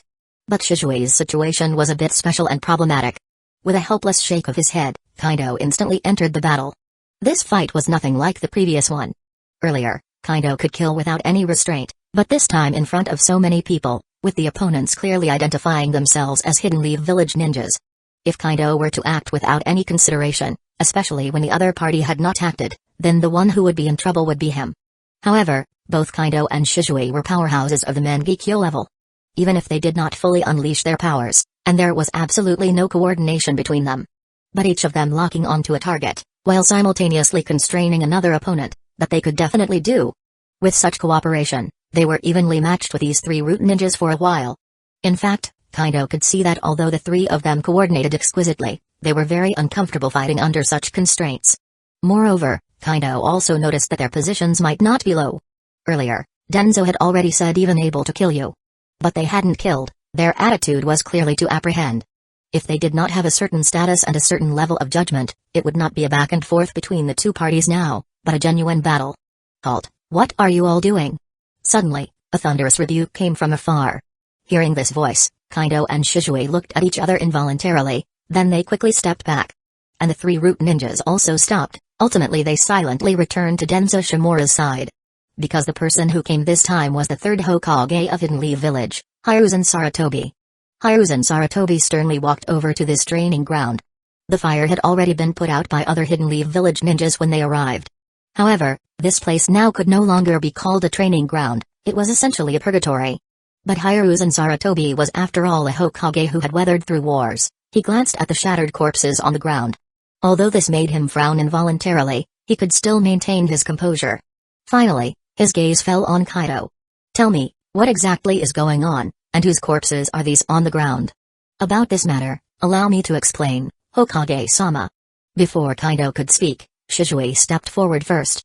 He respectfully bowed to Hiruzen Sarutobi, and then slowly began.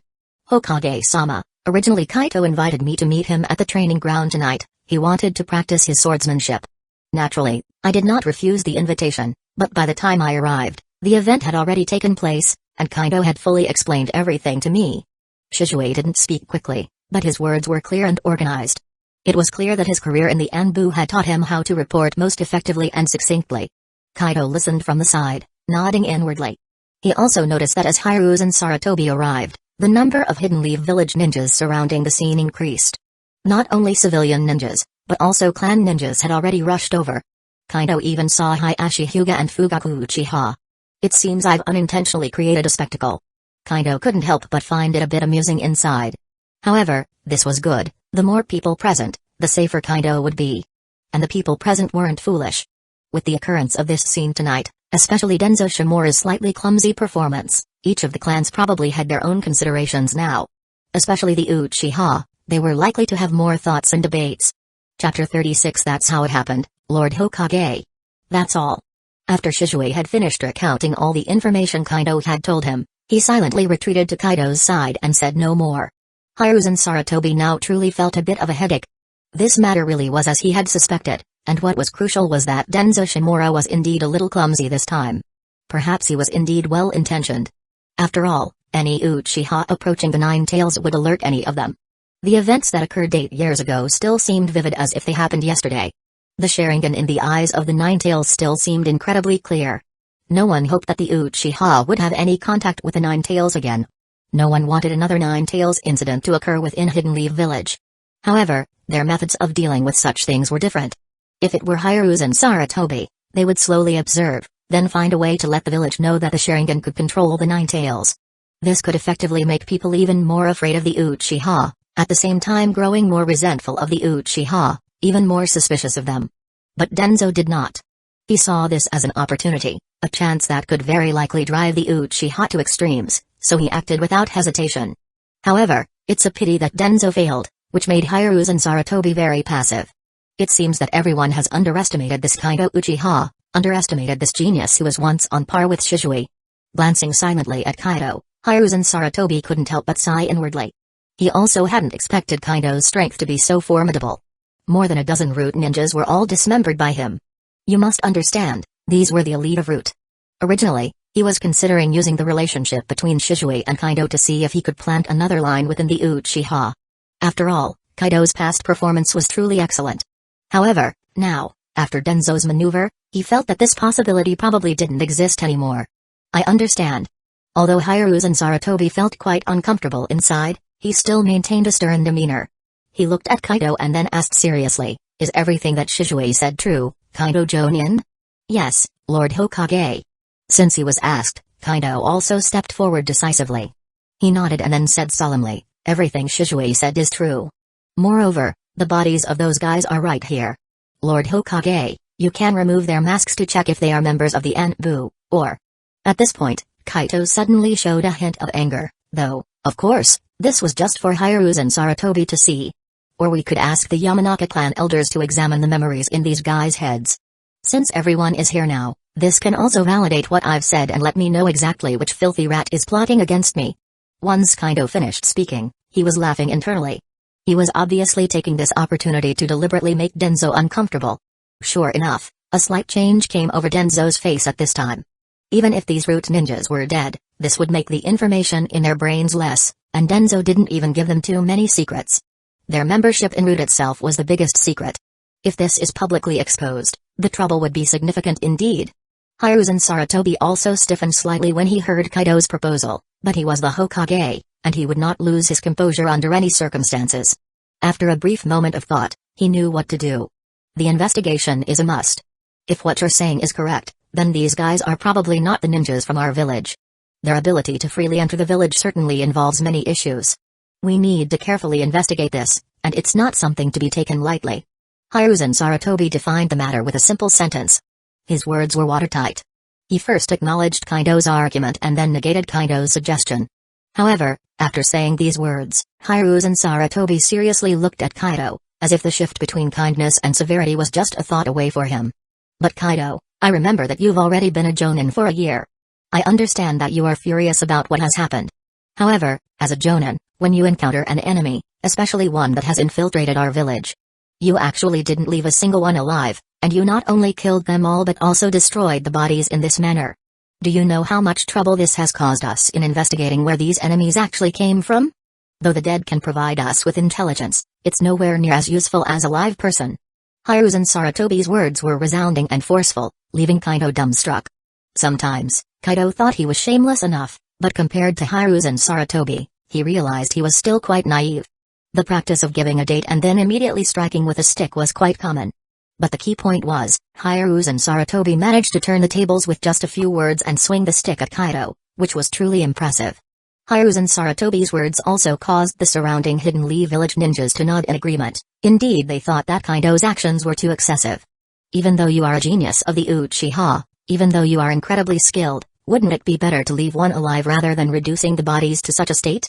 Kaido could fully imagine that, with Hiruzen Sarutobi's narrative, the Uchiha clan might gain yet another label of brutality. I'm very sorry, Lord Hokage, my swordsmanship is newly learned and not yet well controlled, causing everyone inconvenience. Facing this situation, all Kaido could do was to sincerely apologize, but he made a mental note of this incident. Kaido hoped that when he confronted Danzō in the future, the old man would still respond to him with the same tone. Given that, everyone can disperse. The Anbu will take over the remaining tasks. How could Hiruzen Sarutobi not see that Kaido's apology lacked any sincerity? However, he was not in the mood to quibble about this right now. His gaze lingered on Danzō for a while, but in the end, he left without saying another word. With Hiruzen Sarutobi's departure, the other Hidden Leaf Village ninjas also left the scene one after another. Even Fugaku Uchiha, after casting a glance at Kaido and the others, turned and left the area. Only Kaido and Shisui, as well as a few Anbu members in charge of collecting the bodies, were left behind. Seeing this, Kaido naturally saw no need to stay any longer. After all, he had achieved what he wanted, so he directly led Shisui outside. After this event, neither Kaido nor Shisui felt like training anymore, and Shisui was full of doubts. When they had walked far enough away, Shisui suddenly asked in a low voice, "Were they Danzō's people?" "If there's no mistake, they were his people," Kaido nodded. "But besides you, no one knows that I am aware of his existence, so I can act as I please." "I see, but after all, they were also Hidden Leaf Village ninjas." Shisui breathed a sigh of relief upon hearing Kaido's words, but he quickly shook his head. "That's right, they were Hidden Leaf Village ninjas." Kaido could only nod to Shisui's comment, but then he suddenly counter-asked, "So, have you considered what would happen to the Uchiha if they had succeeded?" Chapter 37. Time flies so fast. Standing at the front gate of his home, Kaido looked up at the clear sky, a smile unwittingly appearing at the corner of his mouth. Indeed, time had flown by. Since he unleashed his waterbird wild dance to let those Foundation ninjas experience the Blade of Mikala, a whole month had stealthily passed by. And within this month, many interesting things had happened. The first, of course, was as Kaido had anticipated. He had taken out so many Foundation ninjas, and his methods seemed overly brutal. So while Hidden Leaf Village openly praised his formidable strength, they likely whispered about his brutality in private. The words of the third Hokage, Hiruzen Sarutobi, on that night in front of so many people could naturally not be forgotten by these ninjas. Similarly, there were rumors circulating in Hidden Leaf Village about Kaido's peculiar attitude towards the Nine Tails. Kaido didn't need to think much about it, and guessed that it wouldn't be long before the village would be awash with the rumors that had already circulated once, about the Sharingan being able to control the Nine Tails. However, Kaido, who was mentally prepared, was not at all bothered by this. After all, he had dispatched more than a dozen of their ninjas to the afterlife. And if the other side suffered such a significant loss without being able to retaliate, it was only natural for them to resort to idle talk. As for killing softly, there indeed seemed to be a touch of that. But the Uchiha were already infamous, so a little more wouldn't make a big difference.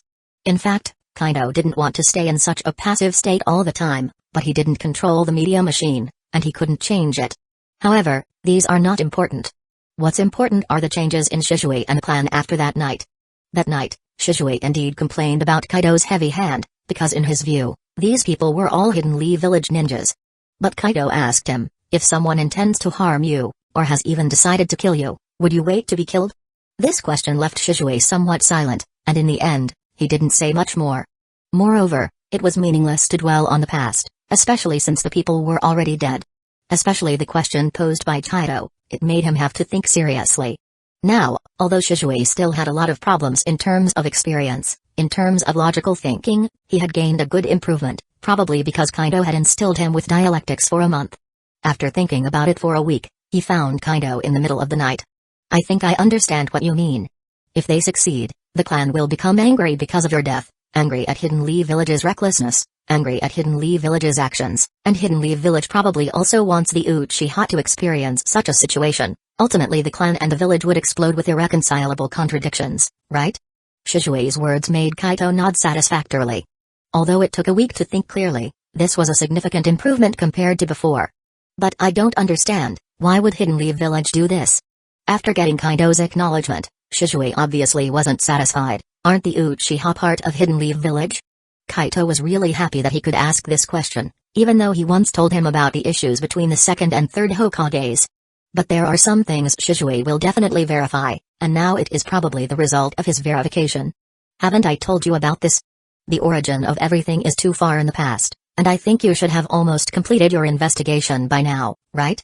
Facing this question, Kaido seemed very calm, and his next words made Shisui's heart sink completely. Let's not consider the distant issues, just talk about the problems in Hidden Leaf Village. Have you noticed that since Hisashi Hyuga was sent away 5 years ago, the attitude of the Hyuga clan towards them has become much colder? Not only the Hyuga clan, I'm afraid many clans have started to become indifferent, because they are all afraid of whether they will be the next. In addition, you must have had contact with the members of the Root in the Anbu, right? Those in the Root who are like machines without self-will, many of them happen to be from bloodline clans. How do you think the Root managed to get them? Shisui seemed to start understanding after hearing Kaido's words, although he didn't know how Kaido could have such an understanding of the Root. But Shisui didn't intend to probe further.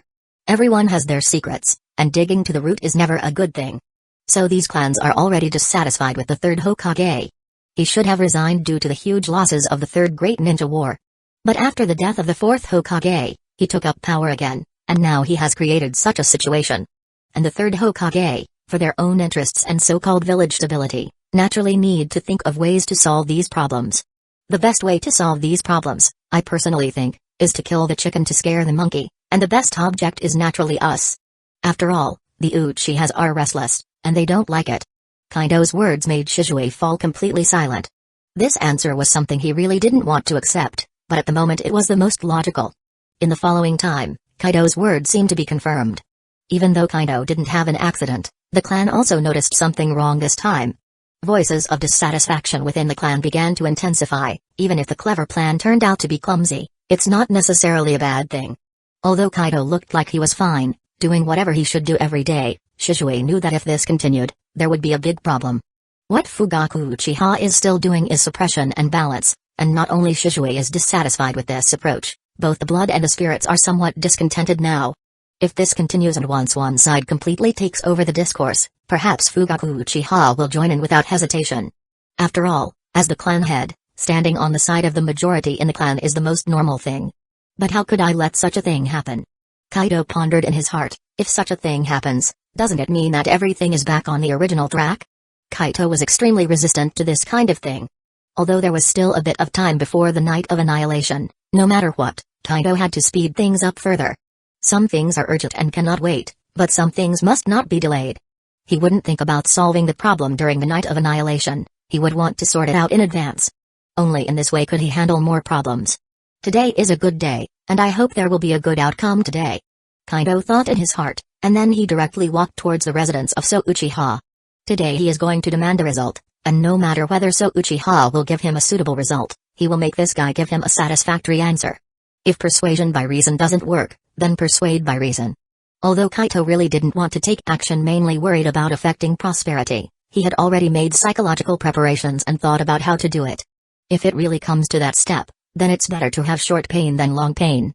Let the future make up for the loss now. With this in mind, Kaido had already arrived at the place where So Uchiha lived. However, when Kaido entered, he found that in addition to So Uchiha, there were other people also in here. Chapter 38. When Kaido walked into the room and observed the interior, his first instinct was to scrutinize everything within it. What he didn't expect was that there were other people in this room besides So Uchiha. Actually, this wasn't that surprising. So Uchiha was merely an elder from the spirit faction, and there were others within their faction. This time they had gathered together, as everyone understood the purpose of Kaido's visit. It was time to lay their cards on the table. As soon as Kaido walked in, he looked around, trying to see if Uchiha had arranged any forces that could be signaled by the shattering of a cup should their negotiations fall through. However, from what he could see at the moment, they didn't seem to have any such arrangements. In fact, even if they did, he wasn't worried, unless his opponent was Shisui, which might give him some trouble. After all, Shisui also possessed the Mangekyo Sharingan, and if a real fight broke out, Kaido could only guarantee that he wouldn't lose. Winning wasn't necessarily a given. "Welcome, Kaido-san." While Kaido was looking around, Uchiha spoke up. This time, his face wore a gentle smile, a world apart from their last encounter. "Hello, Elder So, and all the other elders." Kaido withdrew his gaze, then greeted all the elders present with a nod and a faint smile. But soon after, he asked with a somewhat perplexed look on his face. "I didn't expect Elder Naoki to be here, too." This is indeed a bit of a surprise. Uchiha Naoki was an elderly man who looked to be in his 50s, although according to Kaido's concept, this should still fall within the realm of middle-aged. However, all this was not important. What was significant was that, in Kaido's memory, Uchiha Naoki belonged to the Blood faction. His appearance here left Kaido somewhat baffled. Could it be that the Bloods were trying to approach him? Or could it be that the words he'd spoken with Uchiha had been conveyed to them by this man? Just as Kaido's heart was filled with doubts, Uchiha timely spoke. "Kaido-san, there's no need to be surprised. To my embarrassment, although Naoki holds a different stance from us, he is my brother." "Wasn't your brother supposed to be named Uchiha Shao?" After hearing Uchiha's words, a thought inadvertently passed through Kaido's mind, but he quickly shook his head inwardly and began to think about other things. Honestly, he had not expected Uchiha to have another brother, and that the brother had joined the neighboring Blood faction. However, considering the Uchiha clan, or more accurately, the descendants of the Six Paths, it seemed that differing opinions and subsequent disputes were commonplace, so he didn't find it particularly strange. Now he seemed to understand a little better why, after Uchiha Shisui's death, and even with Itachi Uchiha still alive, the spirits had shifted their stance so swiftly. Perhaps, besides the hatred and despair these moderates felt for Shisui's death, Uchiha Naoki, as Uchiha's brother, might have also played a role. Regardless, Uchiha's decision to invite Uchiha Naoki over bore intriguing implications. "So that's how it is, my apologies." Kaido feigned a sudden realization, then found a place to sit down. "I presume you all know why I'm here this time. I have asked Shisui about who those guys probably are." Shisui's answer was that they were ninjas from the Root Division. "I already have a rough understanding of what kind of place the Root Division is, and what those people probably do. So what's the impact of this attack on me?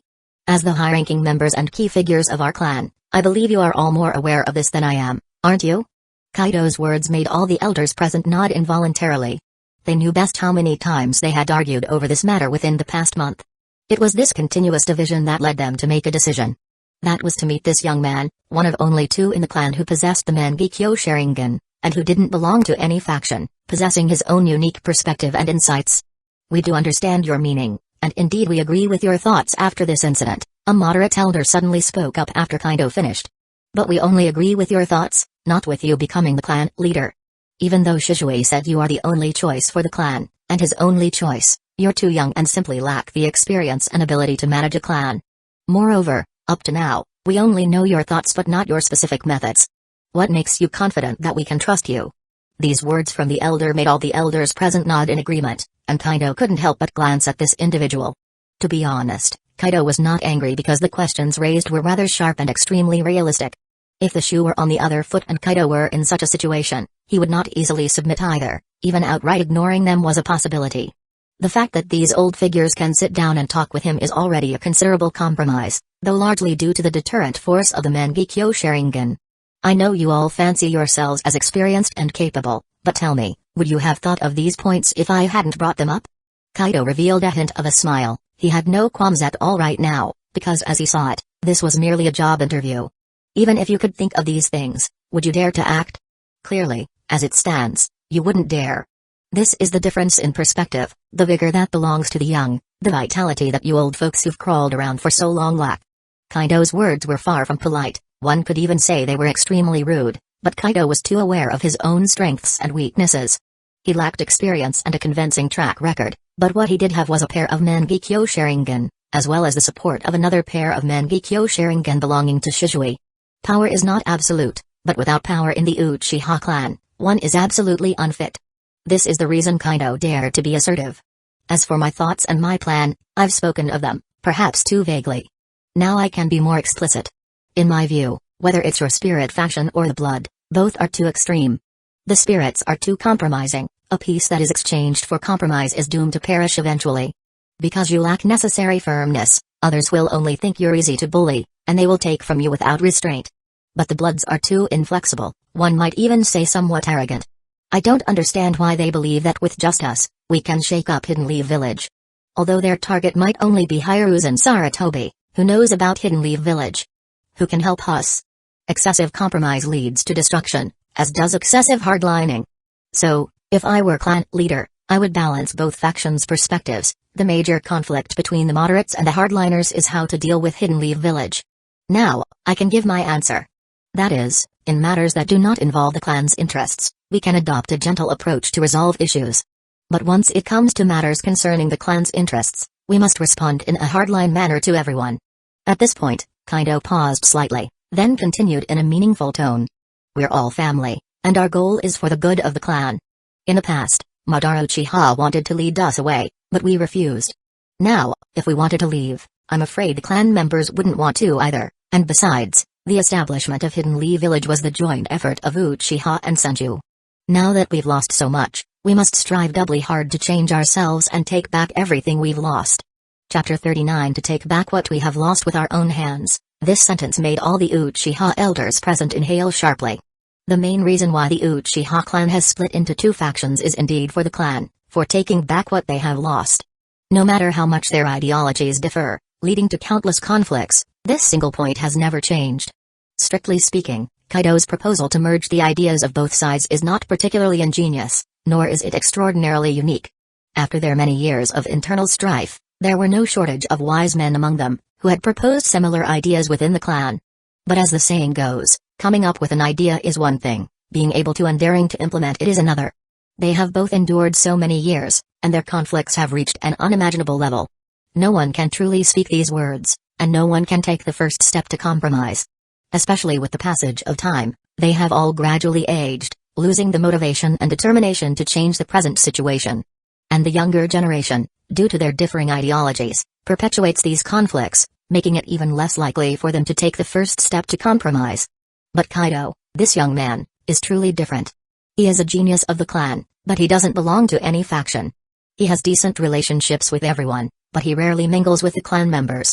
Such a character who stands purely neutral, his situation is somewhat similar to Fugaku Uchiha. But clearly, he's not Fugaku Uchiha, because he is genuinely, thoroughly not ensnared by it all. Looking at Kaido's spirited demeanor, his full-fledged determination, these elders, despite their discomfort, had to admit that Kaido was right. They had indeed aged. We've indeed grown old, and the things we need to consider have also multiplied. Many things have become irrelevant to right or wrong. Just because of certain positions and our own considerations, we dare not do what's right anymore. It took a while for Uchiha to come back from Kaido's words. He gazed at Kaido and asked his final question. But merging the ideas of both sides isn't a simple matter, satisfying us all won't be easy. Moreover, I want to know, what would you do if we all refused? Again, a very realistic question. This was also the most challenging aspect for Kaido in uniting the clan's ideology and will. To put it bluntly, this is a very important test. Facing this inquiry, Kaido was somewhat troubled because he didn't want to tell the truth. But after thinking it over, Kaido felt that it would be best to tell the truth, because this was also a necessary opportunity to show his will. Having figured this out, Kaido took a deep breath. His gaze swept over everyone present, then he slowly began to speak. Merging the ideas of both sides is indeed not easy. Therefore, on critical points that neither side can accept, someone needs to make the final call. From beginning to end, I've never involved myself in any of your disputes with the Bloods. I am the one who can make the most objective decisions on certain matters. Once a great man said, there can't be freedom without discipline. It's a good thing that you all have your own perspectives and ideas. This is your freedom and it enables you to better utilize your abilities. But on key issues, there must be discipline, because the clan's ideology must be unified. This point is indisputable. Kaido's words made everyone present fall silent.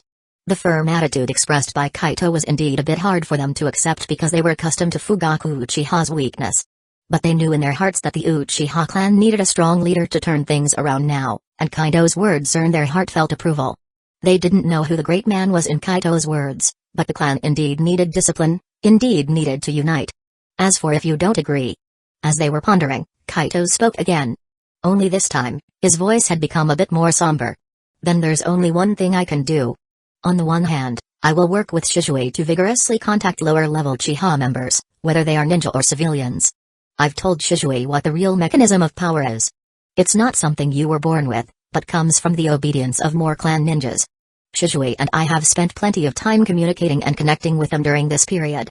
This is just a broad direction, but an even broader direction is. At this moment, Kaido's gaze became sharper. His inner chakra began to rotate rapidly. His tone also became somewhat icy in this moment. If negotiations fail, then I will eliminate all of you elders. You are all too important and too dangerous. Your thoughts can influence those who follow you. You can make them peaceful or make them take up arms. And once you're dead, the others are just scattered sand.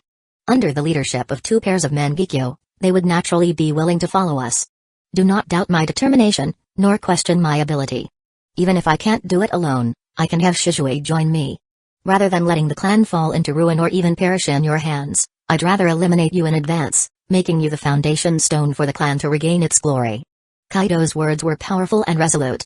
He didn't really want to say these things, but he knew that since he was laying his cards on the table, he might as well be clear. Making them aware of his determination is a good thing, and if Kaido really has to take action, he has some confidence that he won't easily lose control. Though Kaido is also well aware that this group might agree to his face but work against him behind his back. But the suppression of the Mangekyo on the Sharingan is no joke, as can be seen from how Itachi Uchiha and Tobi single-handedly infiltrated the Uchiha clan. Kaido only hopes that these guys retain some idea of preserving the spark, so he doesn't have to do anything unpleasant. Upon hearing Kaido's words, the faces of the elders became particularly unsightly. They had not ruled out such a situation, but Kaido's brazenness filled their hearts with unease. Even though Kaido acknowledged their importance, saying to your face that he wants to eliminate you would make anyone uncomfortable. And in their view, the fact that Kaido could say this directly must mean that he's not worried about them making any moves, and that he can certainly follow through on his threats. For a while, everyone fell silent. After a good long while, So Uchiha was the first to break the silence, albeit somewhat weakly. We understand your intentions. It seems that for the sake of our lives, we have no choice but to continue compromising. So Uchiha's words had a touch of sarcasm, but were primarily filled with bitterness and helplessness. In fact, we had a contingency plan before you came. We have 2 conditions that you must agree to. Let's hear them. Upon hearing So Uchiha's words, Kaido knew that this matter was basically settled, but he was interested in hearing what So Uchiha had to say. First, after you become the clan leader, Shisui must be the deputy leader. He needs to supervise all your actions. Because if you do something out of line, only Shisui can stop you. Kaido was momentarily taken aback by this request, but quickly nodded his agreement. He hadn't expected the promise he had initially made to actually be brought up as a condition. He had no reason to refuse. I can accept that, Kaido nodded. Please continue. As for the second one, I will speak for it. At this moment, Uchiha Naoki spoke up. Please, Mr. Kaido, come over to our place tonight. We need to verify some things. I can accept that, Kaido nodded, then revealed a hint of a smile. However, I suspect you're not just aiming to verify a few things, are you? Chapter 40. That night, Kaido followed So Uchiha and the others towards the bamboo forest at the back of the Uchiha clan's territory. This bamboo forest was quite large and not far from the clan leader's mansion. Most importantly, almost all of the blood elders lived in its vicinity. Since Kaido had agreed to their request, it was natural for him to come, even though he was slightly surprised that So Uchiha was accompanying him. However, it wasn't a big deal. Kaido knew that they had asked him to come over tonight likely to test his strength. The Uchiha clan's reverence for power was a well-known fact, and the hardliners sought to seize control of Hidden Leaf Village through force. To make them stand down, one would need to completely overpower them. I just wonder if there's any sort of a banquet at Hongmen in store for me here. If there really is. Kaido murmured to himself, even though he had been cautious, even to the point of not drinking a single sip of water since the morning. But as it turned out, his caution had indeed been excessive. However, being constantly vigilant was an essential quality a ninja must possess. Kaido had no intention of letting down his guard, especially when matters were yet to be completely settled, and given that he was currently in a precarious situation. Before long, they arrived at a house on the outskirts of the bamboo forest, where Uchiha Naoki had been waiting for a while.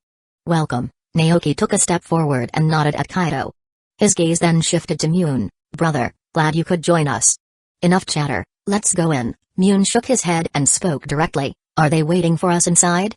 No, they're in the back. Naoki's gaze once again met Kaido's. Everyone's in the bamboo forest. Let's go. Neither Kaido nor the Uchiha elders found Naoki's words strange. They all knew what the theme of the evening was, and choosing a more open and concealed location was obviously the best choice. Kaido nodded slightly. He naturally had no objections. Before long, they followed in Naoki's footsteps towards the bamboo forest.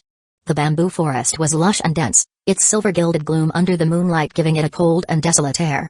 There was no firelight within the bamboo forest, lending it an eerie aspect. Before long, they reached the center of the bamboo forest. It was here that Kaido could clearly see quite a few people standing.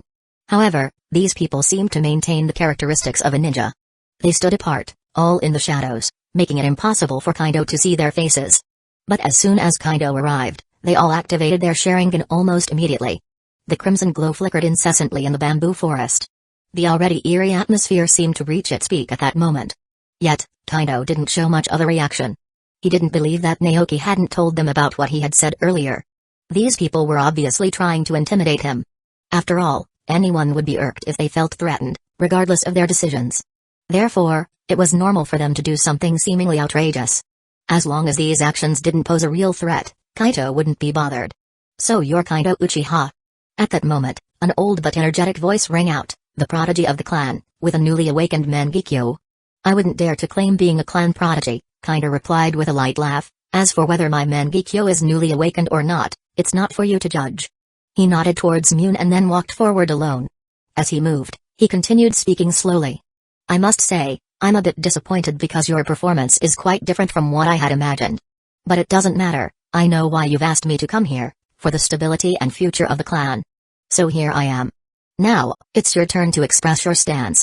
It seems others have misunderstood you.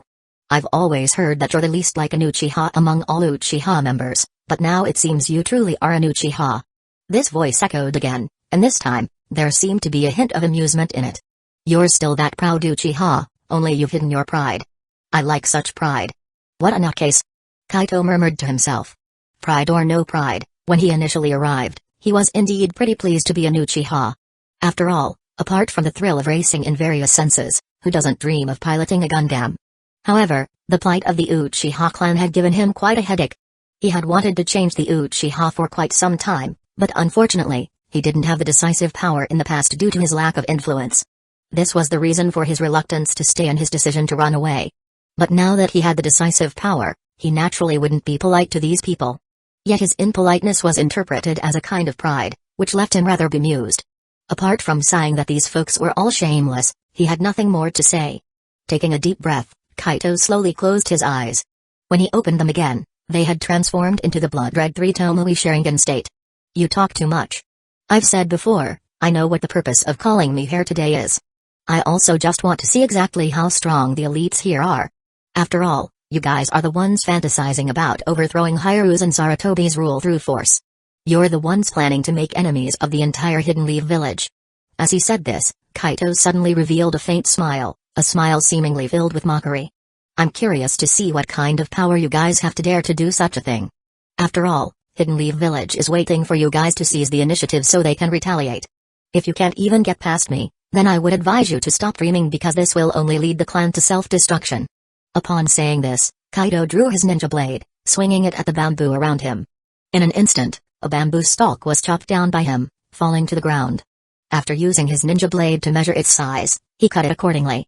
Finally, he thrust his ninja blade into the ground, casually picking up the bamboo pole he'd just fashioned to match the length of his blade, letting out a soft chuckle. Come on, I'm ready. If you want to see my Mangekyo Sharingan, at least give me a reason to feel pressured to use it. In the end, don't let me down. I hope you can entertain me. Chapter 41. Kaido's words made all the Uchihas present furrow their brows, for such words couldn't be described as merely arrogant. Fortunately, Kaido himself was an Uchiha. The words that came out of his mouth were acceptable to some extent. However, the premise was that Kaido truly needed to display a strength that would convince them. Otherwise, this kind of arrogance would disgust anyone. Gradually, about 10 Uchiha ninja emerged from the shadows of the bamboo grove, one of them leading the way. He stared at Kaido, then spoke in a flat voice, true to the Uchiha prodigy, your pride truly emanates from your bones. I just wonder if you can live up to it. Hearing this man's words, Kaido couldn't help but roll his eyes. It was as if he was saying, "You really are a perfect fit for the crazy Uchiha clan." This made Kaido somewhat uncomfortable. However, Kaido wasn't that easy to talk to either. He looked at the man in front of him and suddenly shook his head. "Just you? What do you mean?" The man stepped out from the shadows, a robust young man. However, as soon as his words fell, Kaido had already appeared in front of him. Without giving him any chance to react, Kaido's eyes unleashed an eerie power. At the same time, the bamboo pole in his hand was ruthlessly thrust forward. Kaido overlaid the azure chakra on the bamboo pole, and it silently, lightly landed on the brawny ninja. The robust man was quick to react, but as he was about to move, Kaido's scarlet eyes had already quietly met his gaze. In an instant, the muscular ninja felt a pause in his brain, and the next second it felt as if his mind had gone blank. Just then, Kaido's bamboo pole had struck him, and with a booming sound, the robust Uchiha ninja was knocked directly to the ground. All the ninjas present were stunned once again. Kaido's decisiveness was somewhat beyond expectation. This guy really seized the opportunity decisively, not wasting time on pointless chatter. Watching the burly ninja writhing in pain on the ground, unable to get up for a while, their hearts couldn't help but quicken, but Kaido's words made their blood pressure start to rise. "My meaning is very clear. One person is not enough. Your goal is to witness my Mangekyo, isn't it? But with just one person, I don't even see the need to activate it." Saying this, Kaido's gaze swept over all those present, and the terrifying aura on him erupted in an instant. The oppressive atmosphere continued to spread among the crowd, making them feel as if their hearts were skipping a beat. "If it's only to this extent, you can't even please me." After finishing his words, Kaido indifferently watched everyone. Under the cover of moonlight, Kaido appeared so terrifying. In the rustle of the bamboo forest stirred by the cool breeze, it seemed to be mocking everyone present. "Attack! We can't let this bastard look down on us." Finally, someone unknown suddenly yelled, and all the young, blood Uchiha present erupted. They roared with anger, and then more than a dozen of them, full of fury, charged towards Kaido. The two sides were not even on the same scale in terms of numbers. Even though the tide of a ninja fight can often be turned by sheer quantity, there always seem to be exceptions. Such as now. Upon the first direct confrontation, a scream had already erupted from one of the ninjas. Faced with the onslaught of these ninjas, Kaido could feel a degree of trouble, but that was all it was, trouble. His power was growing rapidly. Although his main strength still lay in the quantity and quality of his chakra, his physical growth could not compare. However, his speed and insight became more and more exaggerated. Moreover, during this month, Kaido had not exercised himself. Even though Shisui had not yet decided to leave the Anbu, Kaido's training was more focused on research, especially on the development of the Susanoo. In general, after obtaining the Mangekyo Sharingan, Kaido's taijutsu also saw a great improvement. Even if he didn't use the Mangekyo Sharingan, let alone the power of reverse path, his strength was not something these guys could easily compare with. Under the moonlight, Kaido was like a dancing butterfly among the crowd, his movements effortless. Every Uchiha ninja who had even a slight contact with him was sent sprawling. Even though some of the ninjas also activated their Sharingan, under the vast disparity in insight, these Uchiha ninjas had no way to withstand his attacks. In Kaido's hands, the battle seemed like an art, every move was incredibly concise and natural. Casually tossing the bamboo pole in his hand high into the air, Kaido nimbly sidestepped an incoming attack, swiftly landing a punch on the most vulnerable area of the Uchiha ninja before him. Instantly, this Uchiha was sent flying, and under the clever application of force, several of his comrades behind him were all blocked. His crimson Sharingan slightly rotated as he subtly shifted to the side, narrowly dodging a wooden kunai aimed at his back. These guys were clearly prepared. From their choice of weapon materials, they seemed to have no intention of setting up some kind of ambush. However, even so, Kaido had no intention of holding back. These guys wanted to see his strength, so naturally, Kaido would give them a good show. His right hand shot up to grab a wooden kunai aimed at his face by an Uchiha ninja, seizing the arm that was wielding it. The Uchiha ninja then felt his arm being pulled uncontrollably in another direction. Thud. There was a muffled sound as another Uchiha ninja was brutally hit in the chest by the wooden kunai, causing him to fly backwards. Even if it was a wooden kunai, being hit hard was an incredibly painful experience. Kaido didn't even glance at the guy he had sent flying. With a strong twist of his wrist, the Uchiha ninja's arm he had grabbed was instantly dislocated. Then Kaido crouched once more, cleverly dodging an incoming attack. Like a cheetah, he charged, causing another Uchiha ninja, who had seen Kaido rushing towards him, to be sent flying without making any move to resist. As his Sharingan lightly rotated, a ninja about to strike Kaido was suddenly frozen in place. In the next moment, he was kicked away by Kaido, while the bamboo pole Kaido had thrown high in the air descended just in time for him to catch it. You truly disappoint me. Kaido's inner chakra was still surging as his gaze once again swept over everyone, followed by a light chuckle. If this is the extent of your abilities, then I think it's time to end this. You couldn't even force out my Mangekyo Sharingan. Kaido Uchiha, enough. At this moment, a middle-aged man suddenly stepped forward.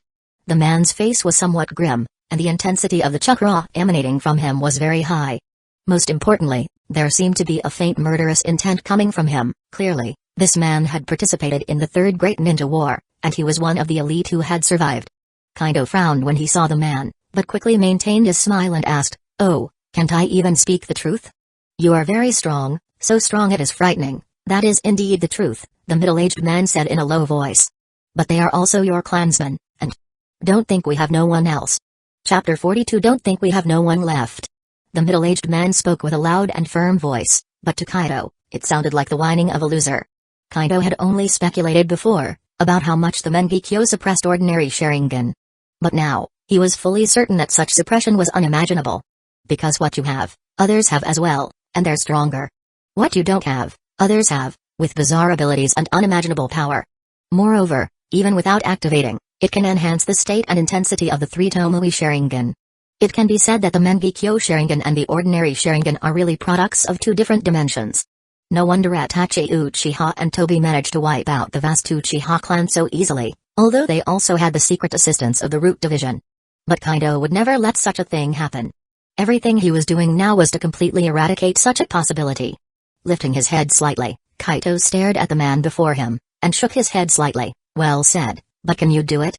Saying this, Kaido casually stabbed the bamboo pole in his hand into the ground, and at this moment, the chakra within his body surged again. Strength is not just empty talk. No matter how nice the words sound, they are worthless, especially considering that you can't even force out my Mangekyo. To be honest, with this level of power, you're dreaming of a coup, and haven't even thought about finding more allies? Not to mention taking care of your own image, defining clear goals, and integrating the clan's morale. With divided hearts, what are you planning to use for rebellion? Without a goal, do you want to confront the entire Hidden Leaf village? You believe yourselves to be lions, but in my eyes, you're nothing but sheep. I suspect the Hidden Leaf village feels the same, otherwise they wouldn't take action against me. After all the arguing over these past few days, you should have noticed, this is the Hidden Leaf village's attempt to force you into action. Because once you take action, then the Hidden Leaf village has an excuse to deal with all of us. With these words, Kaido took a deep breath, and the three Tomoe in his eyes started spinning faster. With this spinning, a suppressed and destructive power began to spread quietly through the bamboo forest. So I've always said, it's not wrong for you to be tough, but when toughness reaches a certain level, it becomes foolishness. This is just like the blind compromise of Uchiha and the others will only lead to destruction, just as the too strong will break, and when things reach an extreme, they must turn back. You are inevitably leading the entire clan to extinction. Also, didn't you want to see my Mangekyo? Then watch carefully, feel it well. As his words fell, the three Tomoe in Kaido's eyes had merged into one. The strange pattern, coupled with the terrifying power, made the already airy bamboo forest even more chilling. In an instant, a deep blue chakra began to emerge on Kaido's body, this chakra wildly covering Kaido, slowly forming the shape of ribs. Seeing this scene, all the people present involuntarily swallowed, especially the elders, whose bodies were trembling slightly. Susanoo. In fact, when they saw the strange pattern of the Sharingan in Kaido's eyes, these Bloods elders had already become excited. This was the first time they had witnessed the Mangekyo of the younger generation. Although Shisui also has a Mangekyo, Shisui stands behind Uchiha. His position is completely different from theirs. Moreover, Shisui is part of the Anbu, spending long periods away from the clan, and rarely even participating in clan meetings, so he has hardly seen Shisui's Mangekyo. Speaking of which, such a situation is indeed frustratingly unbearable, clearly being family, yet creating such strangeness and resistance between each other. Perhaps this is what Kaido meant when he said the clan is dreaming of a coup while their hearts are not united?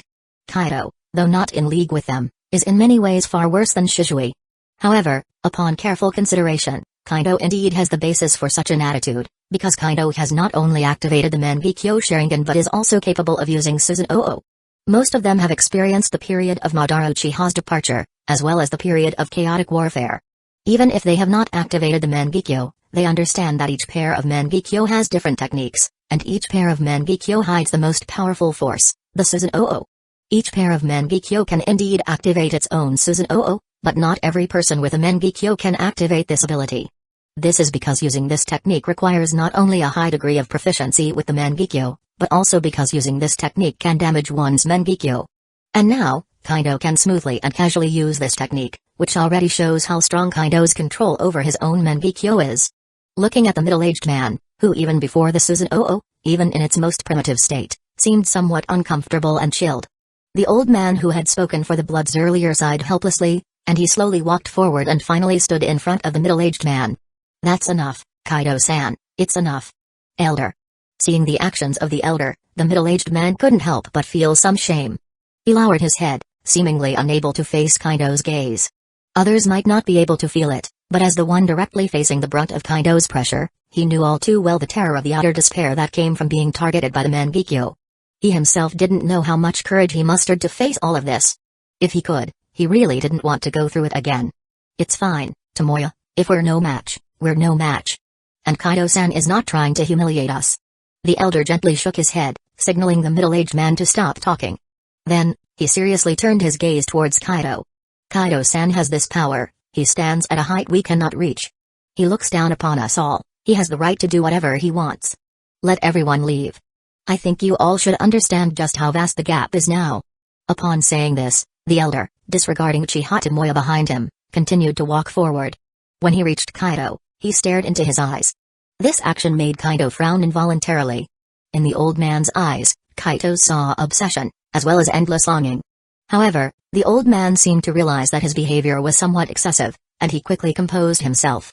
Only after making his demeanor seem quite normal did he faintly speak up, "Kaido-san, I think we can have a good chat now." "Oh?"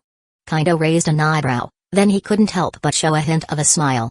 "Don't need to look any longer at my state under the Mangekyo Sharingan? No need, this is enough." The old man shook his head, then seriously spoke. "You don't have to maintain this state, Kaido-san, it's not good for your eyes." Chapter 43 Maintaining Susanoo for a long time indeed isn't good for Kaido's eyes, but the truth is, it isn't as bad as this old man imagines. Kaido's Susanoo was activated with the help of Reverse Path, who significantly lowered the difficulty for Kaido to unlock Susanoo. Furthermore, after a month of training and learning, Kaido found that this difficulty reduction was not just for the initial activation. Even the self-exhaustion from Susanoo seems to have been included in this difficulty reduction. The actual wear on Kaido's eyes wasn't as severe as he imagined. However, what Susanoo drains isn't just physical strength, it's also massively consuming chakra.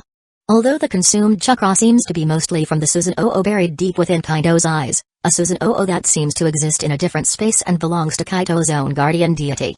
But channeling such power, and bringing it down through the Mangekyo Sharingan is a very difficult task and consumes a lot of chakra. Luckily, after activating the Mangekyo, Kaido's chakra experienced a massive increase, and what he had activated was only the initial stage of Susanoo. This amount of consumption was nothing for him. This was the conclusion drawn from a month of almost experimental training, otherwise, Kaido wouldn't dare to use it recklessly. Silently closing the Susanoo, and also closing his Mangekyo Sharingan, Kaido just quietly looked at the old man before him. In Kaido's memory, this old man was called Uchiha Taikuki, a very respected elder in the clan. However, like so Uchiha, Kaido basically has no connection with Taikuki, and in Kaido's view, their political demands are very irritating. After all, once they gained enough influence to force Fugaku Uchiha, the deeply hidden moderate, into opposition, Hidden Leaf Village did not hesitate to take action against the Uchiha. It would be truly strange if Kaido had a positive opinion of such people. Now this guy has kept the elder here, indicating that he wants to have a good talk. Kaido is quite curious about what they intend to discuss. But what pleases Kaido is that perhaps what they are about to discuss now might be the answer Kaido is willing to accept. It wasn't until Uchiha Tomoya and the others who were beaten by Kaido one by one left the bamboo forest with their heads down, that Uchiha Taikuki began to speak. "Alright, they've all left. I hope you aren't upset about what happened tonight, Kaido-san." With this, Uchiha Taikuki sighed silently, then continued speaking. "I've heard from Elder Naoki about your meeting this morning. Fundamentally, I agree with your viewpoint, but there's one thing I cannot do. That is to demand, in the firmest manner, that the children who follow me listen to me, to give up their grudges, to let go of their hatred, as well as to abandon our past beliefs. Since an unknown number of years ago, the dispute over beliefs between the two sides has arisen, and up to today, many times, many things have forced us into a state of helplessness. So, You need me to step in and tell them. Upon hearing Uchiha Takeki's words, Kaido couldn't help but raise an eyebrow. While there wasn't anything wrong with what this guy was saying, Kaido wasn't going to completely trust his words. After he finished speaking, he paused for a moment of thought, then suddenly burst into laughter. At the same time, you also want to see my Mangekyo Sharingan, don't you? Your eyes just now told me everything. Indeed, I yearn to see the Mangekyo Sharingan again. After all, it's been a very long time since I've seen such eyes. Uchiha Takeki didn't have any intention of rebutting. He simply nodded and then revealed a slight smile. Moreover, fighting with them also serves as a confirmation of your authority. To be the clan leader, you naturally need everyone's approval. On So Uchiha's side, having the approval of Shisui was enough to get everyone else's approval. But the situation here is different. Even if Shisui is strong, we don't have much interaction with him. The children who follow me are ignorant, having only heard of the Mangekyo Sharingan but not understanding its power. They naturally won't acknowledge this. Therefore, your intervention could make up for this. Letting these ignorant children know about the ultimate power of the Uchiha is also a good thing. The ultimate power of the Uchiha. Upon hearing this, Kaido was taken aback. The Mangekyo Sharingan may indeed be a strong power of the Uchiha clan, but it's hardly ever considered the ultimate power, right? After all, beyond the Mangekyo Sharingan, there's the eternal Mangekyo Sharingan, which is almost infinitely powerful and never loses its sight. Could it be that this old man doesn't even know about the existence of these eyes? After a moment's thought, Kaido didn't bother worrying about the matter any further. After all, he had received an answer that he was rather keen to hear. Clan leader, the word, coming from Uchiha Takeki's mouth, along with Kaido's threats this morning and his current performance, can be entirely seen as this old man's recognition, or perhaps it could be a compromise. Regardless of which it is, Kaido had received the answer he wanted. So, what are your requests? Kaido took a deep breath, raising his head to seriously look at Uchiha Takeki. Though he knew he had received approval, he didn't believe that Uchiha Takeki would so easily completely obey. So Uchiha even negotiated terms with him, albeit it was Shisui's involvement that gave him the courage to do so. However, Uchiha Takeki is also an elder, and he surely has his own ideas. Even if Kaido doesn't necessarily agree with him, he can still hear him out. Hearing his demands, knowing his thoughts, it would also facilitate Kaido in making some judgments. I know, so Uchiha proposed 2 demands to you, making Shisui the vice-clan leader, and gaining our recognition. I heard you agreed to the first request, and the second request you have already fulfilled, so I also have 2 demands. Don't worry, we won't make things difficult for you. Uchiha Takeki earnestly looked at Kaido, before he began to seriously speak. Firstly, you must ensure the safety of the clan, as is your duty as clan leader. Secondly, you must fulfill all your promises. I want to see you make the Uchiha great again. My demands are only these 2, can you promise me? Kaido was taken aback upon hearing his words. He had been wondering what sort of demands this old man would make, even thinking they might be requests that would put him in a difficult position. However, he didn't expect that his demands would be so simple, and they could even be said to be what Kaido intended to do in the future. At this moment, he seemed to realize that although the people of the Uchiha were somewhat problematic in their thinking, their hearts were not as terrible as he had imagined. Despite their differing ideologies, they were still trying to save the clan in their own ways. Although the outcome was terrible, they were genuinely trying to do something, which made Kaido look at them in a more positive light. Taking a deep breath, Kaido nodded seriously. I accept your demands, and I will do my best to fulfill them. Moreover, your demands are also my ultimate goals. Is that so? Upon hearing this, a radiant smile appeared on Uchiha Takeki's face. He turned to look at So Uchiha and others. So Uchiha, leading his line of elders, and Uchiha Naoki, along with their blood's elders, walked over. Soon, they all stood together, their expressions becoming extremely serious. The next moment, they collectively bowed slightly. Clan leader, we entrust the future of the Uchiha to you. Chapter 44. So, you've been approved by both sides? I suppose so. Although I have to say, people on both sides are somewhat problematic in their thinking. But they're all doing it for the clan, and after witnessing my Mangekyo, they've quieted down. On a bright afternoon, Kaido and Shisui sat at the edge of a training field, quietly chatting. However, Shisui's face looked a bit awkward at the moment because Kaido's words also included a critique of him. Yet, he had nothing to refute Kaido's words. After all, according to the logic Kaido had laid out, they indeed belonged to the group of people with flawed thinking. Regardless of whether they were problematic or not, all of that was in the past now, because Shisui had received a piece of news that excited him immensely. Today was his day off, and he had originally planned to go home and ask Kaido about the situation. But when he got home, he found that Kaido wasn't there. After some inquiries, he found Kaido at the training field. However, before he had a chance to ask his question, Kaido had pulled him into a training session. Although Shisui was anxious to get answers, seeing Kaido so relaxed, still in the mood to train and practice with his newly acquired ninja blade, he knew that the situation probably wasn't too bad. So, he decided to calm down and accompany Kaido, until they just finished a little while ago. It was only after they finished that he had the chance to ask Kaido about what had been happening recently. He also received an incredibly pleasing answer. Namely, both Uchiha So, who he regarded as his grandfather, and the blood Uchiha Taikaki had agreed to Kaido's terms. The requests they made also moved Shisui deeply. He genuinely hadn't expected that the requests of these two elders would be so straightforward. Just as Kaido had said, although their individual philosophies had led to chaos within the clan, they truly wished for the clan to improve. Well then, congratulations, Kaido. Deciding not to continue on this topic, Shisui feared that his inner emotions would be upset by Kaido's words. Smiling, he looked at Kaido and then asked, "So, should I, like the elders, now address you as clan leader?" "It's still early for that. At least until many things are sorted out, there won't be any immediate action. Or are you already impatient to become the deputy leader?"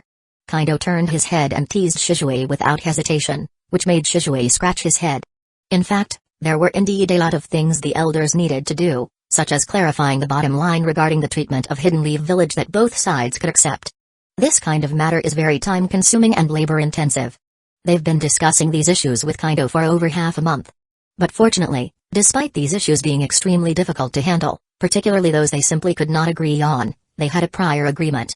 Therefore, when they couldn't continue the discussion, they would directly leave the decision to Kaido. In fact, Kaido also felt a headache when facing these troublesome issues. But the good thing is, he always knew what to do and how to do it. Therefore, unlike Fugaku Uchiha, he made decisions on these matters without any hesitation. As for the remaining minor details, Kaido couldn't be bothered to squabble with them. With the overall direction under his control, other things that they strive for their own benefits, Kaido would just turn a blind eye.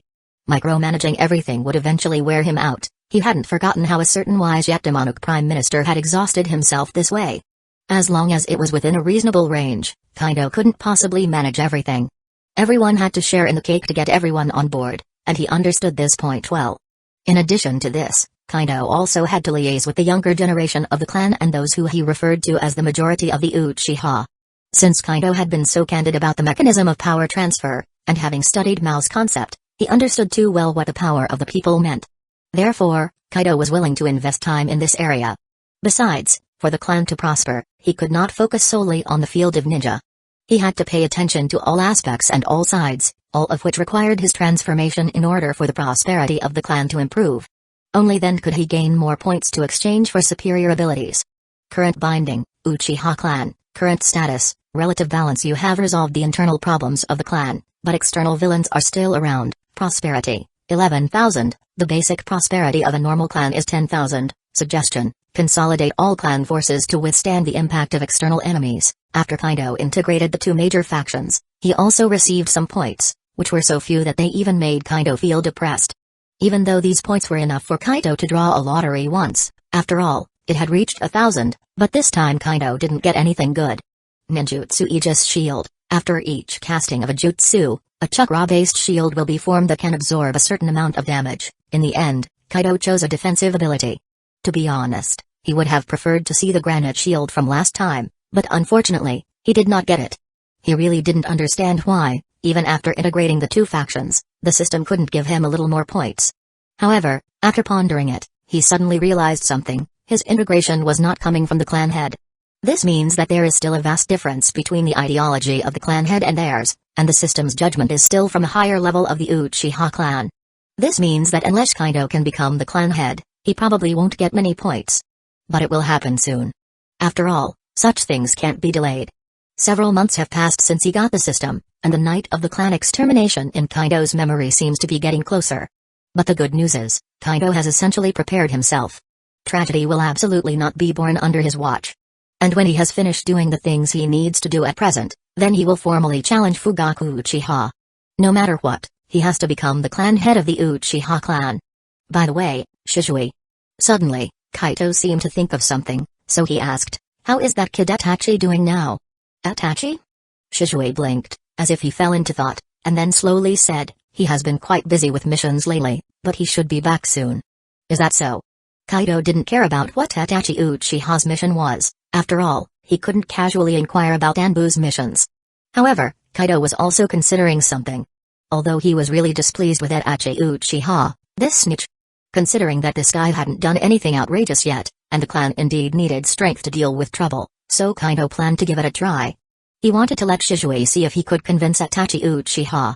If it's possible, then everything would naturally be fine. If it's not.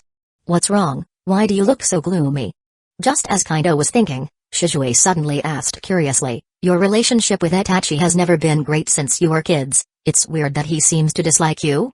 Perhaps my thoughts and his ideas conflict. Kaido snapped out of it, and couldn't help but smile slightly. By the way, the clan needs strength. Do you think you could persuade him to help us? Persuade him? Shisui was taken aback, and then he nodded seriously. No problem, I can handle this. But how much information about the clan should I disclose to him? Try not to disclose it as much as possible. Kaido thought about it seriously, and finally, he slowly said, just tell him that the clan has a different idea and thought that can change the clan. Unless he really agrees, otherwise. You don't trust him?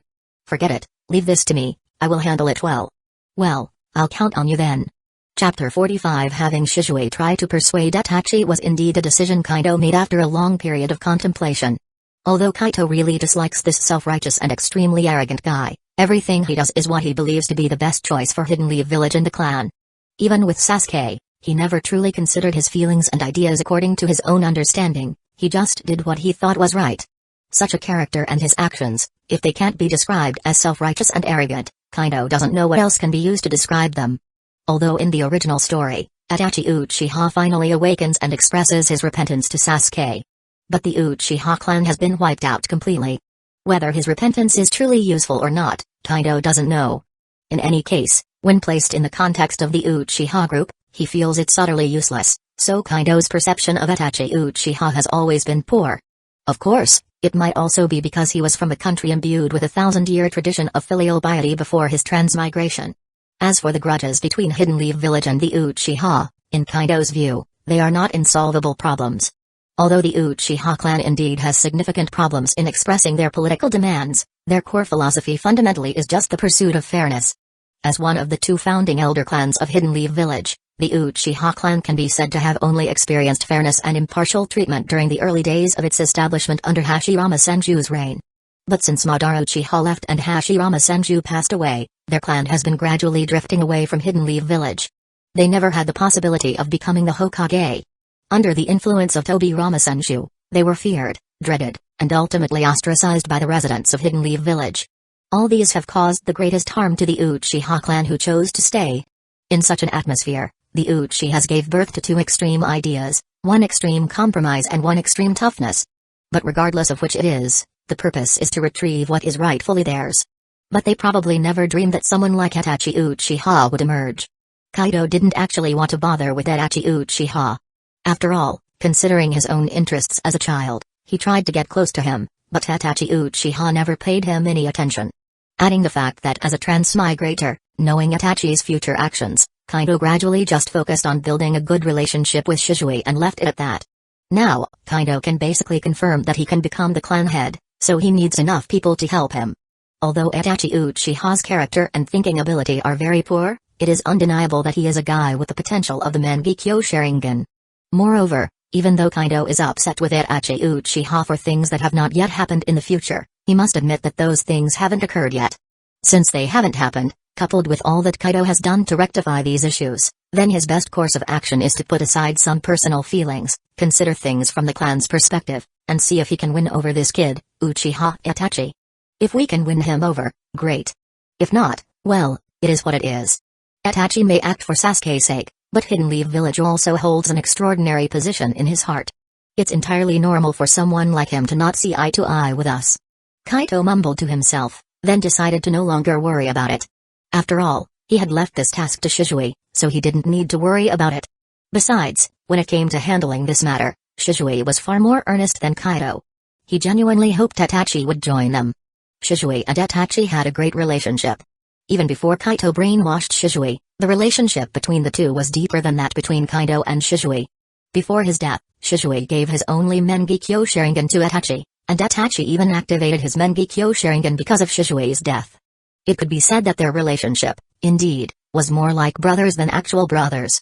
To put it bluntly, even though Shisui now has new thoughts and hopes, and has resolutely embarked on a brand new path, the bond between them is still there. Kaido was looking forward to seeing what would happen if Shisui tried to win over Itachi Uchiha. But for now, it's better to focus on myself. The things that need to be done are proceeding in an orderly manner. And I have time to properly handle my own affairs, such as thoroughly studying the ninja arts I need to learn. At the same time, I should think about how to further enhance my Susanoo. I have the ability to decrease the difficulty of using Susanoo and to increase its power. If I don't take full advantage of these benefits, it would truly be unjustifiable. Kaido indeed has many areas that need considerable improvement, especially in the ninja arts where he can achieve substantial progress. In the past, as a mission ninja, without joining any clan factions, he naturally didn't get much in the way of resources. But now that he has managed to persuade both sides, the resources available to him will undoubtedly be substantial. Now he can fully delve into the Great Fire Annihilation technique he's been yearning for. He is quite excited about the prospect of one day shaking the world of the shinobi with a fire-style technique, just like Madara Uchiha. However, I've been meeting with the members of both factions along with the elders for quite a few days now. Fugaku Uchiha couldn't possibly be unaware of the news.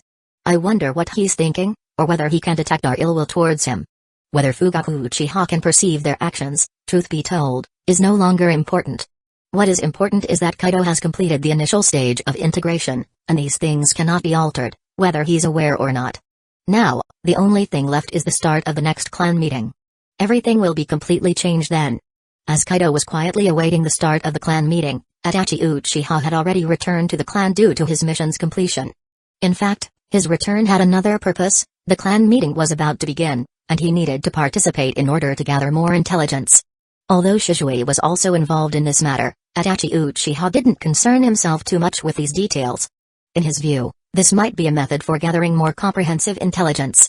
However, upon his return, after taking a glance at his little brother, Sasuke, Itachi Uchiha once again quietly left the house and headed towards the secret meeting place he shared with Shisui. It had been a while since he had last seen Shisui. Missions for the Anbu were indeed busy, and highly confidential. Even though they were both in the Anbu, there were hardly any opportunities for them to meet. He had a lot of things he wanted to tell Shisui and numerous questions he wished to discuss with him. In his view, Shisui was like his brother, a brother who had looked after him splendidly from a young age and taught him many life lessons. Chapter 46 Itachi Uchiha moved quickly. He discreetly bypassed the Uchiha clan's night sentinels in the darkness, taking roughly 10 minutes to reach a cliff on the riverbank. He didn't want to attract the attention of his clan, especially with the current atmosphere within the clan being so oppressive and peculiar. And this cliff was the secret base he and Shisui shared, a place where Uchiha Itachi could speak his mind and vent his true feelings. Looking up, he saw a silhouette sitting cross-legged at the edge of the cliff, silently watching the river flow by. Seeing this figure, Itachi Uchiha's face involuntarily broke into a small smile. Shisui. Itachi's face lit up with a joyous grin, and then he leaped towards Shisui's position. You're here, Itachi. Shisui also cracked a smile, subsequently standing up casually from the cliff's edge. The cliff was incredibly high, standing on the edge could easily induce dizziness. Yet Shisui seemed unaffected by all this, as if the towering cliff did not exist at all. Shortly, Itachi Uchiha arrived by his side, but almost instantly, a hint of curiosity emerged on Itachi's face. He looked Shisui up and down. He had the distinct feeling that his older brother seemed slightly different. The last time they met, although Shisui maintained a smile, one could sense a weariness and repression in his brow. But today was different. Shisui was still brimming with smiles, yet this smile was genuine, devoid of the previous helplessness and repression. Such a change piqued Itachi Uchiha's curiosity, and in the end, he couldn't help but ask, Shisui, you seem very happy today. What happened? You could say that, it's rather good news, Shisui nodded. Although he was somewhat moved by Itachi's keen response, he had no intention of hiding anything. He was indeed very happy now, as the changes within the clan truly filled him with joy. A recent conversation with Kaido had informed him that they were now only one step away from truly changing the clan. Although he wasn't particularly interested in the position of deputy clan leader, he knew it was a position that could genuinely help Kaido. A position that could provide a clearer perspective on the clan's changes, hence he didn't refuse at all. As for supervising Kaido, He thought it was utterly unnecessary. Kaido was so rational, and his power was so strong, he didn't think that Kaido could lead the Uchiha astray. He felt that what he needed to do was to help Kaido, to assist him and together witness the changes within the clan, and between the village. However, as he looked at Itachi Uchiha in front of him, Shisui suddenly felt a headache coming on, as he suddenly remembered Kaido telling him that some things should not be explained too explicitly. Although Shisui didn't quite understand why Kaido had this request, he also didn't understand why Kaido was somewhat distrustful of Itachi. But since Shisui had promised Kaido, he naturally would follow through, even if the person he was facing was Itachi Uchiha. What news? Itachi Uchiha felt very strange because Shisui's face had changed a bit when he mentioned good news, which made him quietly take note in his mind. Well. Suddenly, Shisui didn't know how to explain and began speaking. He needed to organize his words properly, but his actions made Itachi Uchiha feel even more uneasy. After a long time, Shisui finally let out a faint sigh. He roughly knew what he wanted to say. It's like this. There might have been some changes within the clan. Both the elders of clan and Takaki realized that what they did before might have been wrong. So, the clan has started to discard the previous voices, preparing to unify everyone's will. This way. Unify the will? Unify what? What are they going to do? Before Shisui could finish his words, Itachi Uchiha interrupted him directly, and his face now looked somewhat wrong. For Itachi Uchiha, this news was indeed astonishing and bewildering. The incessant debates between the two factions in the clan, how could he possibly not know? And as someone who longed for the clan and the village to live in peace, he could not imagine in any way that people on his side would unify their will with the Bloods. After unifying their will, could those who long for peace still coexist peacefully with the village? Could they still persist in their ideals under such circumstances? Would they inevitably change under the influence of the Bloods, leading the entire clan to fall into extremism? These were things Itachi Uchiha could not and dared not imagine, especially when it came to Shisui, this man he regarded as his brother. From his appearance, he seemed to feel very good about such things, which was truly incomprehensible to Itachi Uchiha. Initially, it was Shisui who told him that the clan needed to trust and rely on the village, and the clan needed to reintegrate into the village in order for everyone to improve. Itachi Uchiha had always kept this belief in his heart. Only when he thought about issues, he would put himself in the position of the Hokage to view everything. And once he viewed the Uchiha from the perspective of the village, he found the Uchiha to be a factor of instability for the village. He had pondered why things turned out this way, but the conclusion he always came to was the clan is not content with the status quo, the clan always maintains unrealistic illusions. This made him yearn even more for the clan to settle down. Only if they settled down, his younger brother could have a better growth environment in Hidden Leaf Village, and Hidden Leaf Village would also become more stable. But now, a single sentence from Shisui made his heart chill. He didn't know why things had turned out this way, but he truly could not accept it.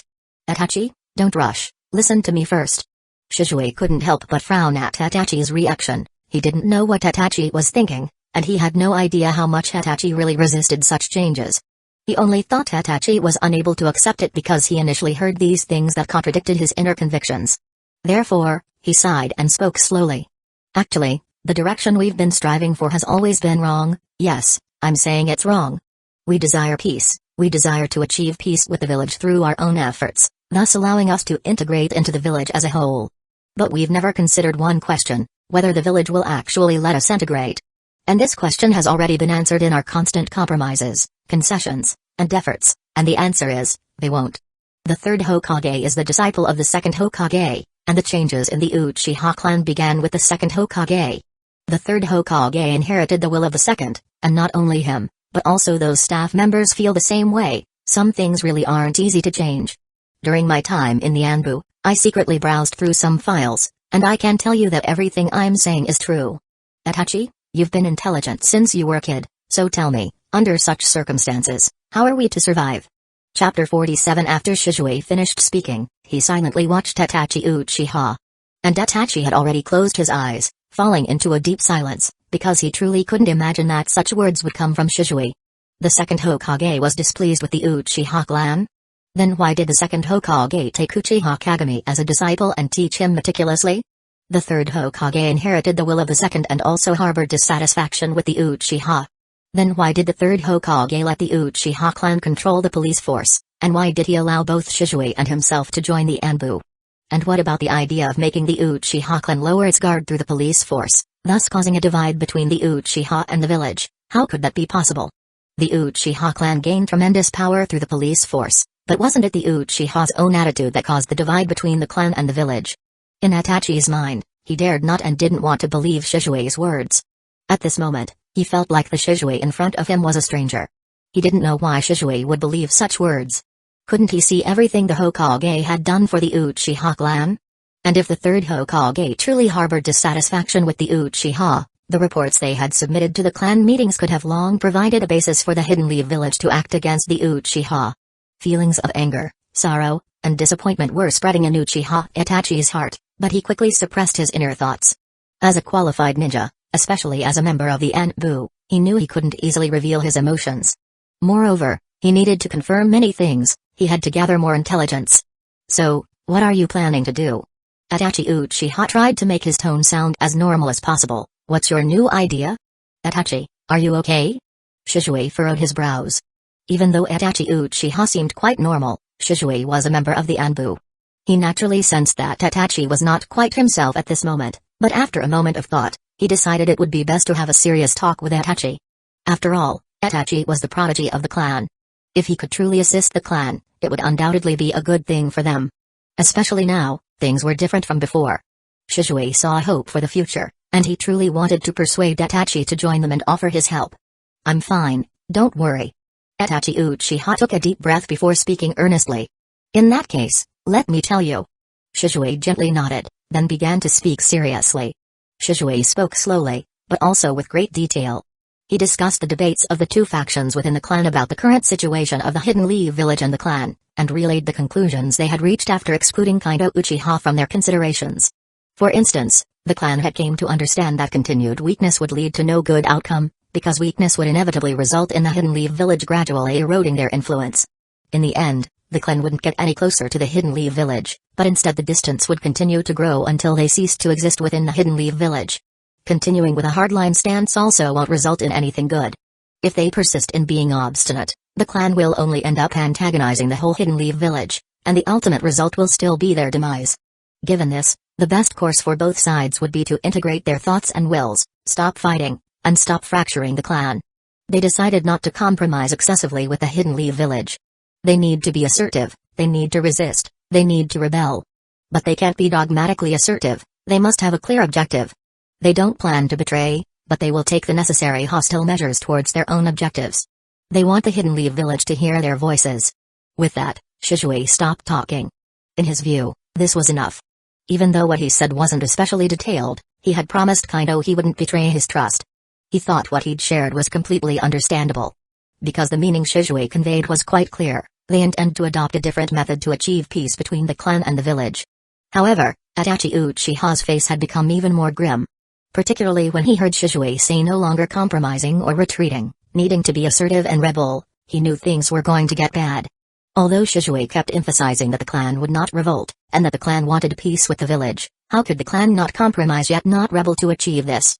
In the end, they would likely become endlessly entangled with the Hokage, leading to a schism between the Hokage and the clan, thus causing a split between the Hidden Leaf village and the clan. The Hokage is the Hokage of the Hidden Leaf village. Being at odds with the Hokage, doesn't that equate to being at odds with the Hidden Leaf village? This is nothing but rebellion cloaked in euphemism, merely donning an attractive disguise. His heart is now a whirl of chaos. He could never have dreamt that the one he regarded as an elder brother, who had taken care of him for many years and shared the same ideals, had utterly changed in this moment, turned completely into a stranger. Silently, Itachi Uchiha turned his head to one side, his gaze fixed on the massive, towering cliff. He felt as if, with Shisui's words, the Shisui of his memory, who was both a mentor and a friend, had departed. The gentle Shisui who loved the Hidden Leaf village had fallen into the abyss, the Shisui who he saw as a role model had gone forever. The moment this man before him uttered such words, he could no longer find the Shisui of the past. He felt a grief in his heart that was about to burst forth. Suppressing the sorrow within him, he raised his head to look at Shisui silently. Finally, his thousands of thoughts and countless words condensed into one sentence. Shisui, are you certain you want to abandon our once shared dream, and embark on such a path? What? Shisui was slightly baffled by Itachi Uchiha's words, wondering if he had said something wrong or failed to explain himself clearly. However, Itachi Uchiha clearly didn't give him the chance to clarify. Raising his head, Itachi's eyes had already transformed into a crimson red. His gaze was firmly fixed on Shisui, his tone resolute as he continued to question. Are you sure you want to confront the village? Are you sure you want to disrupt the peace of the village? Are you sure you want to drag both the clan and the village into the abyss? With these words, Shisui's expression changed as well. He could see that Tatachi in front of him seemed incapable of understanding their thoughts, unwilling to even try. It seemed to him that Tatachi had firmly decided that the only way for the clan to integrate into the Hidden Leaf village was through peace, and everything they were doing seemed to be pushing both the clan and the village into the abyss. Such a situation made Shisui's expression very unpleasant.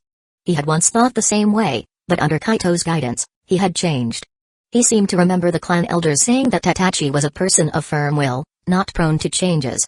Such resolute will could mold him into a great ninja, but once a problem arises, he could potentially walk a path of darkness. Itachi, listen to me. Shisui was a bit anxious. His feelings for Itachi were sincere, and he wanted to attempt to salvage the situation. There's no need to continue, Shisui. But before Shisui could finish, Itachi interrupted him. Wishing to oppose the village, wanting to confront the village through your so-called combination of all clan members' will. Breaking the peace of the village and even dragging unrelated parties into it, then. At this point, the three Tomoe Sharingan in Itachi Uchiha's eyes began to rotate rapidly. I will absolutely not allow it. I will not let your plans harm my family, harm the entire village. You'll have to get past me first. As his words fell, Itachi Uchiha looked deeply at Shisui.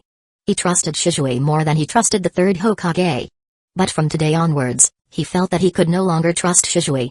He had his own stubbornness. He hoped for the village's peace and stability. He wished for his younger brother to grow up safely in the village. He did not want there to be any problems between the clan and the village. He yearned for that sincere peace. Turning around, Itachi Uchiha left silently, feeling as if there had been some changes in his eyes, but the heartbroken in him had no time to pay attention to these things. Meanwhile, Shisui, watching Itachi's retreating figure, couldn't help but sigh. He wasn't sure if everything he said was wrong. His expressed viewpoint was actually the same as Kaido's. That is, one cannot always compromise, but also cannot always be tough. The clan's integration into the village is not about servitude, they just want the Hidden Leaf village to hear their voice. Drawing a deep breath, Shisui quietly closed his eyes. After a long while, he smiled bitterly and shook his head. It seems that Kaito was right not to let me speak about him, not to disclose all the plans. Chapter 48. It seems that Itachi has rejected your invitation. Didn't you explain it clearly to him? I'm sorry, Kaido, I couldn't convince him. Perhaps I didn't express myself clearly, leading him to not recognize our ideas. In a modestly decorated room, Kaido, Shisui, and the Uchiha elders, including So Uchiha and Uchiha Taikuki, sat together. Shisui appeared quite self-reproachful. Shisui had fully recounted his meeting with Itachi and how he had expressed himself. Listening to this, both Kaido and the elders felt there was no problem. In Shisui's recount, he neither exposed Kaido's existence nor the things they were about to do next, only explaining a fact that almost everyone in the clan understood. That is, the clan cannot be weak but also cannot be arrogant. What they seek is peace and fairness. They want the Hidden Leaf village to hear their voices, and that's all. However, from Shisui's description of Itachi's reaction, it seemed he only heard that the Uchiha intended to resist the Hokage, resist the Hidden Leaf village. The problem is, while the Hokage and the Hidden Leaf village are one, they can also be separated. Their resistance to the Hokage is not a confrontation with the Hidden Leaf village. They want everyone in the Hidden Leaf village to hear their voice, not to start a war with the Hidden Leaf village.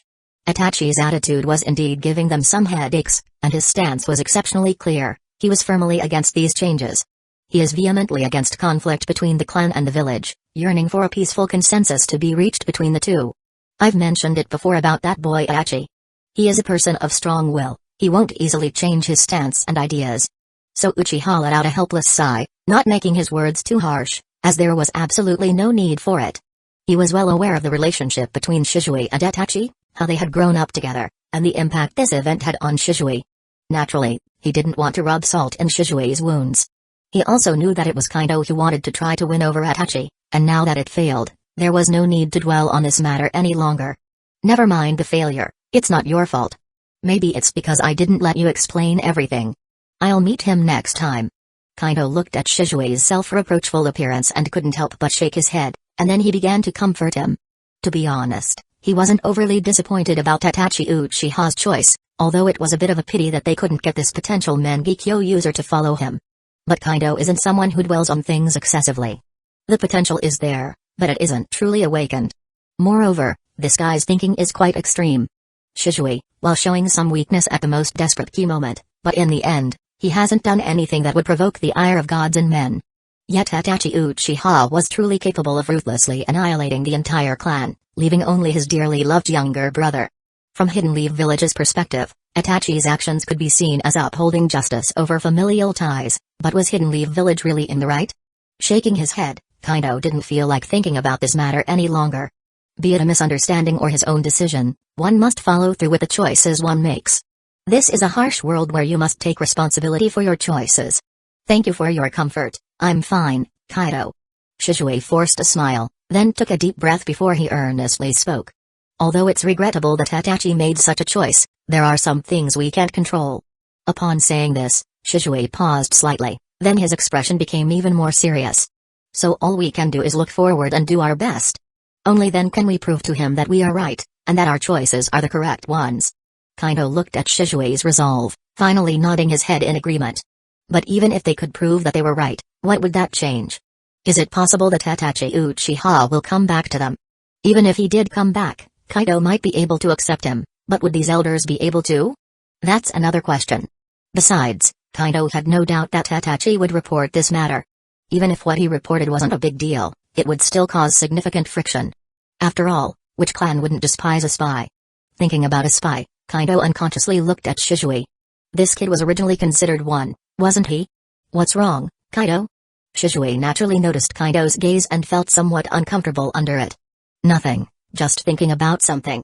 Kaido quickly shook his head. However, after a brief thought, he suddenly asked. If, and I say if, Itachi Uchiha chose to act against us, just like he said to you, and he took real action for this, what would you do? The threatening words of Itachi Uchiha were also recounted by Shisui, so naturally, Kaido and these elders knew about them. Kaido's question also piqued the interest of the elders, who looked towards Shisui curiously, wondering how he would face his little brother. I would stop him, I won't let him become an obstacle to us. Without any hesitation, Shisui spoke firmly. If things really come to an unavoidable point, I won't show any mercy. He has his beliefs, and I have my own persistence. Even if I still consider him my brother, there are things that I absolutely cannot yield on. Shisui's stance was very resolute, which brought smiles to the faces of Kaido and the elders. Nobody wanted to stir up trouble at this time, especially since they had already completed the basic deployment. The conflicts and disputes between the spirits and the bloods have been significantly alleviated thanks to Kaido's mediation and their mutual compromises. And Kaido had also basically visited and contacted the lowest-ranking members of the Uchiha clan, understanding their circumstances and needs. Under these conditions, what they had to do was to confront Fugaku Uchiha at the clan meeting tomorrow night. To challenge the clan head, even to the point of forcing him to step down, this was indeed a precedent in the history of the Uchiha clan. To tell the truth, they were somewhat apprehensive about this kind of thing. It was only the presence of two Mangekyo Sharingans that gave them peace of mind. If something happened to one of the Mangekyo Sharingans at this time, and it affected the clan head's son, anyone would be worried. But thankfully, Shisui did not disappoint them. He did not let them down this time. There's no need for you to do such cruel things, you don't have to prove anything, we all trust you. Kaido patted Shisui's shoulder, then continued to speak with a smile. If necessary, I'll face him. At least, I won't have many old feelings for him. You need to adjust your state properly, tomorrow night is the day of the clan meeting, it's also our most important time. Indeed, tomorrow night's clan meeting would be the start of the Uchiha's transformation, and Shisui had to be in top form to deal with any potential unexpected situations. The Uchiha's change would start from tomorrow, and Shisui clenched his fists silently. Even though his conversation with Itachi had ended up like this. But regardless, Shisui had firmly committed to this path and he wouldn't change it no matter what. Just as he said, he needs to look forward, he needs to do his best, he wants to show Itachi who is right. I'll make you see, Itachi. Chapter 49 The Naka Shrine is a forbidden ground, an ancestral place for the Uchiha clan. It only opens when the Uchiha have a clan meeting, and at other times, only the clan head can enter. When Madara Uchiha was the clan head, the Uchiha family was a one-man show, and the clan meeting was merely a formality. After all, the strength of Madara Uchiha was undisputed. To put it bluntly, he was undoubtedly the most powerful individual in the Uchiha clan for the past 100 years. Unfortunately, the Senju clan, the Uchiha's sworn enemy, also had a formidable character who could suppress and defeat Madara. In Kaido's memory, during the final decisive battle between Madara Uchiha and Senju Hashirama, both seemed exhausted. Yet under such conditions, Senju Hashirama was still able to launch a surprise attack, suggesting that although their power was closely matched, overall Hashirama had the upper hand. Even though the advantage was small, given their level of strength, this was still a significant gap. Moreover, throughout their lengthy struggle, Senju Hashirama generally held the advantage. So, the reason why Senju Hashirama was the first Hokage of Hidden Leaf Village, apart from Madara's personality, might also have been due to his combat prowess, right? However, the Senju clan is no more, and while the Uchiha are still here, they have reached a dangerously critical juncture. Furthermore, the Uchiha of today no longer have the domineering Uchiha Madara. Actually, in Uchiha history, Madara might have been the only one who didn't need to convene a clan meeting, as no previous clan heads were as dominant as him. So, the majority of family matters needed to be discussed at clan meetings held periodically, and only after these discussions were there considerations for execution. While the clan head does hold a veto power and the authority to make decisions, especially on key matters, it's rare for a clan head to use it. Kaido quietly walked with Shisui towards the Naka shrine, both of them feeling somewhat nervous.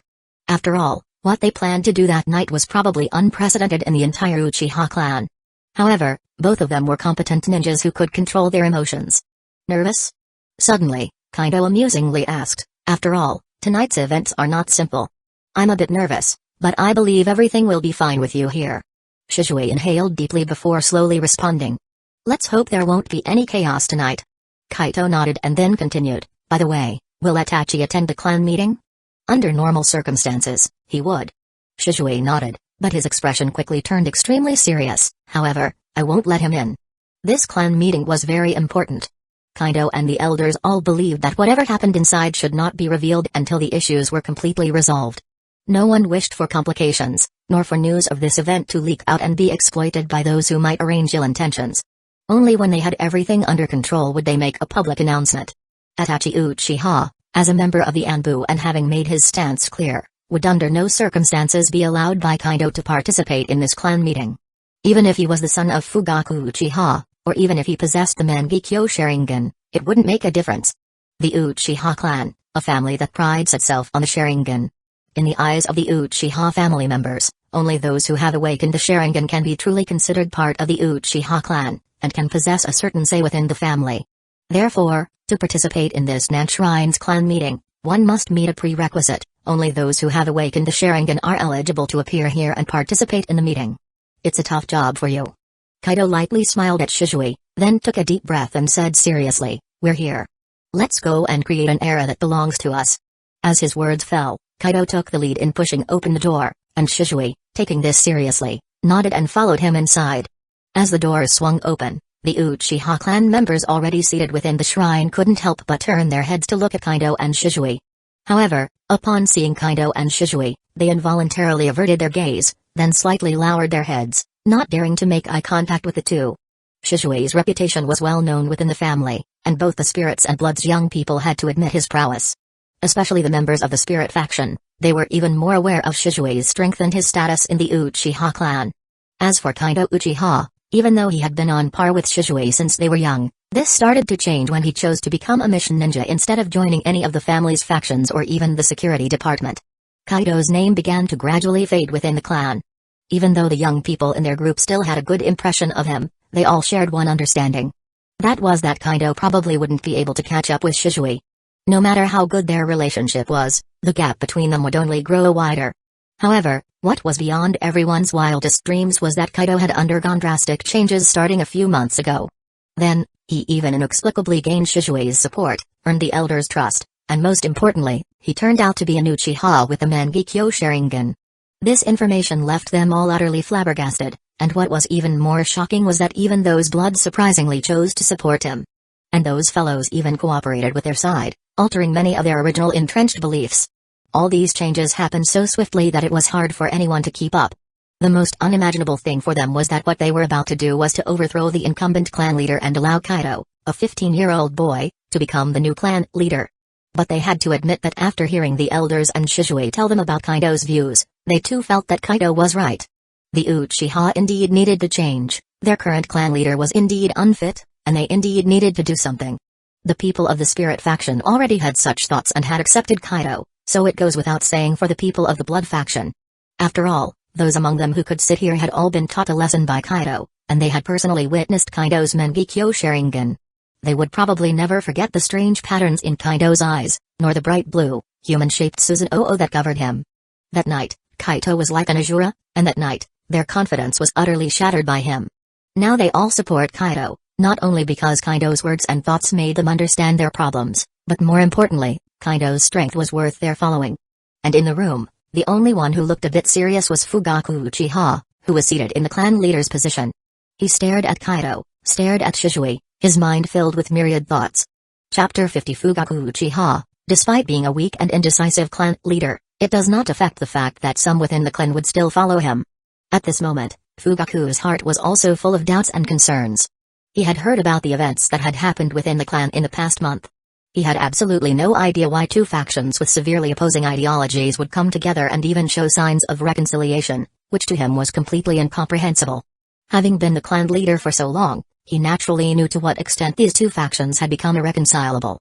The fact that neither side had really taken action was probably out of consideration for the clan's laws, and possibly because of the existence of the youngster Uchiha Shisui.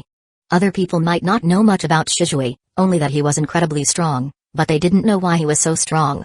But as elders, they couldn't possibly be unaware that Shisui was a bearer of the Mangekyo Sharingan. However, everything is different now.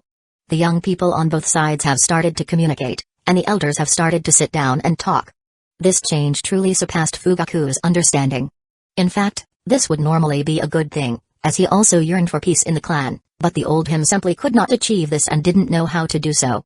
However, this harmony is completely beyond his control, and this harmony excludes him. An anomaly indicates a demon. Perhaps there's no such saying in this world, but there are certainly similar sentiments. Particularly, Fugaku noticed that within such events, a figure was hidden, and the owner of this figure was Kaido Uchiha. Kaido Uchiha was a genius of the clan, this was indisputable. He was classmates with Shisui and experienced the brutality of war at a young age.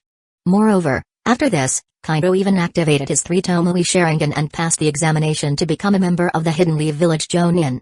Such a young man was undeniably bright in any perspective, but this lad seemed to have been very different from other Uchiha clan members since childhood. Not only his character was different, even his choices were different from others. He didn't join any faction in the clan, nor did he join the police force, but became a mission ninja. How could Fugaku be at ease when such a person, who seemed somewhat incompatible with the clan members, was now mixed up with these factions?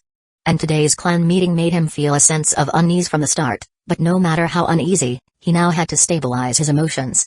After all, he was the clan head of the Uchiha. The clan leader, everyone is here, I think we can start. Just as Fugaku was deep in thought, Uchiha Takeki suddenly spoke. This voice brought Fugaku back to his senses, but he quickly shook his head. Wait a bit longer, Itachi has returned, I think he should come over. I'm sorry, clan leader, this time we don't wish for Itachi to participate. No sooner had Fugaku's words fallen, so Uchiha stood up and said softly. So Uchiha's words made Fugaku's eyebrows involuntarily furrow a bit, his unease becoming even more severe. Not allowing his own son, Itachi Uchiha, who possesses the 3 Tomoe Sharingan, to participate, and the one who said this was surprisingly Uchiha So, left Fugaku utterly stunned. Who was So Uchiha? This fellow was a leading elder of the spirit faction, and due to cultivating Uchiha Shisui, he gradually seized the control of their faction. Strictly speaking, his own son Itachi was following him, and now he actively refused to let Itachi participate, and even together with Uchiha Takeki. Anybody could tell, given these turn of events, the trouble level of tonight's matter might far exceed expectations. What do you mean? Before Fugaku could speak, a young man sitting in the crowd suddenly opened his mouth discontentedly. The clan leader's son will be our future leader, what right do you have? Hirano, don't speak. The young man hadn't finished speaking when he was quickly interrupted by Fugaku. This young man was one of those following Fugaku. He was loyal and adhered to tradition, and his strength was also decent, but his vision was slightly limited. The current situation was a collective decision by the elders of both factions. It would be asking for trouble if a clan member who only served in the police department began to rebut. Although Fugaku was the clan leader and could oppose strongly, he did not want to imagine what would happen after opposing, and even less wanted to see it. The clan was already chaotic enough, he certainly did not wish for more chaos. Clan leader. Uchiha Hirano still wanted to say something, but he was quickly interrupted by Fugaku again.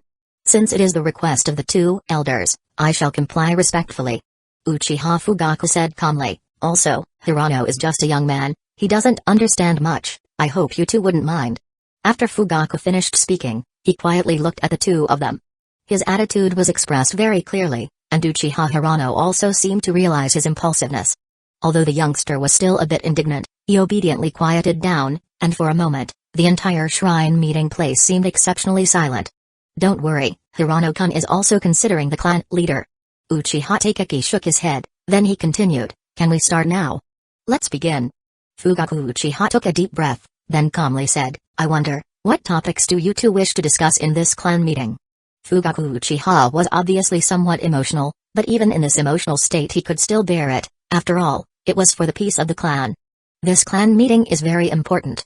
After discussing with Elder So, we both feel it necessary to discuss the current situation thoroughly. Uchiha Taikaki said calmly, then he turned his head to look at Kaido Uchiha, who was sitting with Shisui. Kaido-kun, come over here.